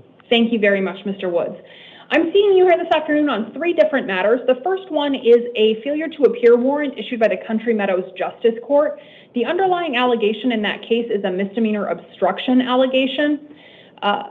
The second matter I'm seeing you on is a failure to comply with court terms warrant issued by the Buckeye Municipal Court on a misdemeanor drug paraphernalia possession allegation. In those 2 misdemeanor cases, you're not entitled to a court-appointed lawyer, so you would have to hire a lawyer to represent you. Your next court hearing in the Country Meadows warrant will be an arraignment hearing July 17th at 8:30 in the morning. Your next hearing on the Buckeye warrant will be an arraignment hearing July 22nd at 2 o'clock in the afternoon. On both of those warrants, I am going to release you on your own recognizance. The third and final matter that you're here on is a new felony allegation. That is 1 count of narcotic drug possession. It's a class 4 felony. I did not find probable cause to support that allegation. My finding of no probable cause does not mean it's legally dismissed, though. It is still possible that the county attorney's office will file charges on that. But what my finding of no probable cause does mean is that you will also be released on that new felony allegation with no additional release restrictions other than those imposed on the 2 misdemeanor warrants. On that felony allegation, though, if it is charged, you are entitled to a court-appointed lawyer, so I have appointed a lawyer to defend you. I'm also going to give you court dates on that felony allegation. The first one will be a status conference July 17th. The second will be a preliminary hearing the 21st. If the county attorney's office files formal charges on this allegation and you don't go to those court hearings, that court's going to issue a warrant for your arrest. So you are going to get out of custody, but please know that means you're responsible for getting yourself to court for both of those misdemeanor warrants and also on the new felony allegation. Once you're out of custody on those 2 misdemeanor warrants, you cannot possess any drugs without a valid prescription. Do you understand all of that information? Do you have any questions? Okay, thank you, Mr. Woods. You can step back and get your paperwork.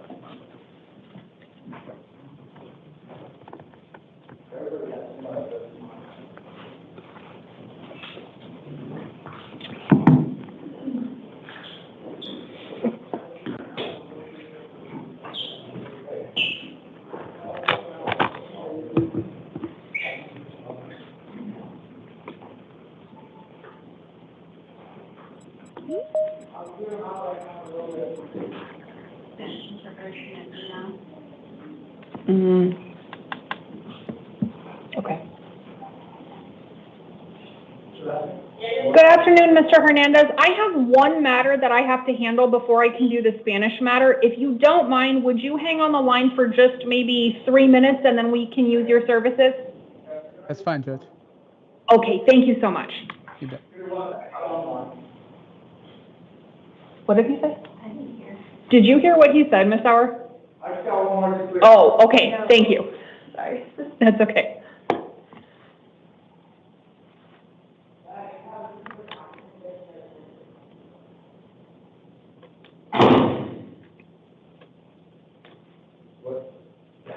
Okay, can I please have Timothy Wood into the courtroom?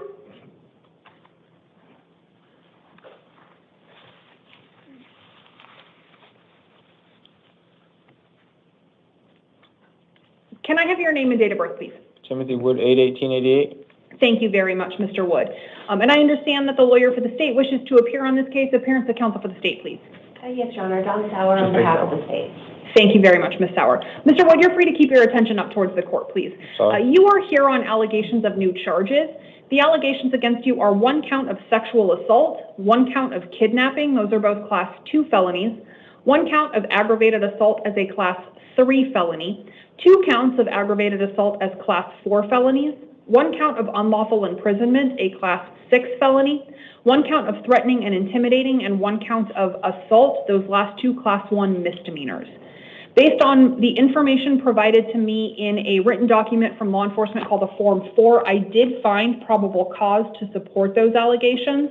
You are entitled to a court-appointed lawyer. I have appointed the Public Defender's Office to represent you.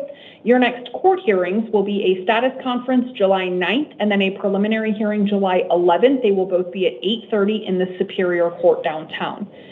Ms. Sauer, can I please hear argument and or recommendation regarding release? Yes, Your Honor. The Form 4 in this case indicates a horrendous course of events that Oh, sorry. I apologize. will likely traumatize the victim for years. He held her captive for over 14 days, imprisoned in a shed. He beat her. He forced sex on her under threats of death. He knelt on her neck and impeded her breathing. He tied her down, had the doors locked with chains. He threatened to cut off her foot with a saw, and then he pulled out a saw and actually did injure her foot to some extent. She had to have been under fear that her foot would in fact be cut off when she saw the saw come out and could potentially even be dismembered. She had no idea how far his actions were going to go. Her injuries included swelling to her face, bruising over her entire body, bite marks, a fractured rib.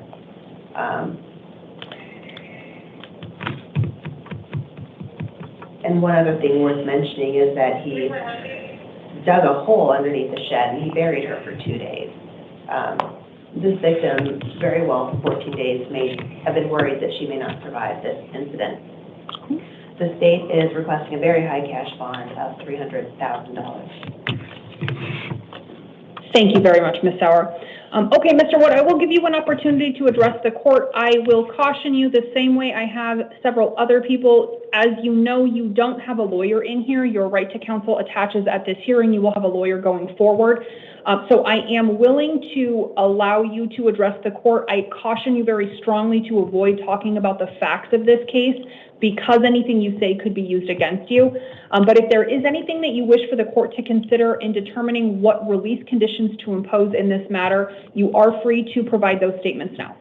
I have 3 kids, and this is just, she just got out of the loony bin or whatever, I don't know, it's in Mesa. I guess she has these episodes, and when she has an episode, I'm supposed to call her mom. I wasn't home at the time. When I got home, the police were there, and this all just kind of broke out. So if you can look at my record, I haven't been in trouble in 15 years. These are some crazy allegations. That's not me. Okay. All right. Thank you very much, Mr. Wood. I have reviewed the Form 4. I will echo the state comments that the allegations in the Form 4 do outline horrendous physical injuries. I will say that the Form 4 does also indicate that the alleged victim of this case underwent a forensic nurse examination that did substantiate several of the injuries alleged. Those injuries included swelling and bruising to her face, bruising throughout her body and extremities that did appear to indicate whipping, also several bite marks and a severe laceration to her foot. So I do have some reason to believe that The allegations in the Form 4 from the alleged victim are in at least some part substantiated by a physical medical exam. I have also reviewed a written victim impact statement from the alleged victim in this case. It does echo some of the same sentiments offered by the state's lawyer. It indicates that she was in severe fear during the alleged events, that she is now terrified for her personal safety. Based on these allegations that are in part substantiated, I do have severe concerns for the safety of the alleged victim in this case. I am inclined to impose a substantial bond. I'm going to order a $150,000 cash-only bond. If that bond is posted, you will be released to the supervision of pretrial services and required to wear an ankle monitor for electronic monitoring. If you post that bond and you're released on that ankle monitor, you cannot have any contact whatsoever with the alleged victim of these allegations. You also can't have contact with any complainants or alleged witnesses. Specifically, it's my understanding that the alleged victim went to perhaps a neighbor for purposes of contacting 911. You are prohibited from having contact with that neighbor to the extent you know who that is. You also cannot possess any weapons. You cannot consume any alcohol or drugs without a valid prescription if you are released. And if any orders of protection or orders against harassment have been served upon you or are later served upon you, you must strictly comply with the terms of those orders. Anything else I need to address in this matter, Ms. Sauer? No, Your Honor, thank you. Okay. Mr. Wood, do you understand all of those release conditions? I believe so, yes. Okay, thank you very much. We will get all of that printed in paperwork if it's not already, and we'll get it out to you. You can go ahead and take a step back to your left. When is my next court date? The first one is July 9th. July 9th at 8 a.m. I appreciate it. Thank you. Thank you, sir. Did I amend that one? No. Okay. Are you sure? May I be excused? Yes, you may. I'm sorry. Thank you. Sorry that you had to wait so long. That's okay. I bring my computer so I can... Okay. Okay, Mr. Hernandez, thank you very much for your patience. Are you ready to begin? Yes, sir. Yes, ma'am. Okay. Jose Carrasco, if you would please work your way into the courtroom behind this gray podium. José Carrasco, pase a tomar lugar ahí detrás del podio. Okay, good afternoon, sir. Thank you very much for your patience. I know you're at the end of a long calendar. Buenas tardes, señor. Muchas gracias por su paciencia. Sé que la lista de casos fue larga. Can I have your... tardes. Good afternoon. Can I please have your full name and date of birth? Diga, por favor, su nombre completo y su fecha de nacimiento. José Agustín Carrasco Domínguez, 0928-75. José Agustín Carrasco Domínguez, 9/28/1975. Thank you very much, Mr. Carrasco. You are here on an allegation of a new charge. Gracias, señor Carrasco. Usted comparece el día de hoy por una acusación reciente. That allegation is one count of aggravated luring a minor for sexual exploitation. It is a Class 2 felony.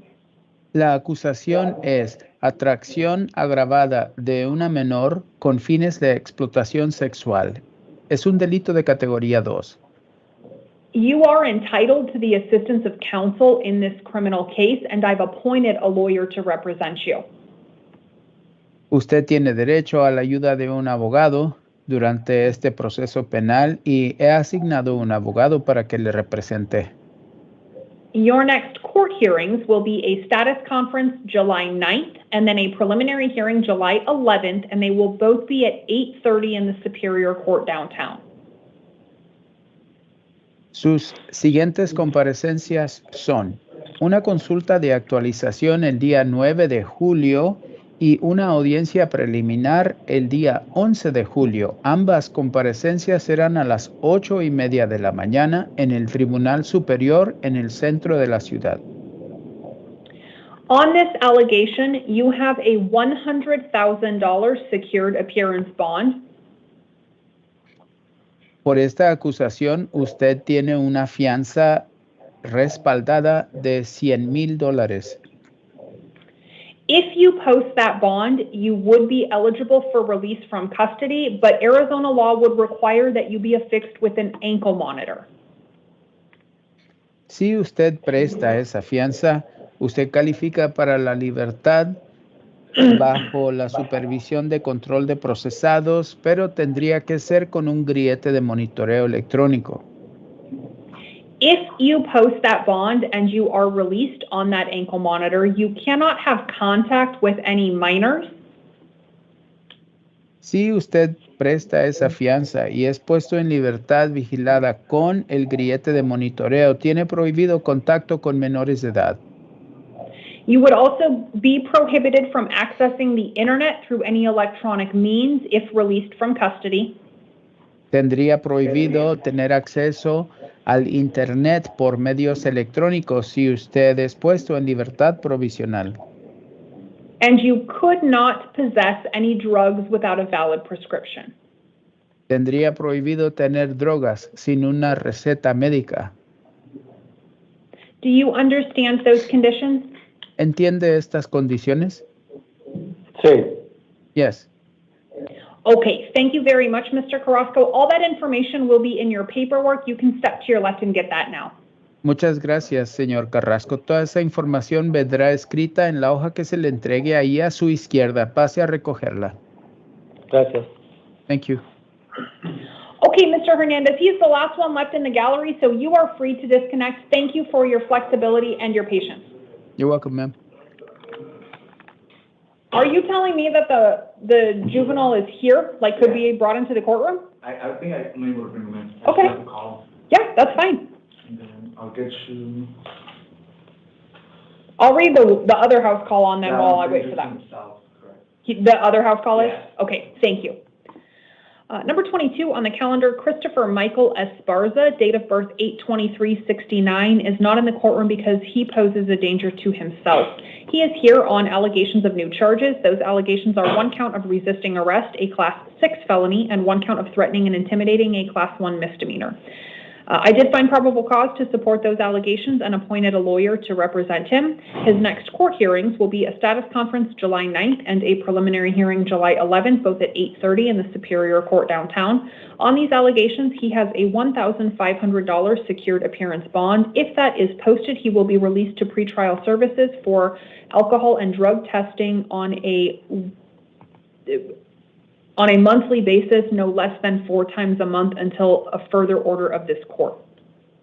If anything changes after I visit him cell side, I will update his written release order, and his final release conditions will be reflected in that written release order. What the heck?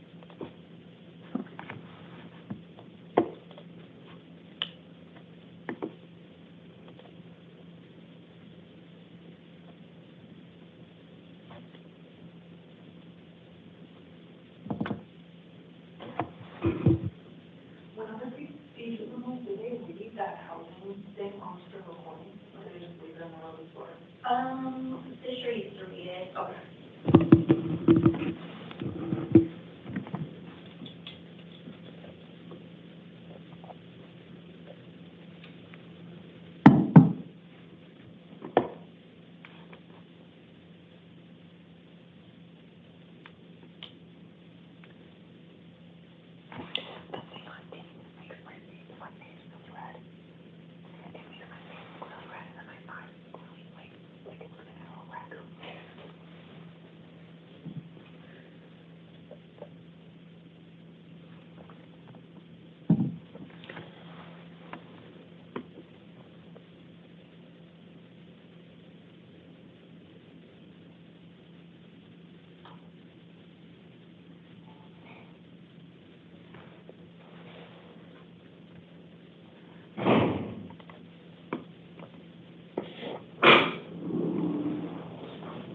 Good afternoon. If you'd stand right behind this gray podium, please. Yes, ma'am. Can I have your name and date of birth? Ramon Jesus Garcia Jr., 11909. Thank you very much, Mr. Is your last name Jesus Garcia? De Jesus Garcia. De Jesus Garcia is all your last name? Yeah. Okay. All right. Thank you, Mr. De Jesus Garcia. Before we get started, before we get too far into this, I do need to let you know that you have the right to remain silent. Anything that you choose to say in this court proceeding could be used against you. You do have the right to the assistance of counsel, and I am going to appoint a lawyer to represent you on the matters I'm seeing you on, but as you can see, that lawyer's not here in the courtroom today. So because that lawyer's not here and because anything you say could be used against you, I will strongly caution you not to make any statements regarding the facts about why you're here. I am seeing you on 2 grand jury warrants. The first one alleges 3 counts of aggravated assault on correction employees, all class 5 felonies alleged to have been committed April 19th of 2025. The second grand jury warrant alleges 1 count of aggravated assault on a correction employee, a class 5 felony. That one alleged to have been committed March 18th of 2025. So in total on the 2 grand jury warrants, it's 4 counts of aggravated assault, all felony offenses. As I indicated, I did appoint a lawyer to represent you in both different cases. Your next court hearing in both of these cases will be an arraignment hearing, and it is scheduled for July 10th. It'll be at 8:30 in the morning in the Superior Court downtown. On each of the grand jury warrants, you have a $25,000 secured appearance bond. That means your total bond for these 2 warrants will be $50,000, all secured appearance. I have also reviewed and considered factors contained in the Federal Juvenile Justice Delinquency and Prevention Act. Based on those factors, I am ordering that you remain in the physical custody of MCSO in an adult facility until released. If you post that bond and you are released from custody, you cannot possess any weapons, any drugs without a valid prescription, any alcohol, and you cannot initiate contact with any of the alleged victims of any of the underlying offenses. Do you understand all of those conditions, Mr. De Jesus Garcia? Yes, my honor. Okay, thank you very much. You can go ahead and step back to your left. All that information will be in your paperwork. Okay, that concludes the 2 p.m. initial appearance calendar. This court will stand in recess until 5 p.m.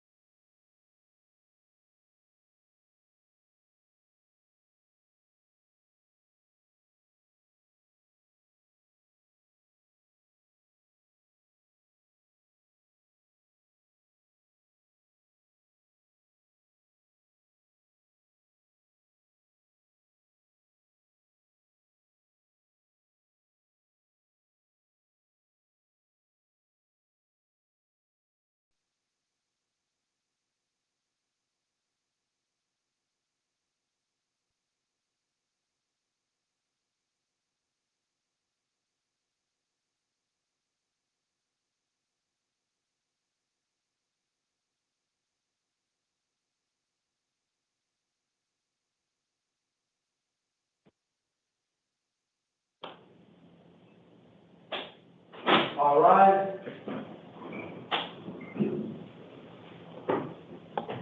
Please be seated.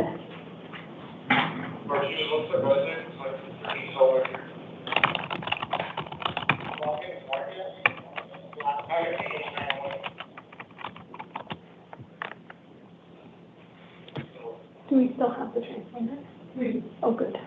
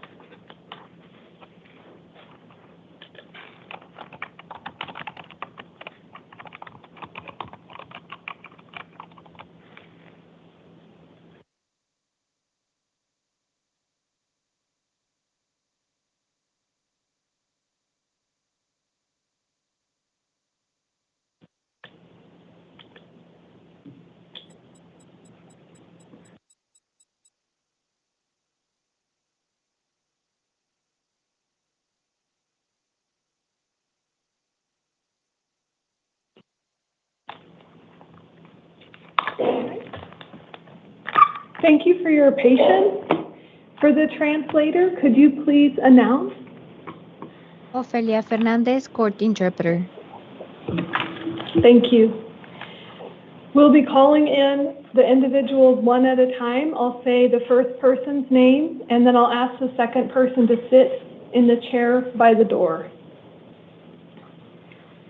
Vamos a llamar una persona a la vez, daré el nombre de la primera persona que va a pasar, la segunda persona que nombre se sentará en la silla que está cerca de la puerta. This is the 5 p.m. initial appearance calendar for July 3rd, 2025. Este es el calendario de la comparecencia inicial de las 5 de la tarde del 3 de julio del 2025. The court's orders for the taking of DNA and fingerprints La orden judicial que se dio para la toma de muestra de ADN y de huellas dactilares that were given on the first calendar of this month shall apply to all matters on this calendar. Esa orden que se dio en el primer calendario de este mes está vigente a todas las causas de esta tarde. Rodrigo Alberto Estupinian Alfaro, please come to the podium. Rodrigo Alberto Estupinian Alfaro, por favor, pase al atril. Isidro Valenzuela, please have a seat by the door.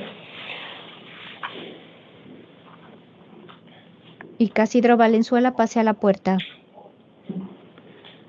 Please state your name and date of birth. Por favor, diga su nombre y su fecha de nacimiento. Rodrigo Alberto Estupinian Alfaro, 6 de junio de 2000. May the interpreter clarify, Your Honor. ¿Dijo 6 de junio del 2000? Sí. Rodrigo Alberto Estupinian Alfaro, June 6, 2000. Can you verify June 6th or June 30th? June 30th. ¿Puede verificar junio 6 o junio 30? June 30th.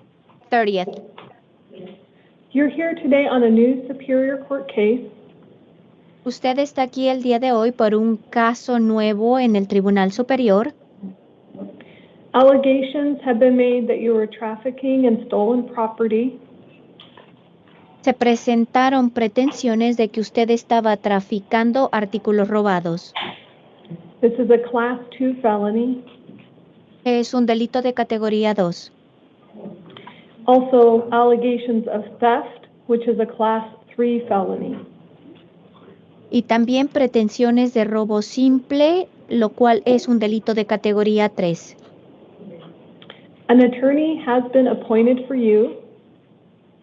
Se nombró un abogado para que lo represente. Your next hearing is downtown on July 9th at 8:30 in the morning. Su próxima audiencia será en el centro el 9 de julio a las 8:30 de la mañana. A secured bond is set at $2,500. Y se estableció una fianza con garantía de $2,500. You are not to return to the scene of the alleged crime. ¿Usted no puede regresar al lugar del presunto ilícito? Do not have contact with the alleged victims, witnesses, or complainants. Tampoco puede tener contacto en lo absoluto con ninguna de las víctimas, testigos o persona que haya presentado la querella. There are more conditions and restrictions of release. They will be printed on your paperwork. Habrá más condiciones o restricciones a su libertad, se imprimirán con la documentación que se le entregue. Please step over there and they'll give you your paperwork. Por favor, pase a un lado y le entregarán su documentación. And I believe that our only other translation matter will not be to the end of the calendar. So I thank you for your time here today. If you'd like to be excused. Thank you, Your Honor. Have a good afternoon. Thank you. You as well. Isidro Valenzuela, please come to the podium. After that, Hector Sanchez, have a seat by the door.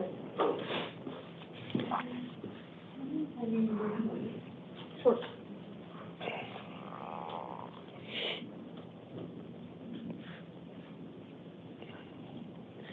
Please state your name and date of birth. Isidro Valenzuela, 5/14/92. You're here today on two separate matters. The first is a new Superior Court case where there were allegations of narcotic drug possession for sale, which is a Class 2 felony, and then narcotic drugs transportation, possibly for sale, also a Class 2 felony. An attorney has been appointed for you. There is probable cause for these allegations, so your next hearing will be on July 9th at 8:30 downtown. You are bailable as a matter of right. A cash-only appearance bond is set at $25,000. The second matter before this court for you is a Superior Court probation violation warrant. Because you were already on probation, under Arizona Criminal Rules of Procedure 7.2C, you are not eligible for bond. Your hearing here will be on July 10th at 8:30 in the morning, and an attorney has been assigned for you. All of this is on your paperwork. Please step to the side. Hector Sanchez, please come to the podium. Justin Shirk, Justin Shirk, have a seat by the door. Please state your name and date of birth. Hector Sanchez, February 14, 1987. You're here today on four separate matters. The new Superior Court case that you're here for today alleges that you had both narcotic and dangerous drugs in your possession and for sale. Those are all Class 2 felonies. Also that you were possessing a weapon and you are prohibited from doing so, which is a Class 4 felony.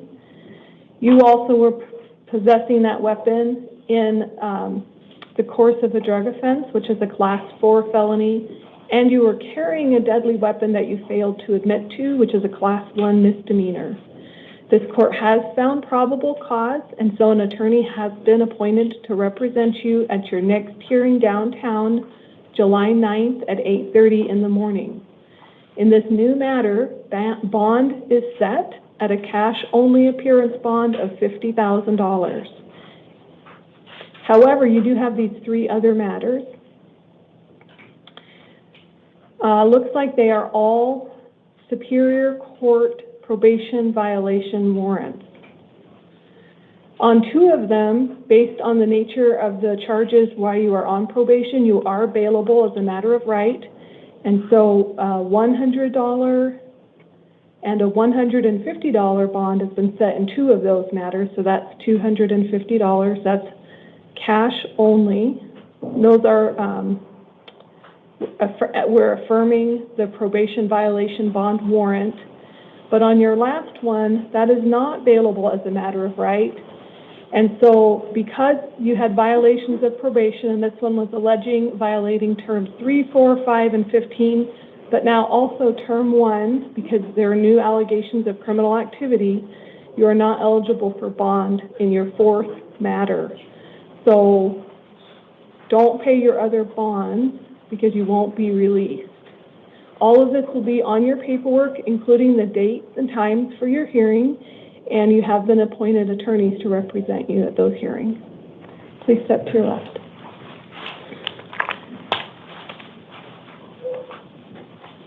Justin Shirk, please come to the podium. Sheldon James, have a seat by the door. Do you need to print any others?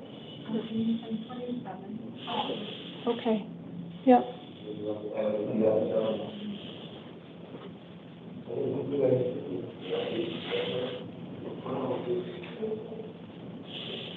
Maybe I'll refresh it. Thank you. Thanks for your patience. Our technology is very slow today.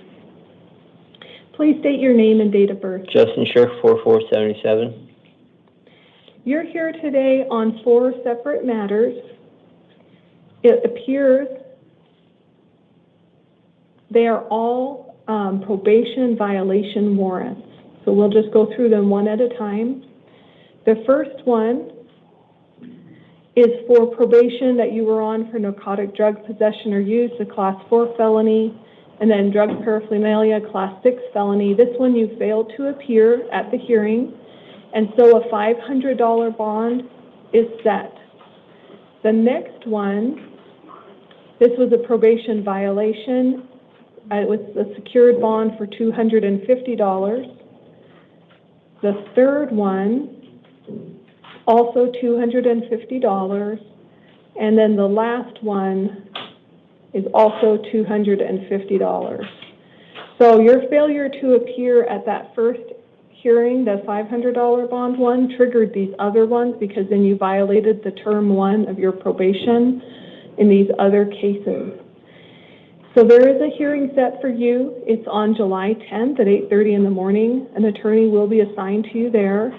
If you do make bond, make sure to contact your probation officer within 72 hours of release so that you are there at the hearing and you get this taken care of. All of the information will be on your paperwork. Please keep track of it. It's 4 separate cases. Okay? Please step to your left.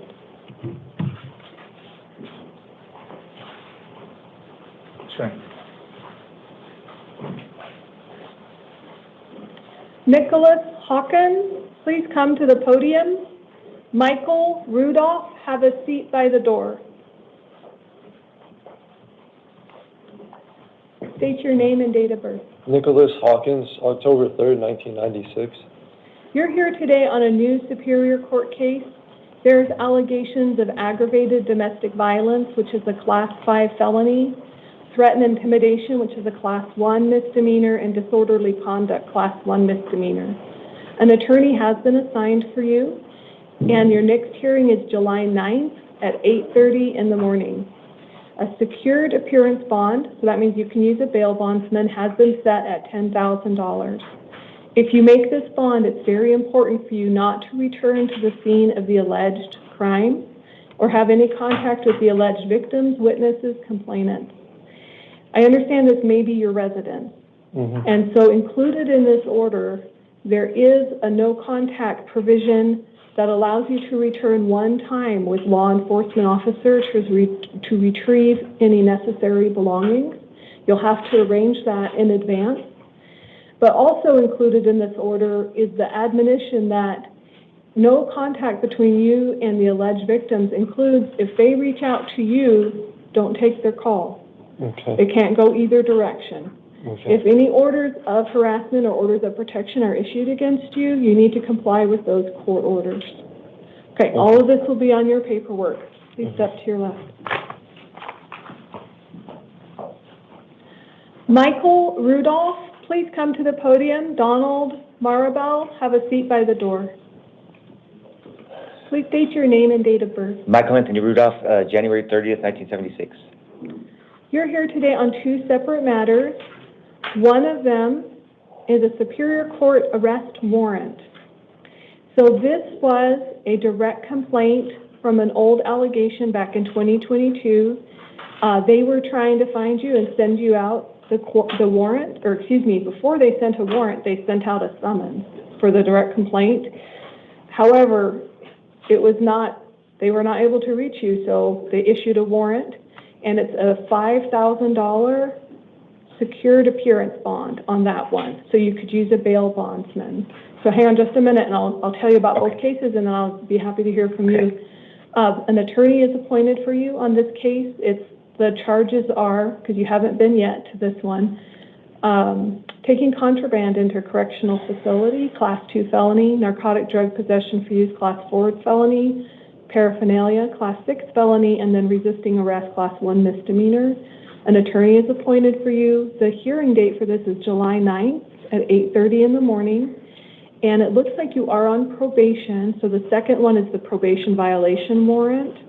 And on that one, the bond is just set at $50. So this is it's a secured bond of $50. It's like a placeholder in case you are still in custody. They will transport you to your hearing on July 10th at 8:30 in the morning. And an attorney would represent you then at that probation arraignment. Okay, sir, please go ahead. I'll jump in. So after that incident happened in 2022, I went to Sholo to go to Waypoint Recovery. I was there for 6 months. That's why I didn't get the summons. As soon as I came back down and I found out about it, I contacted the clerk of the court. And even though she told me she can't give me legal advice, I asked her, what should I do? She said the summons came back to them and they weren't sending another one out. And she said there was nothing that I could do. And then on my last probation violation that I just went to last month, I asked my attorney to ask the judge about it. That's why these charges came down right now. I wanted to be in front of a judge about this stuff, and I had no recourse. Okay. It's like they're treating me like I missed a court date, and I didn't. I did not know about it. I see that the summons was returned in 2023, Yes. and then they issued the warrant this year in 2025. Yeah. Okay. I tried in between them to try to get a hold of these people, and I had no recourse. Like, there was nothing I could do. Like, I tried a lot. Let me just double check the bond, how they've got that issued.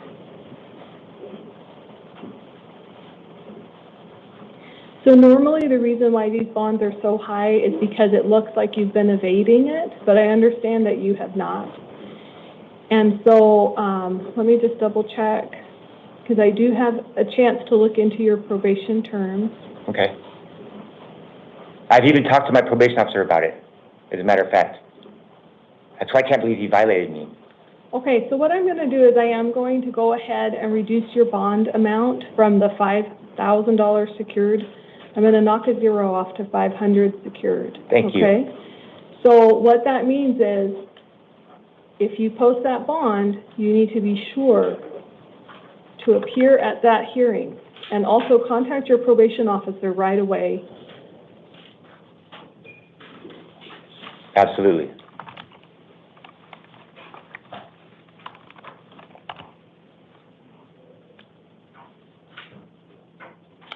Okay, so you'll have to wait a moment because they're going to have to reprint. Okay. That's number one that needs to be reprinted.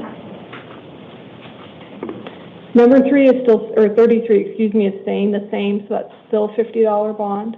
They're both secured. Okay. Yeah, make sure you talk with your probation officer. What does secured mean? Cash only, or what does that mean? You can use a bail bond. Okay, okay. Yeah. Thank you. Okay. Is it okay if you have a seat in the waiting room? All right. Thank you. Donald Maribel, please come to the podium. Eric Johnson, please come to the chair by the door. State your name and date of birth. My name is Donald Marable. I was born 7/25/1971. You're here today on a new Superior Court case. Can you hear me okay? Yes. Okay. There are allegations that you tampered with or destroyed evidence, which is a Class 6 felony, drug paraphernalia possession, Class 1 misdemeanor, disorderly conduct, Class 1 misdemeanor. I did read the Form 4 written statement by the officers and found probable cause, so I've assigned an attorney for you. Your next hearing is July 9th at 8:30 in the morning. There is a criminal history as well as domestic violence allegations in your criminal history, and so your bond is set at $50,000. It's a secured appearance bond, so you may use a bail bondsman. If you post this bond, do not return to the scene of the alleged crime or have contact with the alleged victims, complainants, witnesses. If you live at the same place that this took place, I have included in the order one time that you can go with law enforcement. It's called a civil standby to retrieve necessary items. You will need to let the court know your new address because you cannot live at the place where this was alleged to have taken place. All of this will be on your paperwork, and yeah, you've got an attorney appointed, and your next court date is July 9th. I have a question. You may ask. The disorderly conduct and the paraphernalia are misdemeanors, am I correct? That is correct, but the evidence and tampering with the tampering and destroying evidence is a Class 6 felony, which is why you're getting an attorney and your hearing is set. And my bail is $50,000. That's mostly based on your criminal history, yes, sir. So it's really important for you to attend your next hearing and get this sorted out. Please step to your left. Eric Johnson, please come to the podium. Emmanuel Herrera Galindo, have a seat by the door. State your name and date of birth. Eric Johnson, date of birth 4/16/96. You're here today on a new Superior Court case.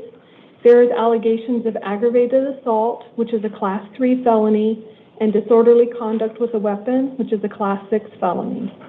There was probable cause, and so an attorney has been appointed for you at your next hearing, which is July 9th at 8:30 in the morning downtown.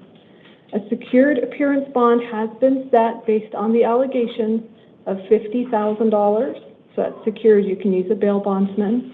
If you do make that bond, you will be asked to have electronic monitoring, and pretrial services will set the curfews and the geographic boundaries for you before you're released.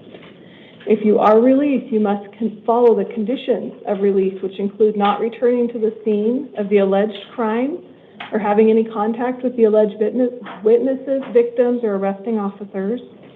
You may not reside at the same location as any of the alleged victims. So if that happens to be your residence, I've included an order at the bottom of this paperwork that will allow you to call law enforcement to go with you one time and retrieve necessary belongings. Okay. So that's all included. All of this is written on your paperwork. Please step to your left.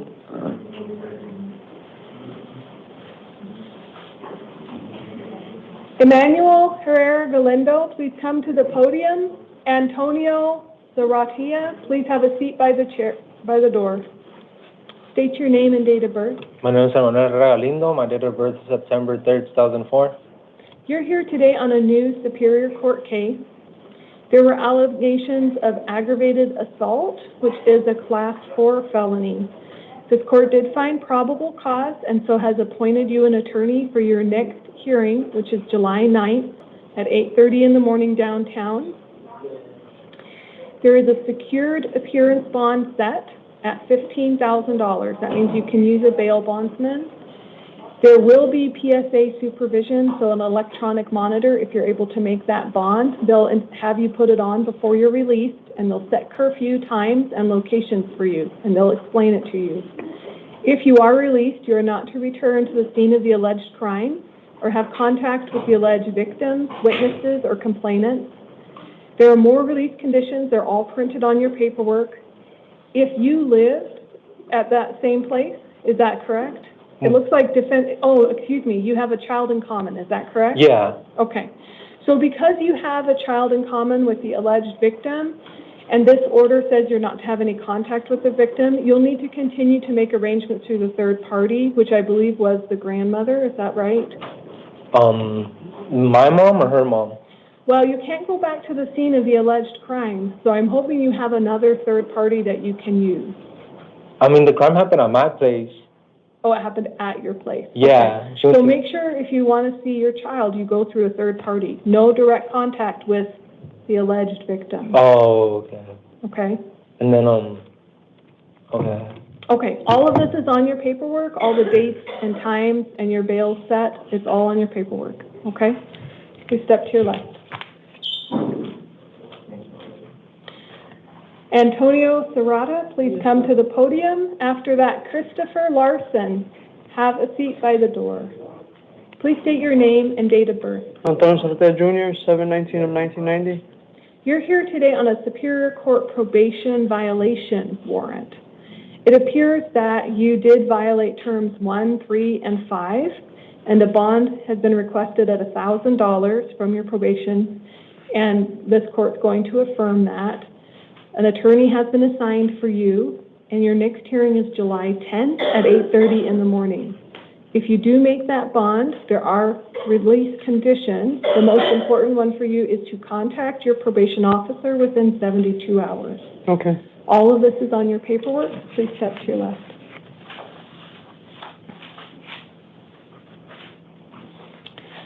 Christopher Larson, please come to the podium.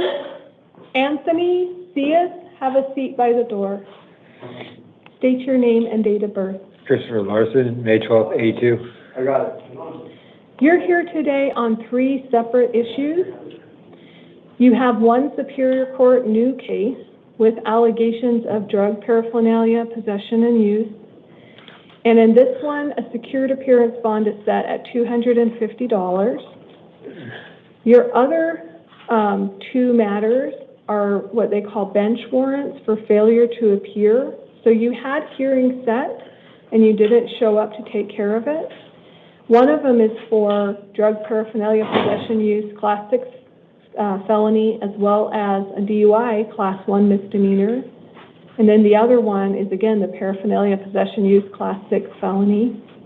So on each of these 3 matters, it's a $250 bond, so it's $750 total. So it's really important that if you do pay this bond, it's a secured bond, and get out, that you go to your next hearing, okay? The hearings are downtown, July 9th, 8:30 in the morning. There'll be an attorney there to represent you and answer your questions. Another hearing is July 10th, also at 8:30. And then the other hearing is also July 10th at 8:30. So all the paperwork has the information for you. Please contact your probation officer if you are released. Otherwise, when you go to court, get this taken care of. Please step to your left. Anthony Cia, please come to the podium. Douglas Varga, have a seat by the door.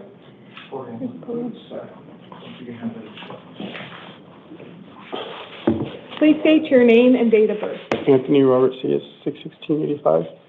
You're here today on 2 separate issues. One is a new Superior Court case, which is narcotic drug possession and use, which is a Class 4 felony. This court did find probable cause, appointed an attorney for you, and your next hearing on this is set July 9th at 8:30 downtown.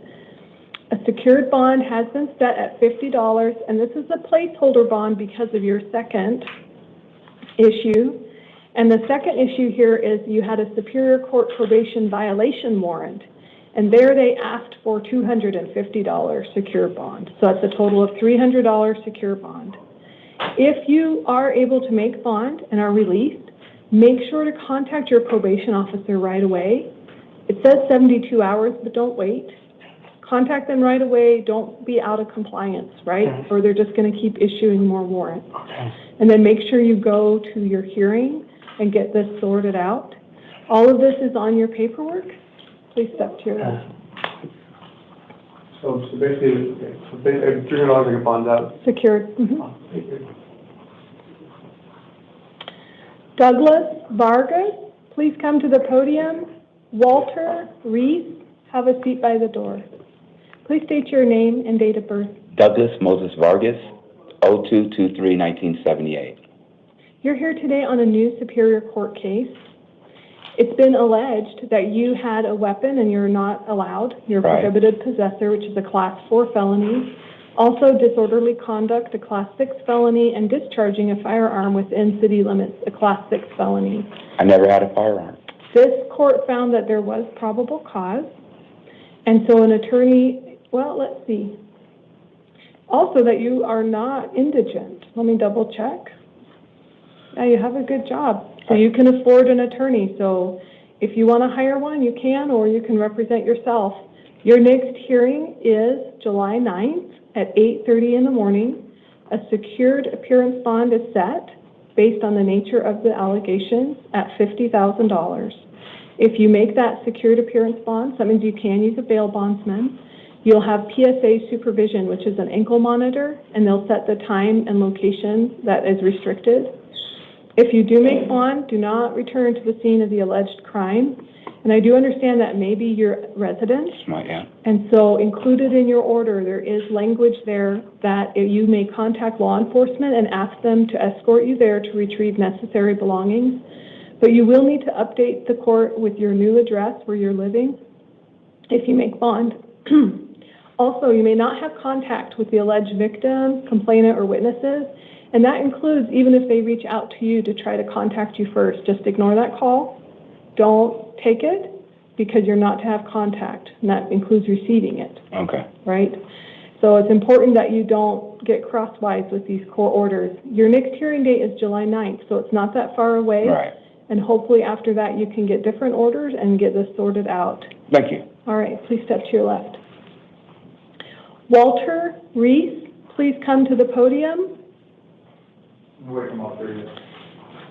And Ezekiel Olaguez, have a seat by the door.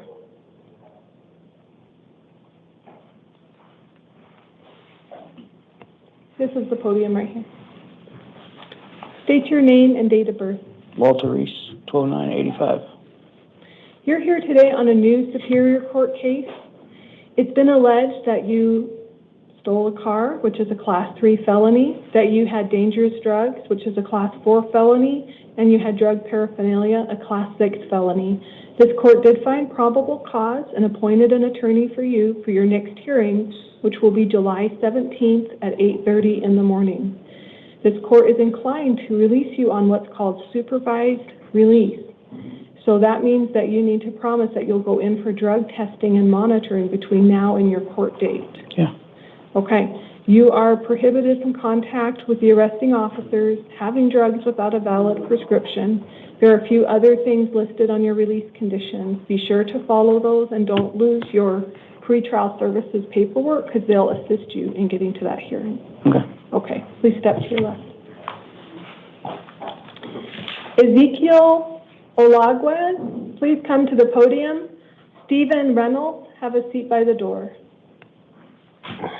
State your name and date of birth. I'm Ezekiel Olaguez, 8/28/94. You're here today on a new Superior Court case alleging drug paraphernalia possession, a Class 6 felony. So I have appointed an attorney for you at your next hearing, and that is going to be July 17th at 8:30 in the morning. This court is inclined to release you today under what's called supervised release if you promise to go in for drug testing. Okay, you will get a paperwork that also includes like an envelope, and it's really important you contact them. They'll get you a bus pass. They'll tell you where to go for drug testing. You need to do that before your next hearing. Alright. All right, please step to your left. So then I'll be releasing now. It will take a few hours, and now that we're already at 5:30, it might take a little while. Stephen Reynolds, please come to the podium. After that, Diego Bencomo, please have a seat by the door. State your name and date of birth. Stephen Michael Reynolds, March 31st, 1987. You're here today on a new Superior Court case with allegations of dangerous drug possession, which is a Class 4 felony. There is probable cause, so an attorney is appointed for you for your next hearing, which is July 17th at 8:30 in the morning. This court is inclined to release you on supervised release with drug testing if you promise to appear at your next hearing.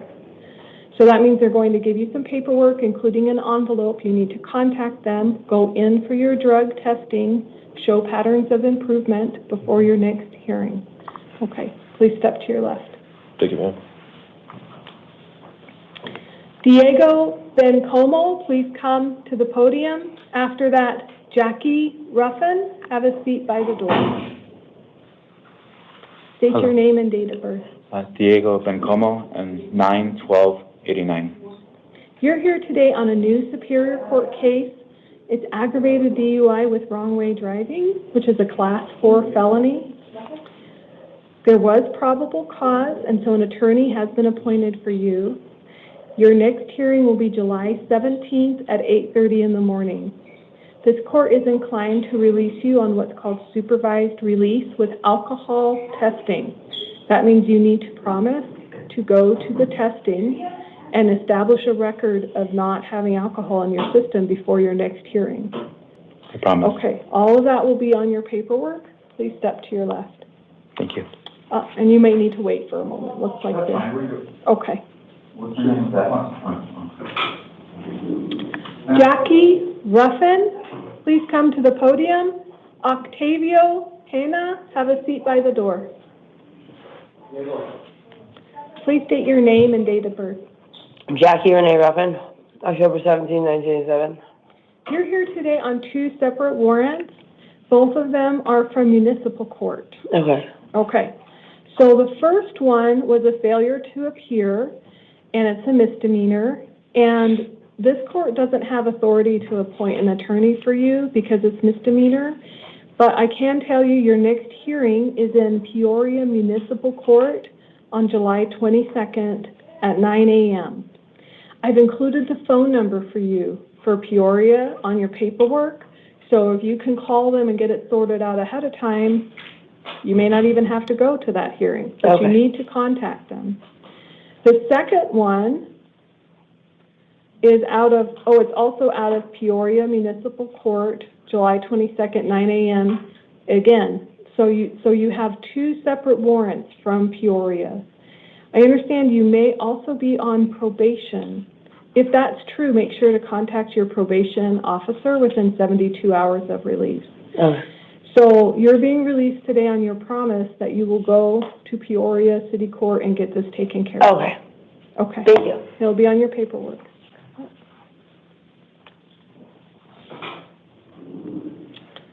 Octavio Pena? Yes, ma'am. And then LaChaven Duncan, have a seat by the door. Please state your name and date of birth. Octavio Peña, November the 5th, 1973. You're here today on a new municipal court case.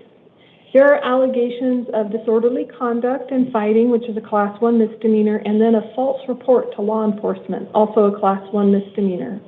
Because these are misdemeanors, this court is not authorized to appoint an attorney for you, so you can represent yourself or you can hire one. Your next hearing is in Surprise at the Surprise Municipal Court on July 29th at 1:30 in the afternoon. This court would like to release you on your own recognizance. However, there are conditions to your release. Okay. Those include not returning to the scene of the alleged crime or having any contact with the alleged victims, witnesses, complainants. Also, no weapons, no drugs without a valid prescription. Until your next court hearing, which is July 29th, do not consume any alcohol. That's the orders of this court. Yes, ma'am. All right. I understand this might be your residence. Yes. Okay. So I have included in your order where you can go to law enforcement there in Surprise and ask them if they will escort you to retrieve your belongings that you need one time, because you're not to return there without an escort. So you'll have to find somewhere else to stay until that hearing date.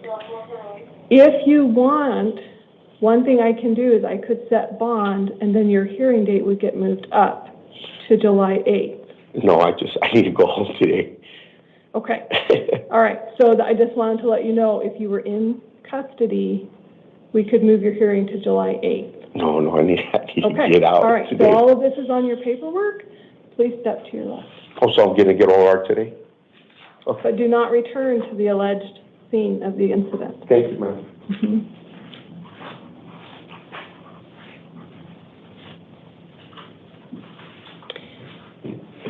All right, LaChaven Duncan, please come to the podium.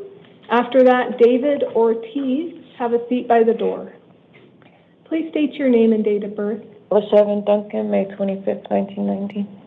You're here today on a new municipal court case.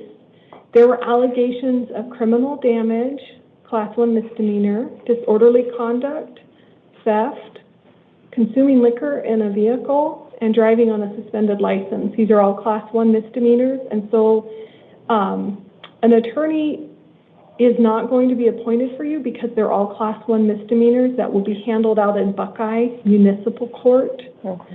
So your hearing will be on July 22nd at 2 p.m. Okay. I've included the phone number for Buckeye just in case you need it, but make sure you don't return to the scene of the alleged crime or have contacts with the alleged victims, witnesses, or arresting officers. Do not consume any alcohol until July 22nd at 2 p.m., right? I mean, also don't drink in court, but this is the order that stands until you get there and they give you any new orders. Okay. Okay? You also may not have any contact with any of the alleged victims, okay? If they call you, don't pick up, right? Because that would be contact. All of this will be on your paperwork. Please step to your left. David Ortiz, please come to the podium. After that, Hugo Tolentino Guerrero. Have a seat by the door.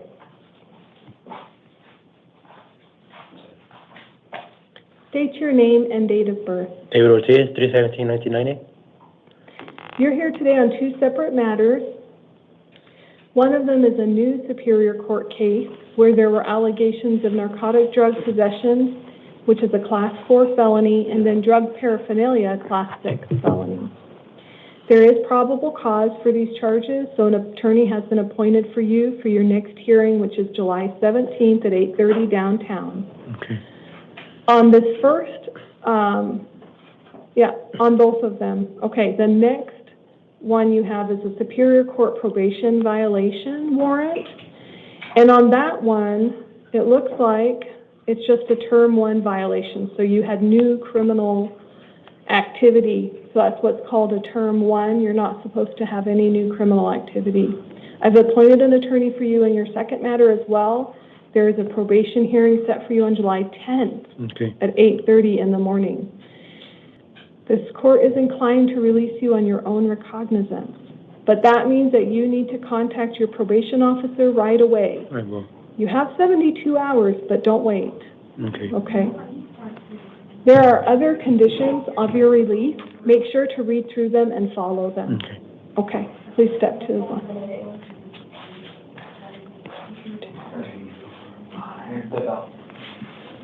I'm going to go ahead and read in the in custody, and then we'll bring him in. That way you have, exactly.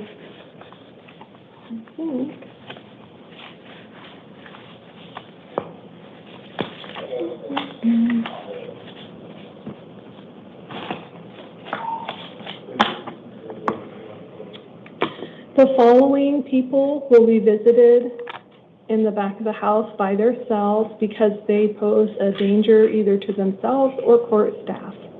Beginning with James Sheldon, item number 7 and 34 on the calendar. Number 7, Sheldon Corey James, date of birth 4/22/1993. It's a new Superior Court case with allegations of aggravated assault, Class 5 felony, threatening and intimidation, Class 1 misdemeanor. He's been appointed an attorney. His next hearing is July 9th, 8:30 downtown. He is bailable as a matter of right. His bond is set at $5,000 secured appearance due to multiple failures to appear in his criminal history. He does have conditions and restrictions of release, including contacting his probation officer within 72 hours. His second matter, which was item number 34 on the calendar, is a probation violation warrant. That will also have an attorney appointed for his July 10th, 8:30 a.m. hearing. And on this one, because he did violate his terms of probation, he is not eligible for release per ACRP 7.2C. So Mr. Sheldon is not eligible for release. The next person that's going to be visited back of house in their cell is Clemencia Juan Rosendo, date of birth 6/29/1991. It's item number 2 on the calendar. This is a new municipal court case for disorderly conduct, which is a Class 1 misdemeanor. No attorney is appointed due to the nature of the charges. The hearing is set July 29th at 1:30, and if possible, she'll be released on her own recognizance. She has been issued other conditions and restrictions, including not to return to the scene of the crime and obeying any orders of protection or harassment that might be issued. The last person visited in-house will be Lisa Joy Diaz Royster. She has 2 calendar, 11 and 12. Her date of birth is 9/23/1973. She is here for a Superior Court probation violation warrant, and that warrant is $250 secured, and that was for violating terms 3 and 5 of her probation. And then on calendar item number 12, it's a $50 bond, still secured, and that is from a direct complaint warrant that came out in October 2023 that she has just not been served or responded to. She is admonished to contact her probation officer within 72 hours if she is released, as her bond is set at a total of $300 secured. If there are no changes to these orders, or if there are changes to the orders, it is not my intention to return to this recording. They will be reflected in any written order that is issued. And now we have the last matter on the calendar, which is Hugo Tolentino Viero. We have an interpreter on the line. Go ahead and announce, please. Hello, my name is Jose. I'll be your Lion Bridge Spanish interpreter, ID number 6442, and I'm ready for instructions. Thank you. Have you interpreted for a court before? Yes, a couple of times. Okay, great. So as long as you can affirm that you will directly interpret what I say and what the defendant says, we can proceed. Do you affirm that? Yes, I affirm that. Thank you. So I'll just say my part, and if you can translate back and forth, that would be great. Please state your name and date of birth. Okay, por favor, mencione su nombre y su fecha de nacimiento. Hugo Alberto Tolentino Guerrero, 0316 de 1990. Hugo Alberto Torrentino Guerrero, 03/16/1990. You are here on a new Superior Court case. Usted está aquí en un caso de la Corte Superior. It has been alleged that you had sexual contact with an animal, which is a Class 6 felony. Está siendo acusado de que usted tuvo contacto sexual con un animal, lo cual lo cual significa que es un crimen de clase 6. This court did not find, so if you could tell him, he will have a chance to ask questions at the end. Usted va a tener su chance de hacer preguntas al final. Okay. This court did not find you indigent, so there is no attorney appointed. So, interpreter speaking, and can you repeat for me the first sentence? Sure. This court did not find you indigent. Oh, okay. Thank you. Okay, entonces este tribunal no determinó que usted sea una persona indigente, por lo tanto no le asignó un abogado. Your next hearing is July 9th at 8:30 a.m. Su siguiente audiencia es en la fecha de julio 9 a las 8:30 de la mañana. A bond is set at $5,000 secured.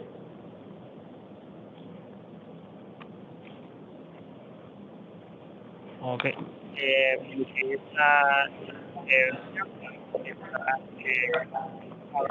Valor de $5,000 con garantía. Secured means that you can use a bail bondsman. Oh, sorry, interpreter speaking. Can you repeat that sentence for me?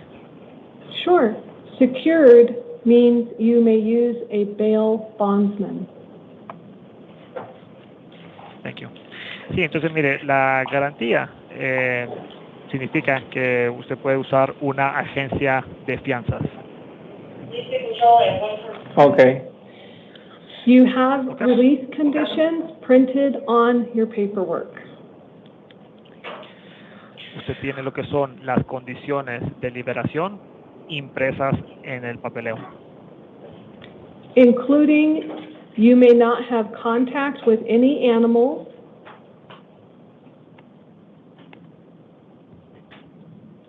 Also, interpreter speaking, it cut up a little bit. Can you repeat the sentence? Yes. You may not have contact with any animals. Usted no tiene permitido tener contacto con ningún animal, Owned by yourself or the alleged victim. ya sea que usted sea el dueño del animal o de la víctima en cuestión. Okay. Please ask your question. Ok, por favor, haga sus preguntas. Oh, sí, yo lo único que quería decir era de que como mi expareja y yo estábamos peleados y como yo me salí de la casa, ella dijo que iba a decir que yo abusé de la perra cuando yo solo estaba jugando con ella. Porque yo me salí de la casa, por eso ella mandó ese video. Okay. So I just want to say that my ex-partner and myself were arguing at the time, and she told me that she was going to accuse me of this felony, and I was just playing with the dog, and that's why, and because of the argument, that's why she sent the video. Because I left the home. Okay. Anything you say today may be used against you at your next hearing, so be careful. Sí, solo le quiero mencionar que cualquier cosa que usted mencione el día de hoy puede ser usado en su contra en la siguiente audiencia, así que tenga cuidado. This hearing today is only to establish probable cause and to inform you of the next hearings and release conditions. El propósito de esta para establecer causa probable, mencionar la fecha de la próxima audiencia y las condiciones de liberación. So at the next hearing, the judge will listen to both sides of what happened. Así que es en la siguiente audiencia que el juez va a escuchar ambas partes para averiguar qué fue lo que pasó. Okay. This will all be on your paperwork. Y esta información va a estar en el papeleo también. Okay. Go ahead. And thank you to the translator. That is our last person here today. We appreciate you being available. I'll come right back on. Oh, my pleasure. Is there anything else that I can assist you with? No, you may be excused. All right. Thank you. All right. Thank you. Thank you for calling Iron Bridge for Language Needs. Have a nice day. Thank you. The calendar, as all the house calls have been read into the record. The interpreter has...